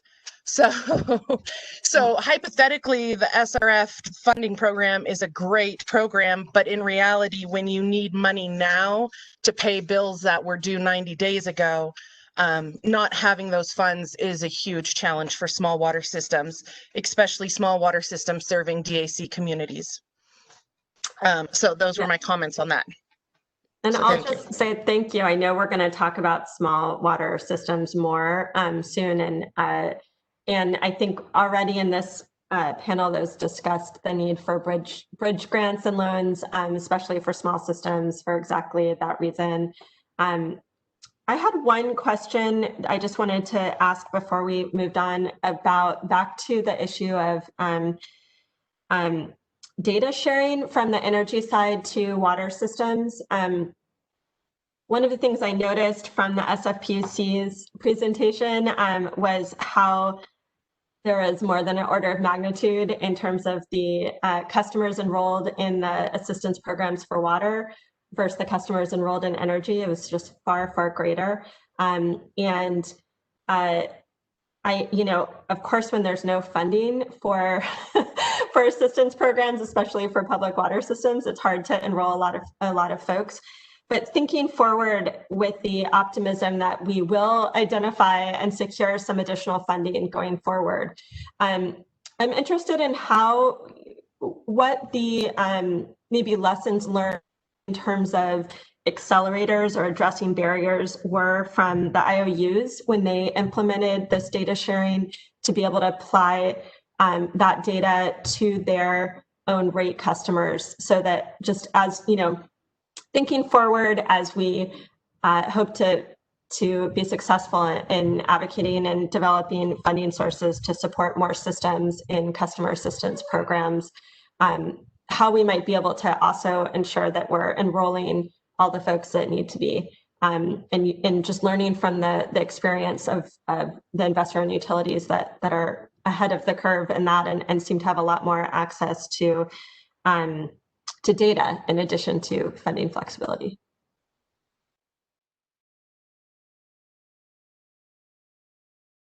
I'm not sure who you were directing that to. I think I was interested in maybe whether it's Cal Water or American Water or some of the IOUs in terms of earlier, you know, I know this has been going on now for a while, but were there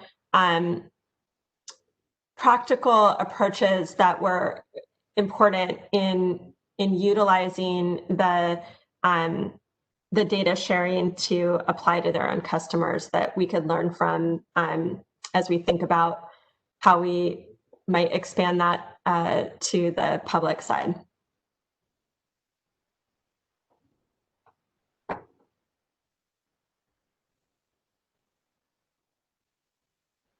I don't know if Wes or I will, Commissioner. Yeah. This is Greg Mill. Oh, okay. Still haven't videoed me. Here we go.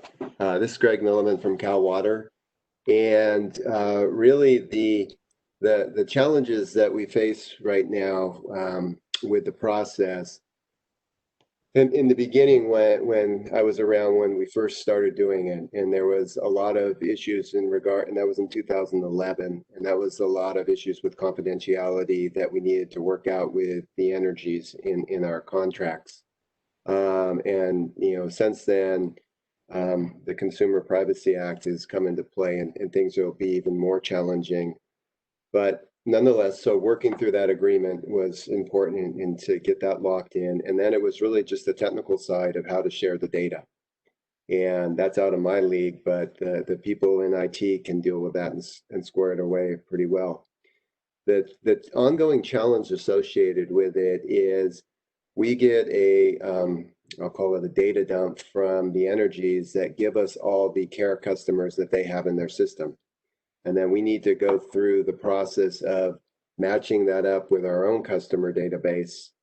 And probably a good 75% of them we already have as care customers because we got from them 6 months ago. And we will have some that are called hard matches, which, it's just like your name says right there, Laurel Firestone. And then we have what we call soft matches, which might say Laura Firestone. With the same address. And so therefore on the soft matches, we need to go through and send out customer communications to say, hey, Laura, are you the same person? And if you are, then we go ahead and add you. So kind of lessons learned for if there's a way that the data can be transferred, that it's just the change from the previous 6 months to the current 6 months, I think that could really accelerate things. Now that works for Cal Water. I don't know how other companies might feel that way. They might want all the data, but that would really accelerate for Cal Water. As I mentioned in my presentation, it takes us 2 to 3 weeks to go through and sort out the 500,000 connections that we have to do that.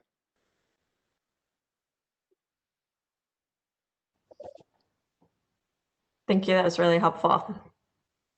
Well, and Laurel, if I could take your question a little further, which is actually one we explored in the first phase of our affordability proceeding, in hearing maybe from Jose Solorio and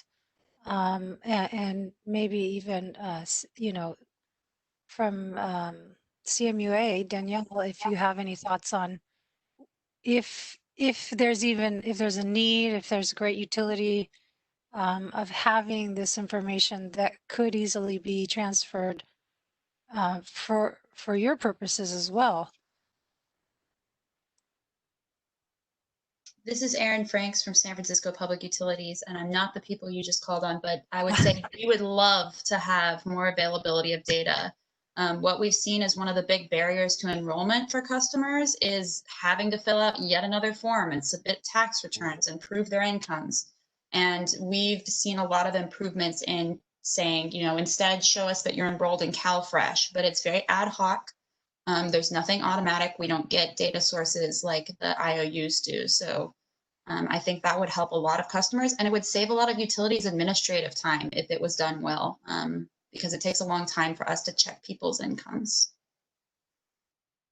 Yeah, I definitely agree. I think that would be helpful. I know that in some of the programs that our members have, they do look at if a customer's already in another program, if they're able to get proof of that information. And so having any additional data that could reduce that burden would be really helpful as part of this overall solution. Thanks, Laura here. We also have a couple other organizations that are slowly kind of developing in this space. That's the California Water Data Collaborative that I know many of you have been involved with or have heard about, and then the state's Water Data Consortium.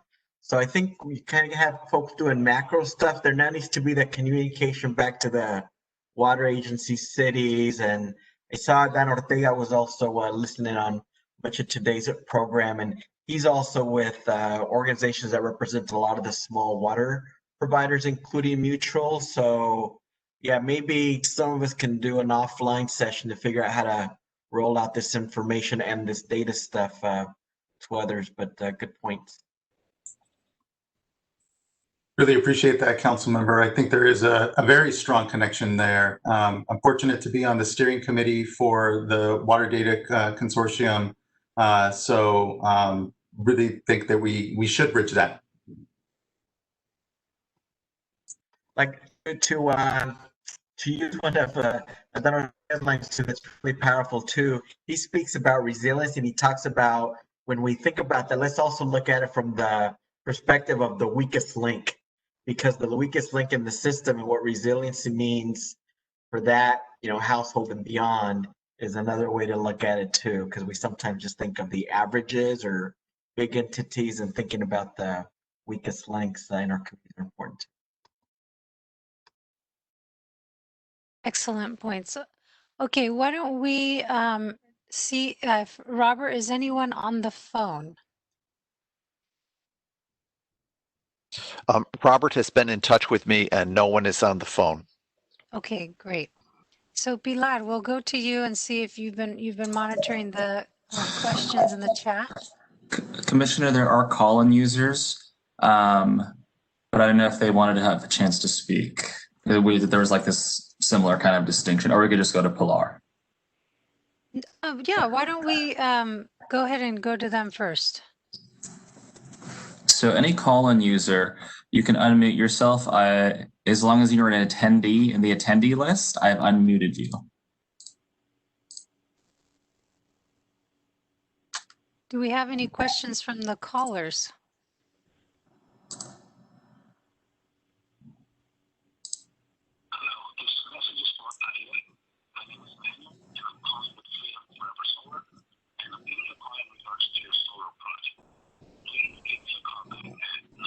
Looks like somebody's getting a solar pitch on their voicemail.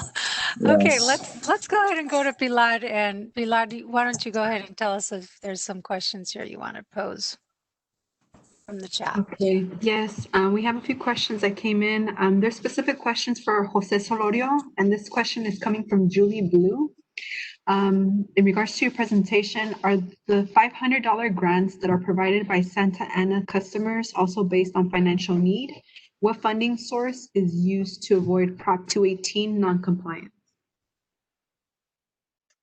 You know, luckily I read some of my material, so I know enough that I'm going to be able to link them to the best source. We have a website, santa-ana.org/cares, and it lists out all our COVID programs, including the utility piece and eligibility and other items. And it's pretty easy to understand. And, you know, again, because water rates really aren't that big, in cities like ours, you know, 500 could go a long way. And, you know, I can only imagine too the stress in these families that if they're able to get off some of these water utility bills, they can then worry about the big stuff like rents or mortgages. And so I think it's a smart way for cities and agencies to help people in a tangible way by eliminating that utility bill, you know, weight on people's shoulders. So hopefully that's helpful. But yeah, santa-ana.org/cares, and you could read all about it there. Okay, thank you, Jose. We'll move on to the next question. This question comes from Tim Guster. He asks, what are the, sorry for the background noise. What are the objections, if any, to allowing the provisions of the Water Shutoff Protection Act from being used to address unpaid bills when the shutoff moratorium is lifted?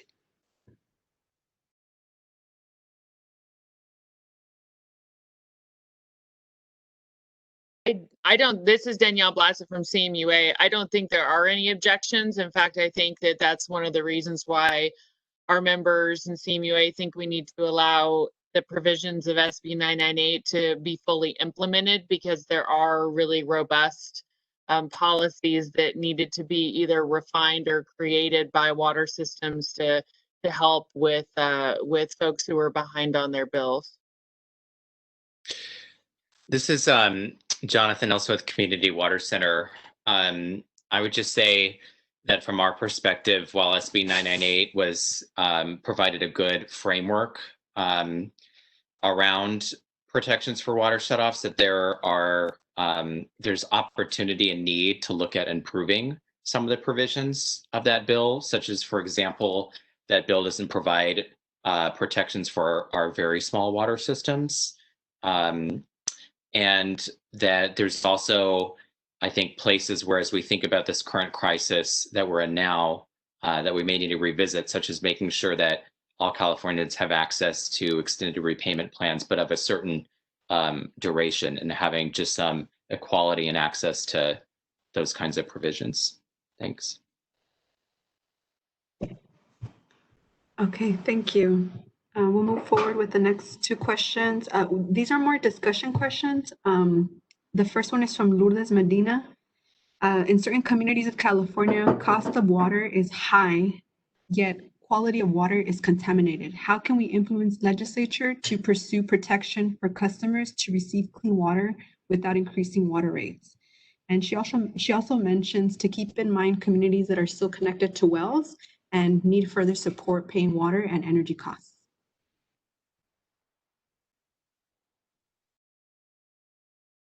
I think I'll just add to that really is the focus of our SAFER program, Safe and Affordable Drinking Water Funding for Equity and Resilience, is to bring all of our funding to bear in providing grants to cover infrastructure costs to ensure that systems can provide access to safe water without having to raise rates more than necessary, and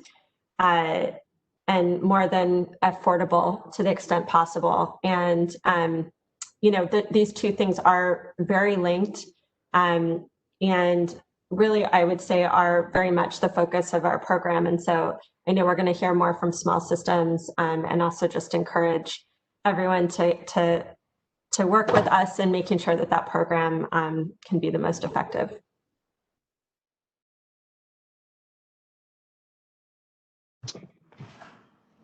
Okay, unless there's any other panelists that would like to contribute to that, I'll move forward to the next question.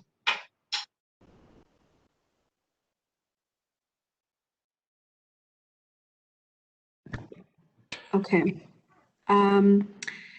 The next question are just comments. Leslie Strome, she mentioned that it would be great if grants were made available to public agencies who can provide proof of no other revenue stream to provide low-income assistance. And we also have Ed Osan, who wanted to provide brief comment about the available data. I don't know if it's possible to unmute him so that he can expand on this further, if that's okay. Justin, can you make his? Yes, I'm trying to. 1 second. Okay. Pilar, could you tell me that name one more time? It's Ed Osann, O-S-A-N-N. Perfect. There we go. He is unmuted as of now. Hello there. Can you hear me all right? Yes? Yes, go ahead. Yes. Okay, terrific. Yeah, I'm Ed Osan with NRDC, Natural Resources Defense Council. And we've been collaborating with Pacific Institute in reviewing the data that's been made available through the Commission's order to the investor-owned water companies. And we are concerned about the rising level of residential customer debt. We read the data, I think, somewhat similarly to the Consumer Advocate's Office in their presentation this morning about the percentages of customers that were in arrears, sort of flattening out, rising and then flattening out.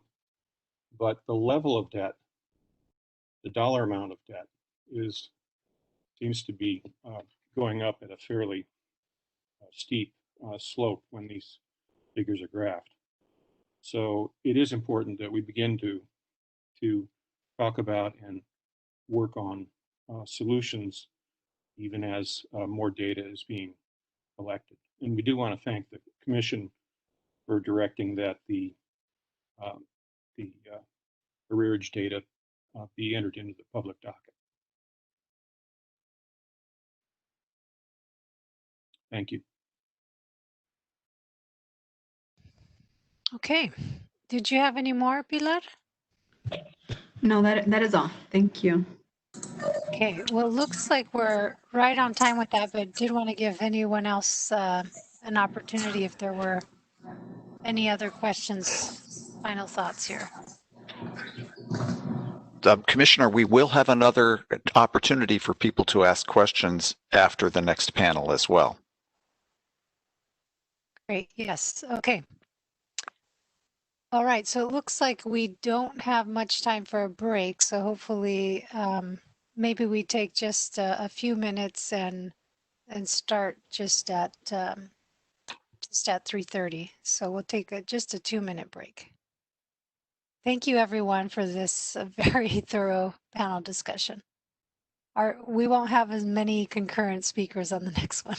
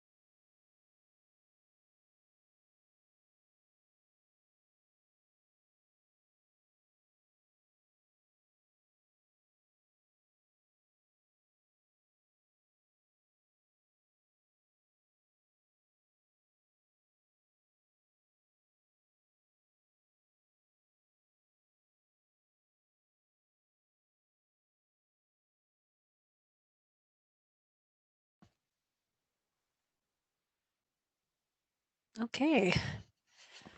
After that very refreshing break. Thank you all for staying strong here. So we got our final panel, and as you all know, this is really to focus on the small systems and the particular difficulties that they're facing. And so we'll hear first from some of the IOUs, and then we'll move on to the small municipals. And then we will go on to the Q&A, and as Stephen has reminded us, we will take any remaining questions at that time as well. So with that, we go to you, Jennifer. Thank you. Yeah. Thank you so much. And I just want to thank everybody for, spending the day with each other, speaking about this very important topic. My name is Jennifer Lukens, and I am here representing Lukens Brothers Water Company. It's a small Class C water system. We have just under 1,000 connections up in South Lake Tahoe, serving a disadvantaged community. Next slide, please, Justin. So I'm going to just go over what our initial response was to the COVID pandemic, the financial challenges we faced, operational challenges, and then future thoughts and musings that we have that we've learned so far. Next slide, please. So Lukens Brothers, immediately upon the pandemic occurring, even before the governor issued his orders, we reached out and started working with the California Water Association, and we developed newsletters to send out to our customers, updated our website, and started reaching out to people in order to prevent arrearages from happening. We offered our customers customized deferment payment plan options, ranging from monthly payments to one customer. He asked for 120 days to pay his bill, and on the 120th day he would pay it in full. So whatever people needed, we customized payment plans to them. Part of my initial response was I reached out to any agency I could find in order to create some kind of ratepayer assistance plan, because unique to small water systems, we do not have the opportunity to have low-income ratepayer assistance programs. So initially I reached out to El Dorado County because our neighboring public utility district has a program for ratepayer assistance through El Dorado County. We could not qualify to be a part of that program. And then I reached out to Barton Memorial Hospital, the local hospital here. Their foundation had developed a community assistance program related to COVID. We couldn't qualify to be a part of their program. So then I reached out to the CPUC and was pointed in the direction by Commissioner Guzman-Aceves to reach out to our local city and try to work on creating some kind of a plan through the CARES Act. Unfortunately, the city of South Lake Tahoe only got a total of $250,000 from CARES Act funding. So there was there weren't any available funds for us to create a program with them. And then so moving forward, Lukens also worked to establish workforce protections. We recognize the need to protect our employees in order to continue providing water. We also filed our advice letter for our SEMA account to track expenses related to COVID. Next slide, please. The financial impacts that Lukens has faced thus far. So we have had a 50% increase in customers who have elected to be on payment plans and deferment arrangement plans. Comparing 2019 to 2020, Lukens has seen an increase of 32% in electronic payments. This is something that's very unique to our water system. We are one of very, very few small water systems that actually does accept electronic payments. And this is, 32% is a huge increase. And I think that it is proven to be you can't put a number on how valuable it's been to our customers to be able to use electronic payments. Current aged balances, you could see that luckily we have not had a huge arrearage issue. I attribute that to our staff's unwavering ability to reach out to our customers. We call our customers if payments aren't received. We send emails, we send letters. We'll go and knock on doors if we need to make sure. One, it's a safety check to make sure that they're okay. We live in a small community, so it's not out of norm for us to do that. And working with them to create a payment program that works for them. So we've had a lot of success with that. Just being kind to people and talking to them. I mean, people appreciate a phone call to make sure that they're okay. Speaking with other small CPUC regulated utilities found that there were unpaid balances right now ranging anywhere from $0 to up to $100,000. The struggle that I have working with the small water systems is a small water system is anything from 25 customers all the way up to 16,000 customers. So the arrearages and unpaid balances differs depending on the size of the water system. And also, you know, the area that they serve.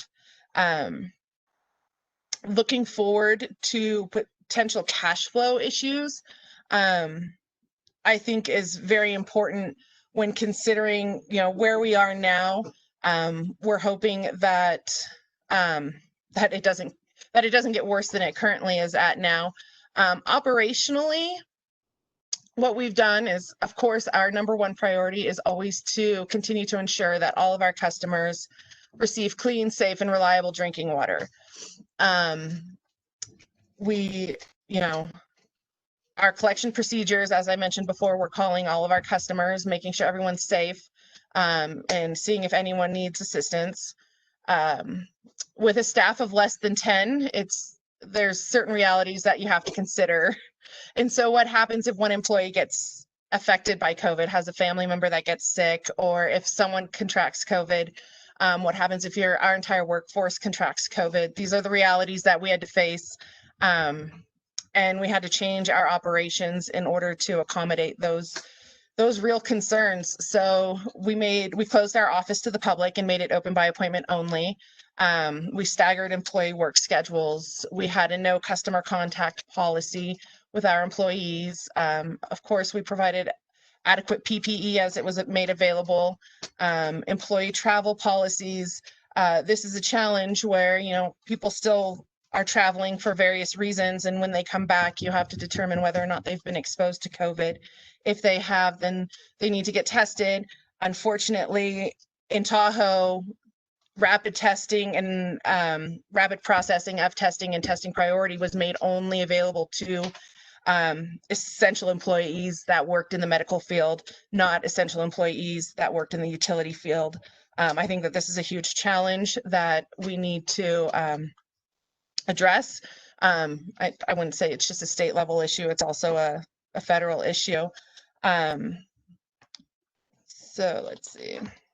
Next slide, please. So looking towards the future, some important things I think that we all need to consider is that I don't believe that the financial impacts are going to be truly visible of the pandemic until after all of the government assistances are no longer available. Up here in Tahoe, we're a tourist economy, and this summer was exceptionally busy because no one was traveling out of the country. But what happens if we have another wave of sickness and we have to shut down economies again, and we get pulled back and we close restaurants down? Then, you know, we're going to continue to see this spiral going on. So how do we forecast those issues? Another thing, one of the issues I have found for most small water systems is that the current customer protections in the governor's orders do not differentiate between which customers are not paying their bills because they just don't pay their bills. They're habitual late payers for whatever reason. In Tahoe, we have vacation rentals, second homes, you know, mixed with low income people. And so it's who really needs help versus who is abusing the system. It's a reality that we have to face. And it's not one that I like to say, but it's there. So how do we differentiate who needs help versus who is abusing the system? Small water companies need to begin working towards what the establishing the transition is going to look like to SB 998 once the governor's moratoriums end. How do we help our customers catch up? What is this going to look like for us? We were just barely getting started with working through SB 998 when the pandemic happened, and we're currently in this limbo space where we have no collection policy at this point in time until the moratorium ends and we can start using SB 998. With the lack of staff, it creates a lot of issues when you have one person who has to figure out all of these things by themselves. So what can we do to help with that? Establishing a statewide ratepayer assistance program, I think, is critical to help all customers across the board. It's impossible to have a disadvantaged community subsidize a disadvantaged community for a ratepayer assistance program. And there has to be some way in order to create a program that everybody can be eligible for, that is not going to,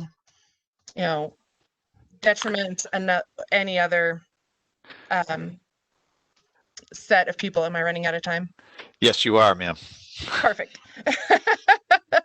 I think another thing that is very important is the establishment of mutual aid agreements in Cal-Warren to develop workforce protection plans. And I think what can be done to help assist small water systems collect unpaid accounts. Producing safe, reliable drinking water is all of our priorities, but it does not come without ongoing costs, and small water systems really feel the burden of that constantly. So thank you.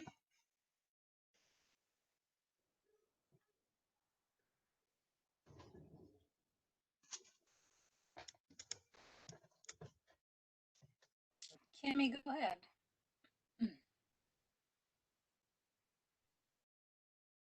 Looks like you're muted on the WebEx. Sorry, I'm muted. Okay. My name is Kimmy Johnston, and I run Alpine Water Company, which is up in Bear Valley, which is in the Sierras on the west side, about 2 hours east of Stockton. So we're a very remote community, typically resort-based. We're in Alpine County, the smallest county, and so far have been relatively COVID-free. Alpine County just had a surge in cases to now there are 4 new cases in the county just this last week, but otherwise we've been doing pretty good. Next slide. So our location is very remote, typically just ski area, downhill and cross country, and there's about 300 homes and about 180 condos that we serve, and about 15 businesses with lodging and county service buildings, gas station, etc. So we just rotate around the winter and summer season. When COVID came, there were a number of people that decided to shelter in place here in Bear Valley in their home. And so the dynamics of how people use Bear Valley changed starting in March. The snow started melting and people just stayed right through September into October. And then depending on what their families were doing, our local school enrollment changed from 4 students to 21. And that's like a huge change for us, considering that the school was closed with no students just 3 years ago.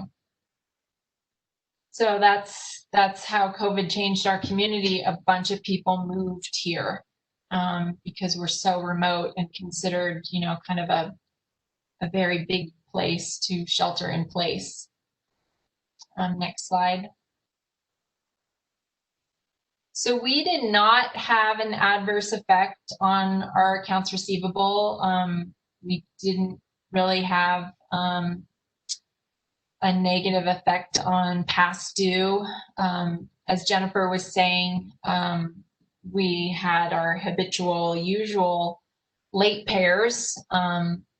But other than that, we've been able to manage our accounts receivable really no differently than other years, because a lot of people now, this is their primary home, and so they're keeping it as active and as up to date as they would probably otherwise. Next slide. But our water use changed a little bit, and particularly in the early summer months when people typically, like, nobody's here in May. We call it mud season. The snow is melting, the ski resorts are closed, and nobody's here.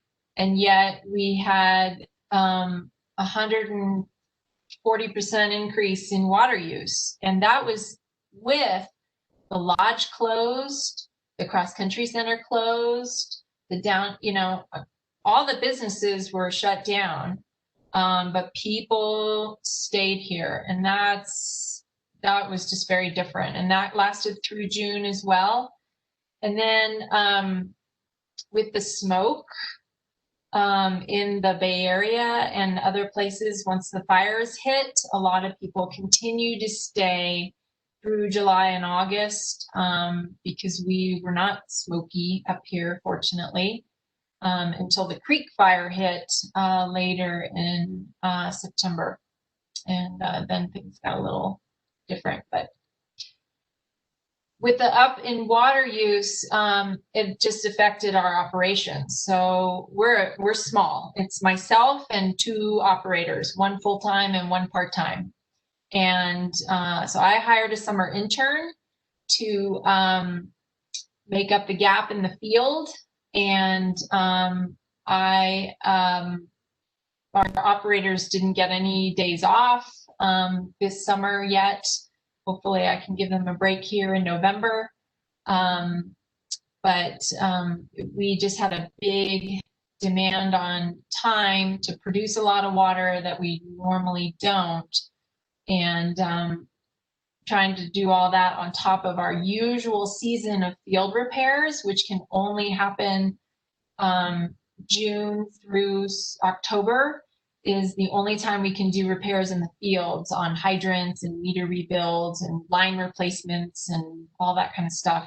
We only have about 4 or 5 months every summer to do that because everything's buried under snow for the rest of the winter. So operationally, it was high gear and high water use. I don't know if I have another slide or not. Nope. So that's it.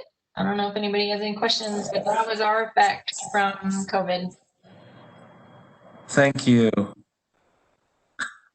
For our last panelist, it will be Aiden Ortega, and there is no presentation, but he will be speaking. So, Aiden, I'll give it to you. Good afternoon. I hope you can hear me. Can you? Yes. Okay, good. Well, Commissioner Guzman Aceves, PUC Commissioners, Water Board President Esquivel, and Board Member Firestone, fellow presenters, thank you for inviting me to participate in this important subject. Given that many of my observations match those of others, I will be rather brief and focused on some solutions that have not been raised.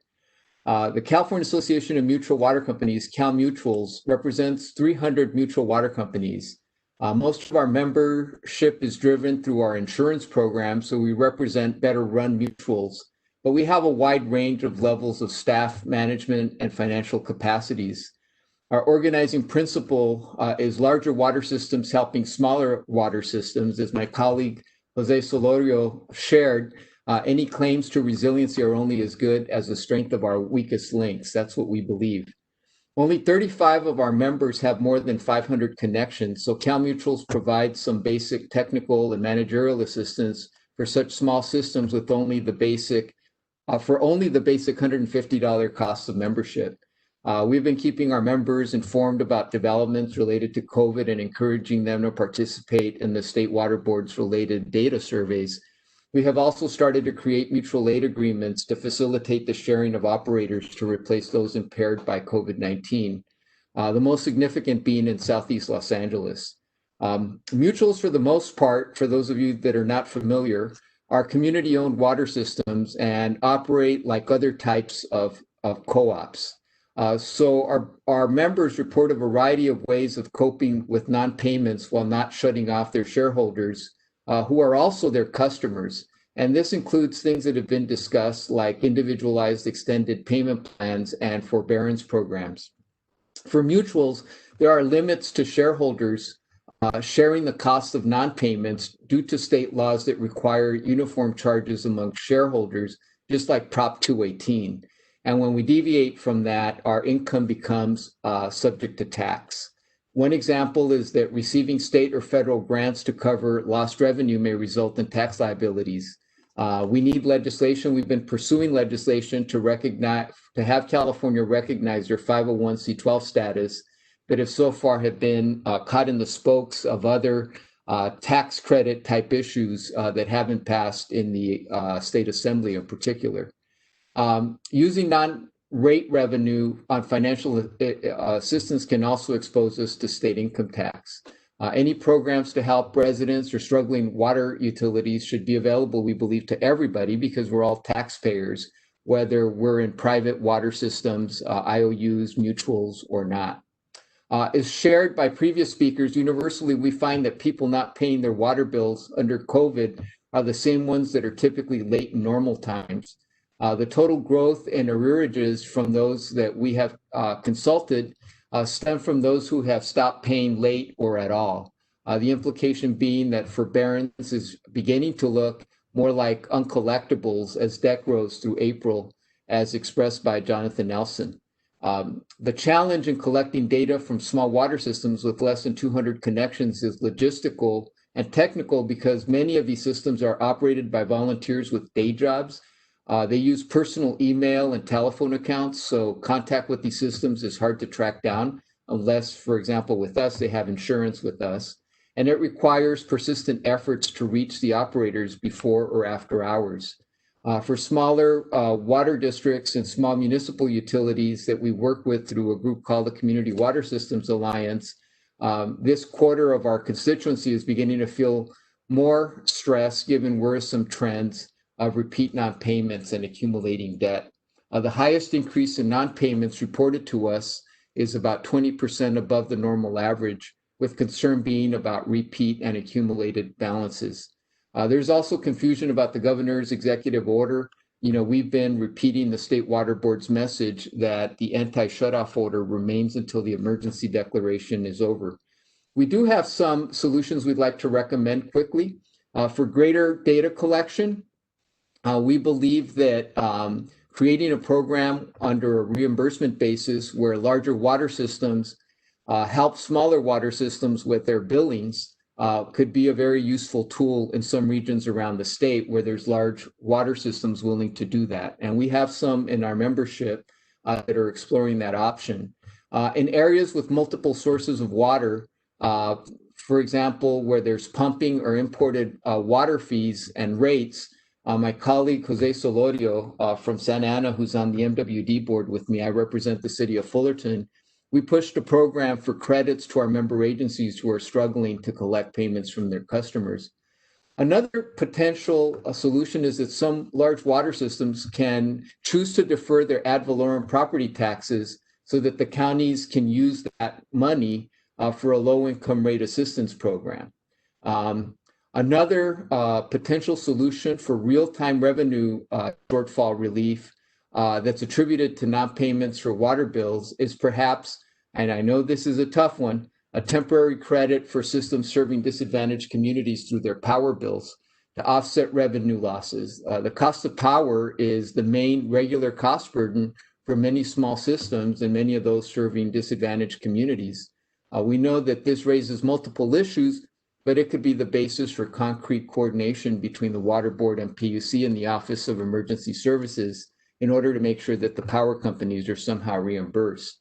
In a related arena, we need to invest more in helping small water systems generate revenue or save money to absorb those costs. So for example, the state has a self-generation incentive equity resiliency incentive through Tesla to install, operate, and maintain Tesla power packs at no cost to these water companies or districts. In fact, we're up against the deadline right now. We've been promoting this, and it can save, it can reduce annual electricity bills by 20 to 40%, which could help absorb some of these costs that we've talked about today.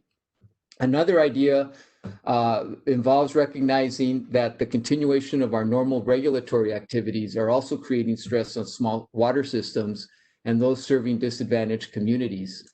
Setting new standards based only on what the largest water systems can afford because they enjoy economies of scale is not a public health protection policy for small water systems that can't afford remedies when new standards are enacted. So we believe that during these extraordinary times especially, there ought to be some provision to make sure that when these standards and directives are given, that there's assistance available so that the small systems can readily comply. So those are the extent of my comments, and I look forward to the discussion. And again, thank you very much for inviting me.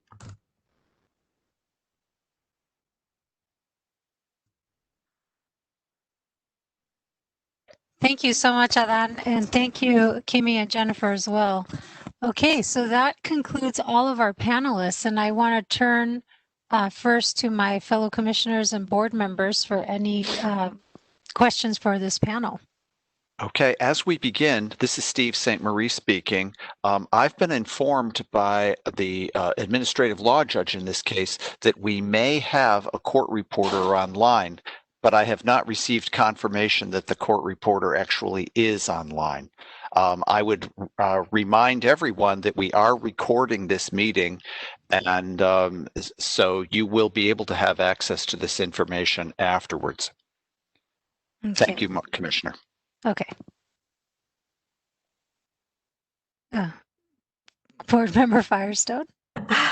Thank you. And this, you know, small water systems are close to my heart, and I appreciate pulling this panel out particularly because there's unique challenges and also need for particularly targeted and designed solutions. And you know, I think as we mentioned at the beginning, one of the two primary goals of our survey that we're conducting is to better understand the threats of these economic impacts from COVID on small water systems in particular, and our district engineers will be reaching out directly to a subset.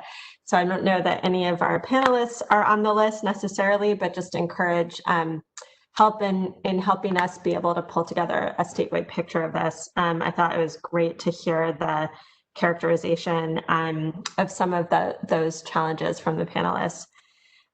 One thing I wanted to follow up on was touched on by a couple folks, but especially Adan, I think you called this out in your comments, is I know that for small systems in particular, you know, especially those on groundwater, that a very high percentage of their operating costs is energy. And you know, as we think about affordability and protections against shutoffs on the energy side, as well as how we can address affordability long-term for water systems, that's especially small ones that serve severely disadvantaged communities or disadvantaged communities. I just would love to hear more about what opportunities there might be to make sure that we can explore bridging that connection between what the CPUC is doing and looking at in terms of the energy side of things and how that might be applied to in this space. So I don't know, Adan, if you wanted to elaborate on that, or you know, if there's other discussion from the commissioners or others. Yes, well, I invite those that are actually operators to comment on this, but from the perspective that we come from, there is a nexus between these broader initiatives related to resiliency and the topic that we're talking about today. Because, as you just reflected, there are costs that are extraordinary that, for example, in the power arena, which overlaps with many of our water systems, there is a benefit through the CARE program where you do have residents that benefit from the CARE program on their energy costs. On the other hand, having been part of the discussions on AB 401 and how we might be able to coordinate with the existing programs that exist in the state for low-income assistance, we were told when we met with the PUC regulated utilities that it would be incredibly complicated, to pass a water subsidy, through their program. On the other hand, if we expand our thinking, we would be able, I think, to more easily pass a savings to the water system that serves those residents so that they can get the full benefit of the energy subsidy on their water bill. Now, it may not be a reimbursement to those residents, but it would definitely provide some rate pressure relief on those utilities. And during extremely difficult periods like we have now, where there's real-time potential charges and costs that they're going to have to bear, it could provide a significant offset, to their costs, along with all the other incentive programs that could help reduce energy consumption through the installation of solar panels and, of course, as Tesla has done with their power storage batteries. Thank you, Adán. And I know that Commissioner Jerome has been working on this issue at a much broader level. So I'll turn to you for sure after this comment. But one thought that I've been having is if there is an opportunity, if in fact, now we haven't seen these applications filed, but if in fact the utilities, the electric utilities in particular, elect to utilize this new authorization that we talked about earlier for securitizing some of the uncollectibles that they were unable to recover thus far, and able to essentially spread those out for a greater amount of time, then potentially there's an opportunity to spread what might be owed by, let's say, a small water system to the utility over maybe an equivalent amount of time. I don't know if that makes sense, but if they're going to be able to essentially securitize their debt over 10 years, maybe more, I don't know, but or even less than that, it may create some opportunity for certain situations like smaller water systems to be able to pay back some of that that debt over a longer period of time. But Commissioner Schroem, I know you've been thinking about this issue a lot and would really welcome your thoughts as well. Thank you, Commissioner Guzman-Chavez. Well, once again, thank you to all of our final panel speakers. Again, very insightful. And I know we've been talking about using some of the tools from the energy sector in terms of disconnections, arrearages, payment plans, debt forgiveness, and so forth. And the notion that these sorts of plans certainly will provide for a bit of relief for customers.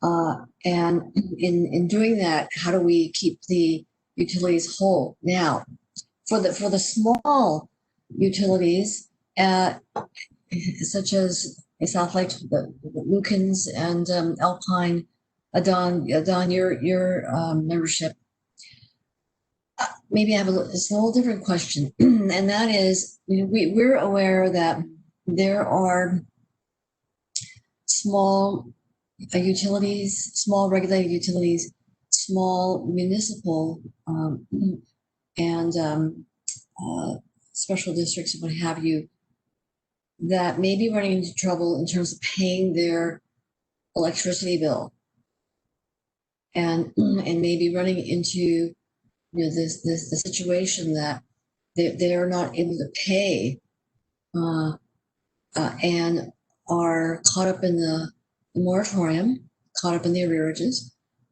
and April 2021 is looming.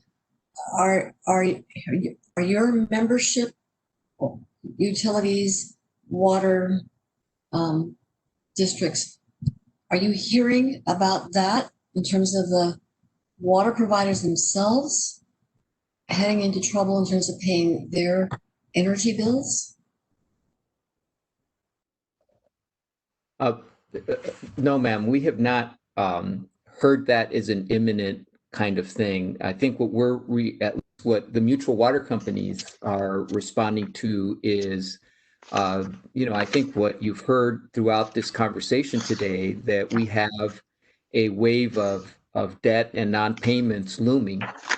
You have other cost obligations that could overwhelm us.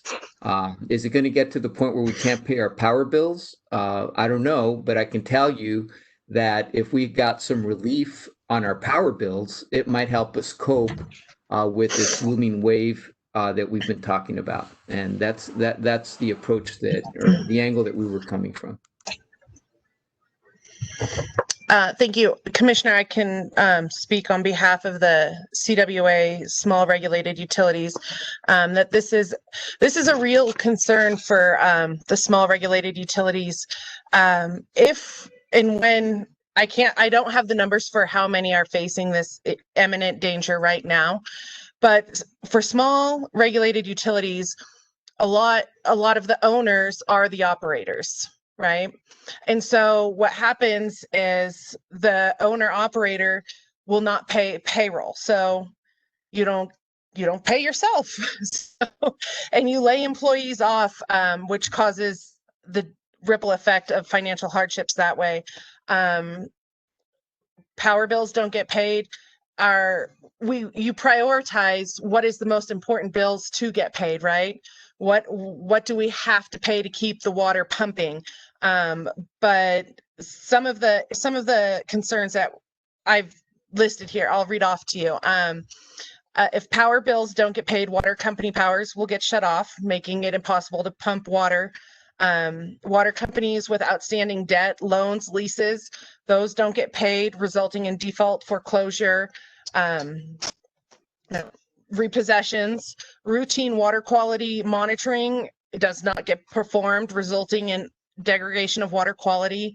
Routine O&M, repairs of leaks, repair of pumping and storage facilities, refueling of vehicles and equipment does not get performed, which results in the inability to provide water to customers. Water company insurance policies, including health insurance, workers' compensation, general liability, does not get paid, resulting in potential fines, loss of medical services available to employees. Property tax for water companies don't get paid. Regulatory agencies, including the State Water Resources Control Board and the CPUC, do not get paid your user fees, which has a financial impact. All of these things you have to prioritize, right? So where does power fall in those expenses? Every expense has its priority, but I guess the question comes, what can we do? How can we work with the other utilities in order to bridge the issue? How do we work with the State Water Resources Control Board or the CPUC to defer user fees? But then that brings up another issue. There's all these arrearages issues, and I honestly don't think that there's a right answer right now. And I think that, working with the other utilities, does that create a larger problem because then they have their arrearages that they have to manage? Thank you, Jennifer. Thank you. And I'm not sure if Kimmy wanted to add to that, or we can move on to the next question. Okay, well, Kimmy, feel free to jump in whenever. All right, why don't we, not seeing anybody jump up from the commissioners or board members, I'm going to see if we can turn to the phone line. Yes, Commissioner, we can. I will unmute them now. And I'll have hopefully one person at a time speak. Please state your name and your affiliation. Hello, can you hear me? Yes. Hi, my name is Becky Steinbrunner. I live in Santa Cruz County, and I'm a customer of a very well-managed owner-operator small water company, and I'm grateful for them. As one of the commissioners said, what happens often with these types of water systems is that the owner-operator just does not pay themselves, and that's what I worry about, is these people will burn out. And to that end, what I also worry about in hearing some of the presentations this morning, and especially the comment from Senator Dodd, was that I feel like this problem could be used as something to justify consolidating small water systems, and I don't think that's always the best answer. But I feel like that's where this discussion may be heading, and could be headed more strongly in the future, to provide a source of income and relief for some of the small water companies that are struggling.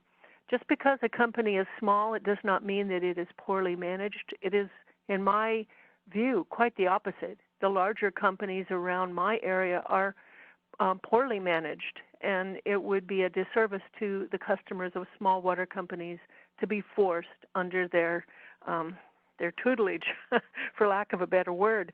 I really like the idea of providing assistance to small water companies with a credit to their power bills if it is shown that they have a high arrearage level in their customer base, to help them, the companies, be able to absorb that loss in effect by giving them a credit on their power, especially when they are a groundwater-based source, and that is their biggest expense, is energy. And again, I really applaud the Commission's efforts to really assess how bad is this problem. We heard earlier this morning that it was already, the arrearages were already a problem for CalAm in February of 2020, before COVID-19 hit. So how much is the problem being exacerbated by COVID-19 is an important thing to try to figure out, as difficult as it is.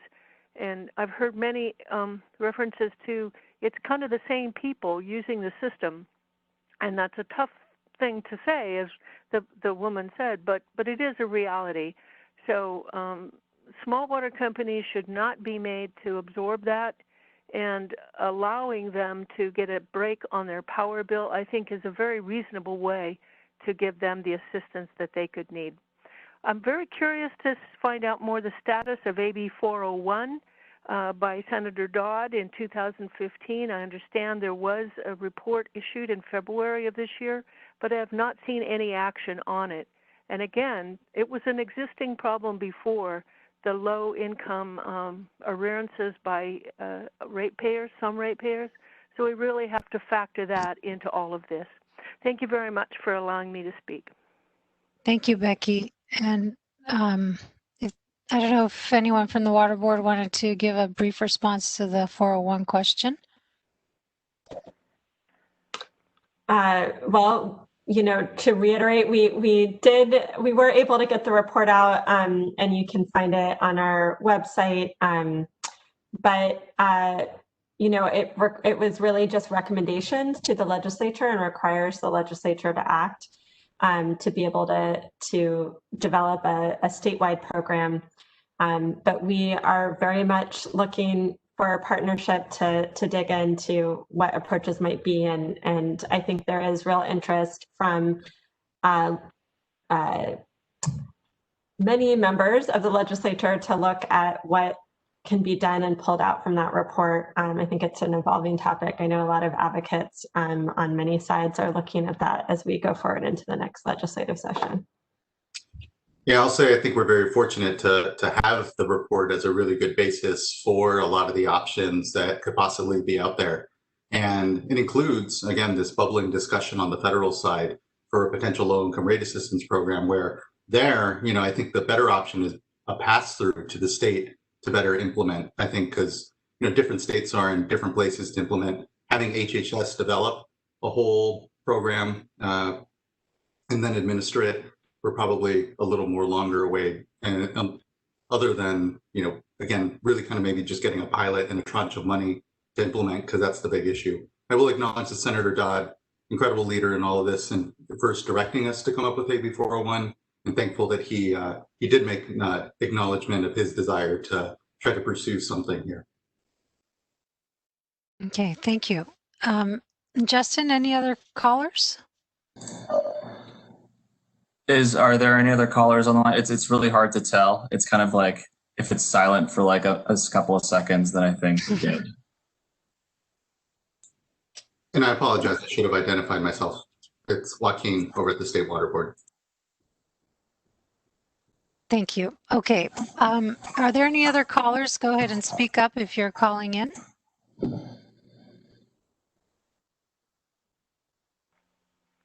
Okay. Okay, Pilar, we'll head to you to see the questions from the chat. Okay, we have a question that just came in from Darcy Bostic. Her question is, given the variation in how utilities reported arrearage data, does the CPUC plan to provide further standardization of or guidance on future submissions of this data? And that's a really great question. I don't know if we still have Viet on the phone, but we are constantly improving that. And I think what we talked about earlier is hopefully working in closer coordination with the water board on how we move forward in a more uniform way, even with the water board, on what might be not just in a uniform way, but what might be most helpful to really assess. So my short answer to the question, I guess, is yes, and we're hoping to use, today's discussion as well as further conversations with the water board. Okay, as of now, that is the only question, but I did want to share for anyone that's on the line and has been having issues with speaking in, I would recommend dialing *1 and see if that works.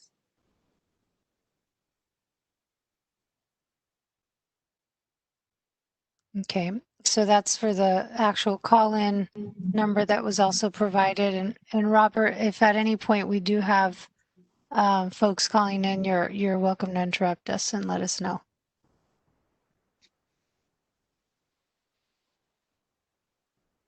Okay, well, let me turn back to our panelists and our fellow board members and commissioners if there's any final questions and again, given this is our last Q&A, please feel free to ask questions of any of the participants from today.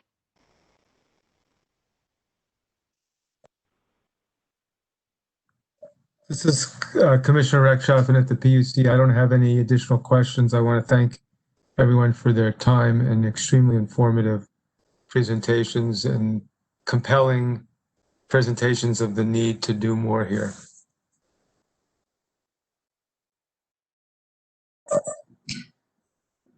I do have one more question for Jennifer with Lukens Water. On your slide, you talked about establishing mutual aid agreements with neighboring water systems and joining CalWarn and develop a plan to protect your workforce. But can you talk a little bit more about what might constitute a mutual aid agreement with a neighboring system? So we have water systems in our town. The largest one is South Tahoe Public Utility District. Then the three smaller ones, Lukens Brothers Water, Tahoe Keys Water Company, and Lakeside Mutual. We all work really closely together in order to share resources. So one of the first things we did when COVID happened is we reached out to all of the water systems to make sure, one, is everybody healthy? Do you need help with operators? Do you need help with office staff? Is there sickness? Do you have people who are out of work and need help running your operations? We've spent a lot of time developing our mutual aid agreements with South Tahoe PUD and the other neighboring water systems to be able to perform and work with each other. So we all have the same meter sets. We all are familiar with the same billing and collection practices, even though there's a PUC regulated utility and then there's a special district. We've trained and worked with each other for years developing these things. And a lot of that came from us joining CalWarn. So CalWarn, as you may know, is a statewide program that it's a resource sharing amongst all of the water utilities. So in the event of a fire or an emergency like a pandemic, we can get resources up and down the state and help each other. And that it's open to all types of water systems. And so CalWarn did a lot of the work in order to get PPE out. When the pandemic happened, we didn't really have any masks. It's not something a lot of small water systems prepared for, so we didn't have a lot of resources like masks available to our employees, and we didn't have gloves, and we didn't have hand sanitizer everywhere. So between CalWarn and our mutual aid agreements with the South Tahoe PUD, we were able to pull all those resources and share them with each other. Luckily, none of the water systems in Tahoe have had any major employee shortages as a result of the pandemic. We all started staggering shifts, so we were able to manage all of our employees that way and protect all of our workforce. But having those relationships, I feel, is critical, especially when you are operating a small water system. Having good relationships with a neighboring water system, if you have an intertie with them or they're 20 minutes away, at least having that relationship established, that you have someone to call for help so that no one is ever out of water, so that water samples are always getting done, so that someone's always there to answer the phone in case there is a water main break of some sort or someone has a frozen pipe. So that was something that I think is important to instill in all the water systems. Well, that's tremendous. Tremendous. Thank you. Some very long time, decades long core values in taking care of the customers. Yep. Yeah. All right. Well, I also want to say thank you to the panelists all day, providing great insights. And again, thank you to Commissioner Guzman-Aceves and your team, to our compatriots at the State Water Resources Control Board, Chair Esquivel and Commissioner Firestone, and your colleagues. We will problem solve together. It's very important and vital issue. Thank you.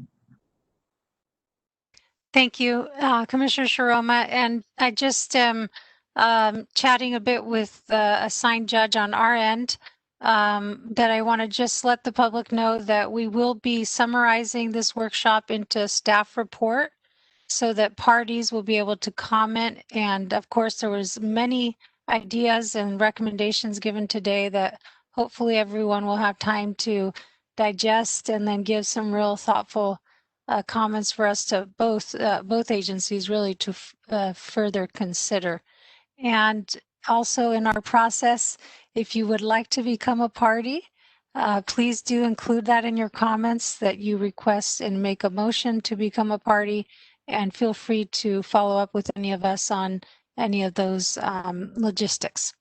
but we do see this as a continued step in hearing from all of you of as we near the moratorium, how we can better prepare our respective water providers and our customers, of course, in staying connected to their critical water supplies.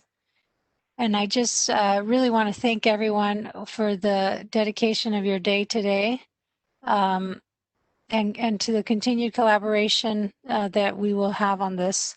And if anyone else has any final words, I think we're ready to wrap it up and let folks get ready for the un-Halloween Halloween that we'll be having. Okay.